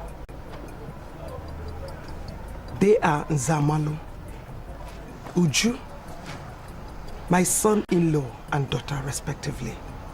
Omoja, please, don't be offended. But are you telling me that Nzamalu and Uju are no more? This kingdom will not mourn them. The man that is keeping the Okukundioba should not set his eyes on any corpse. And if he does, the said corpse should not be mourned. And the man keeping the symbol of authority should surrender it. That son of a murderer will not give up the symbol of authority. He won't.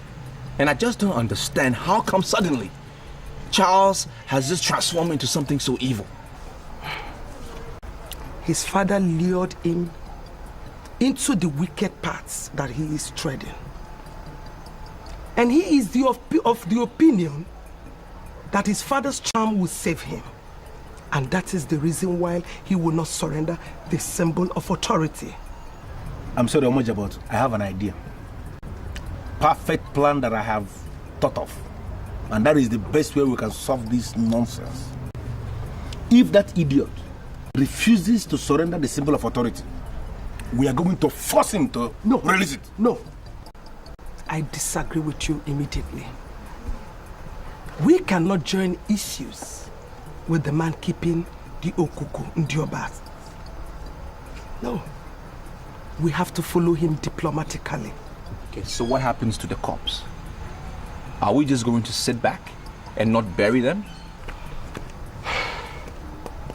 The truth you must note is that I am no longer the Mamuju that calls for sanity.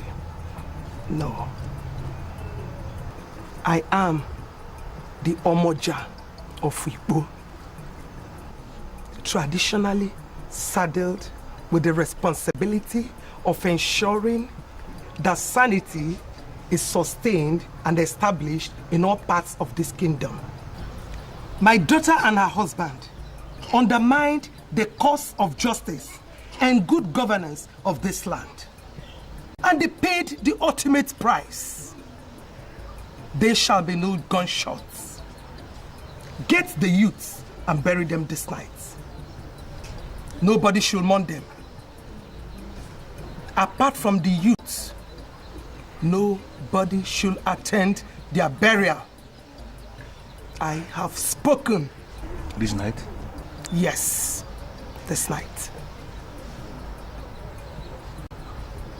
I am aware you know how angry I am that Thompson Ezenagu, like the coward he is, hits me from behind.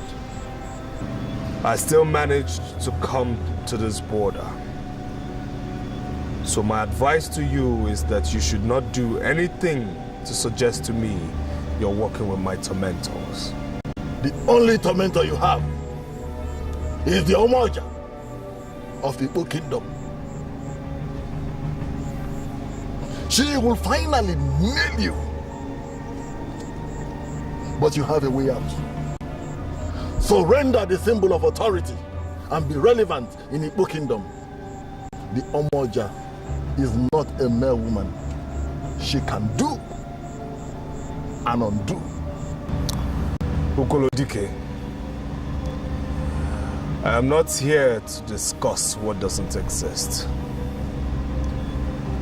There is no Omoja in my land yet, for I have made it impossible for her to emerge, and so shall it remain.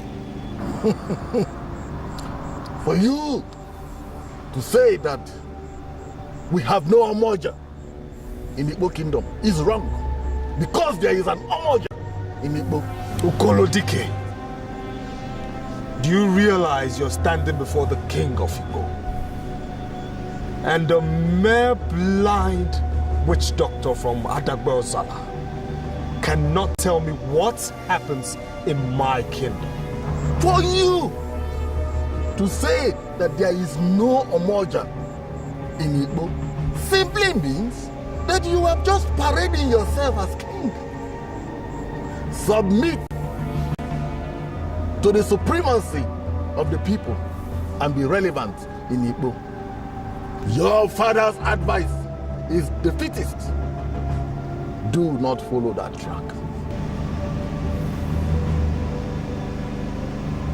Are you stop there? Brats of Amana. A man that dies with the spirit cannot be a brat. The portion of death he inherited from your father, which he used for terror, was given to him by just a blind man. A blind man who has died twice and resurrected. But I assure you, he's going to die the third time. And this time, there will be no resurrection.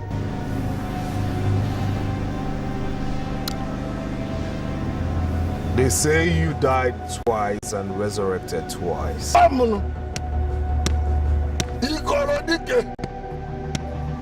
That happened because you didn't die properly. So my advice to you is, if you know anyone parading herself as Omoja, kill her, else you would not see the light of tomorrow. A man from Abanab has already told you of our first meeting. And that means your end is near. I, Ukolo Dike, has no time for a man whose days are numbered. Remember what I have already told you. Surrender the symbol of authority. Surrender it and be relevant. Anam. Ukolo. Anam.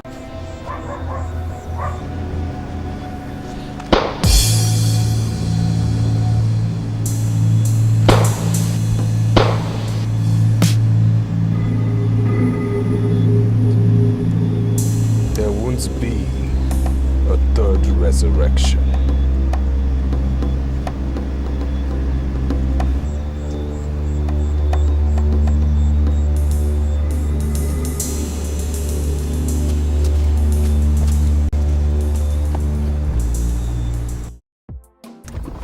You see, my son, the example you showed yesterday has proved to everybody that you are a true son of Igbo kingdom.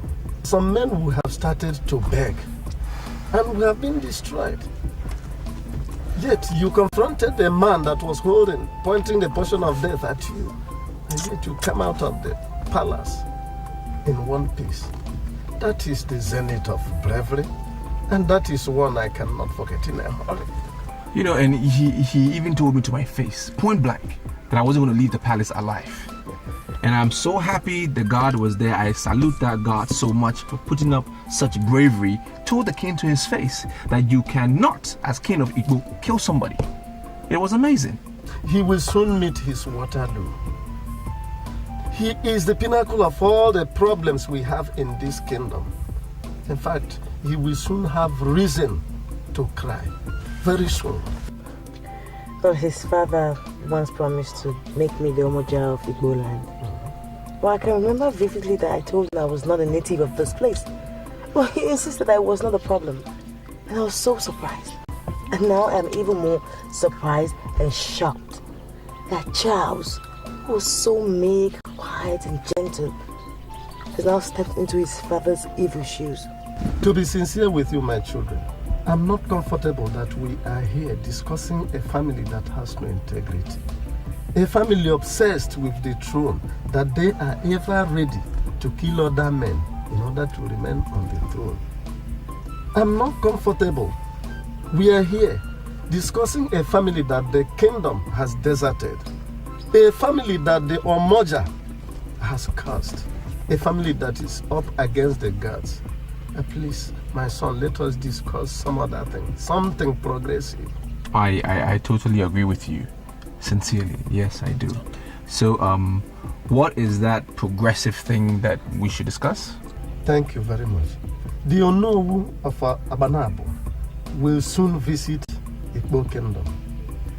He's coming specifically to hand the Ududueze to the man that will lead Igbo to the place they are supposed to be. Once that Ududueze is handed over to a man of Igbo, the people of Igbo will have the traditional right to force Charles to relinquish that symbol of authority that he has been holding. What do you want us to plan? Well, maybe Uwefe is interested in becoming king and is indirectly seeking for our support. Well, Uncle, if that's the case, be rest assured that you have 100% support. I'm very happy that our daughter already understands the politics of the kingdom. The truth is that I'm not desirous. I am not campaigning for the kingship. Rather, what I have found out is that among the representatives of the tripod villages that represent Igbo Kingdom, I am the only one that many of them, if not all, see as the king. And that is why I have decided to tap into that reality and started seeing myself as the king. You know, sincerely, I am one of those people that see you as the next natural kin. Because, I mean, I see you like a father. That is why every time I want to speak to an elder, I rather come to you. And I can tell you, like my wife said, we support you, and I will do everything I can to make sure that your dream come true, that you are the next kin. I can promise you that. There is only one thing I want to tell you. That is, thank you. You're welcome, sir. I still remember what I've already promised. And that act of standing against the man that was pointing that portion at you is one I cannot forget in a hurry. So thank you very much. You're welcome, sir. I will leave you people here. Okay, sir. But all in life, not in death. Okay, sir.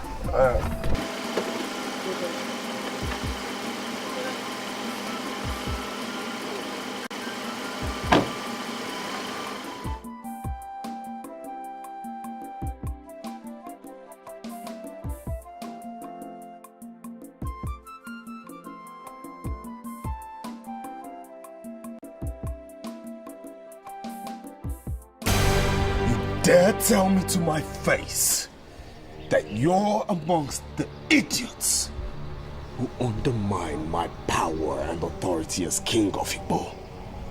Answer me. And why are you giving me that blank, silly look, commoner? Let me tell you something. Dike of Ategbe Osala is a man the demons abhor.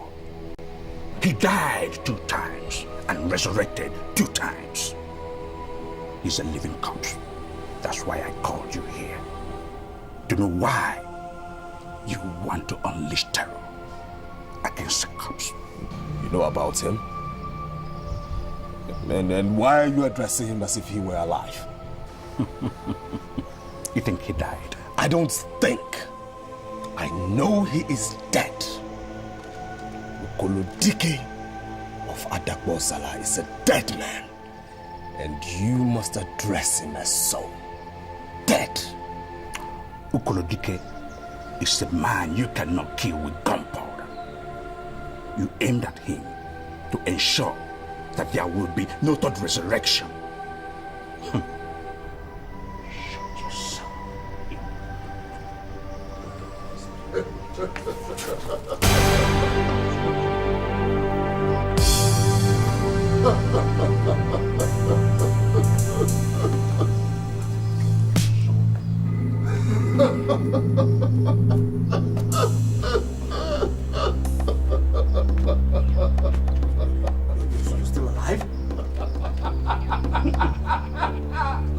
You're supposed to be dead.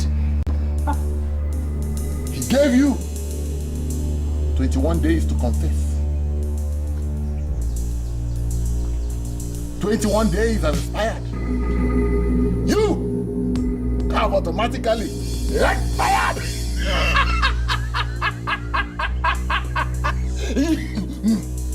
You're not blind. and what are you doing with my staff of office? Give it to me. Where did you get it from? Give it to me. Blind at night, perfect in the day.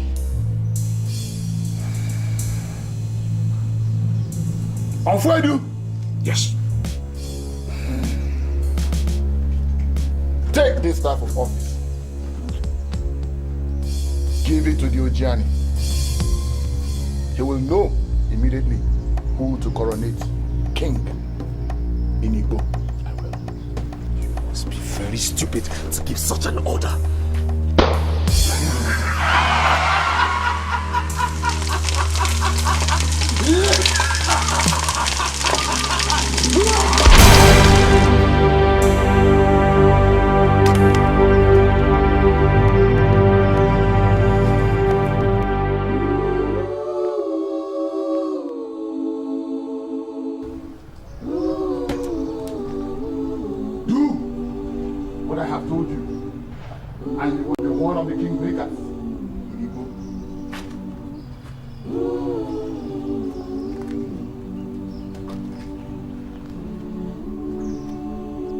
All the men you and your evil father killed were buried normally.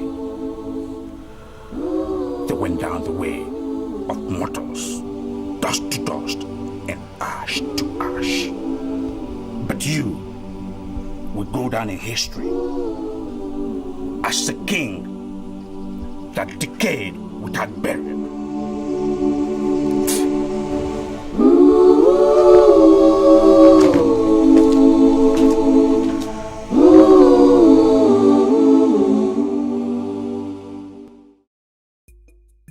These are the three men representing the three major villages of Igbo. We are convinced that one of them would be selected and crowned king today. So now tell us who the king is. Omoja! No. Look into your phone and see if any of these men is represented.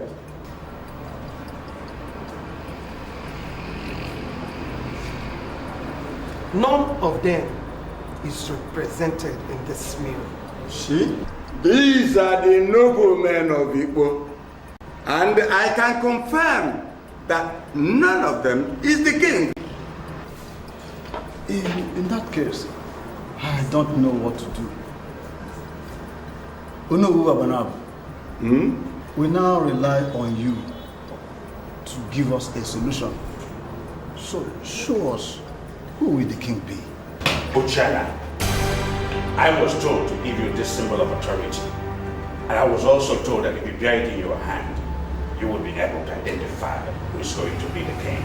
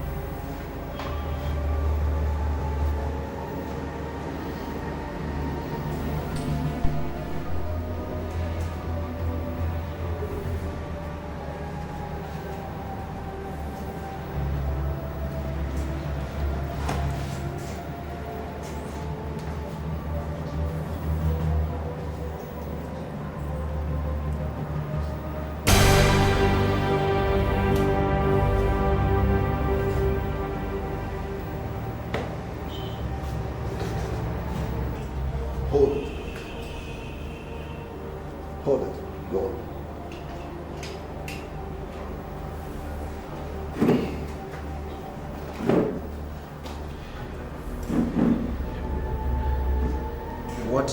What am I supposed to do with this? You are the choice.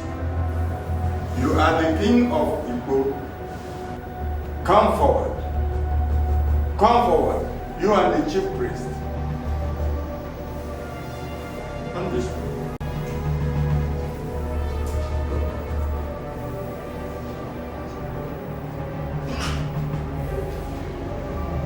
In my capacity as the owner of Wabanabo, I hereby hand you over this Dudueze of Igbo.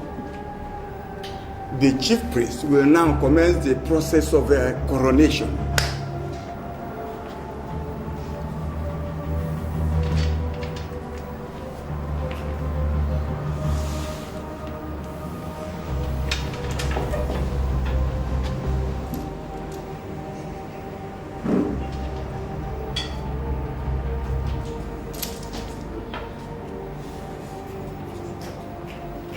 Standing here in Igbo village hall, I hereby cry you the Igweze, Onye Chimeleze of Igbo.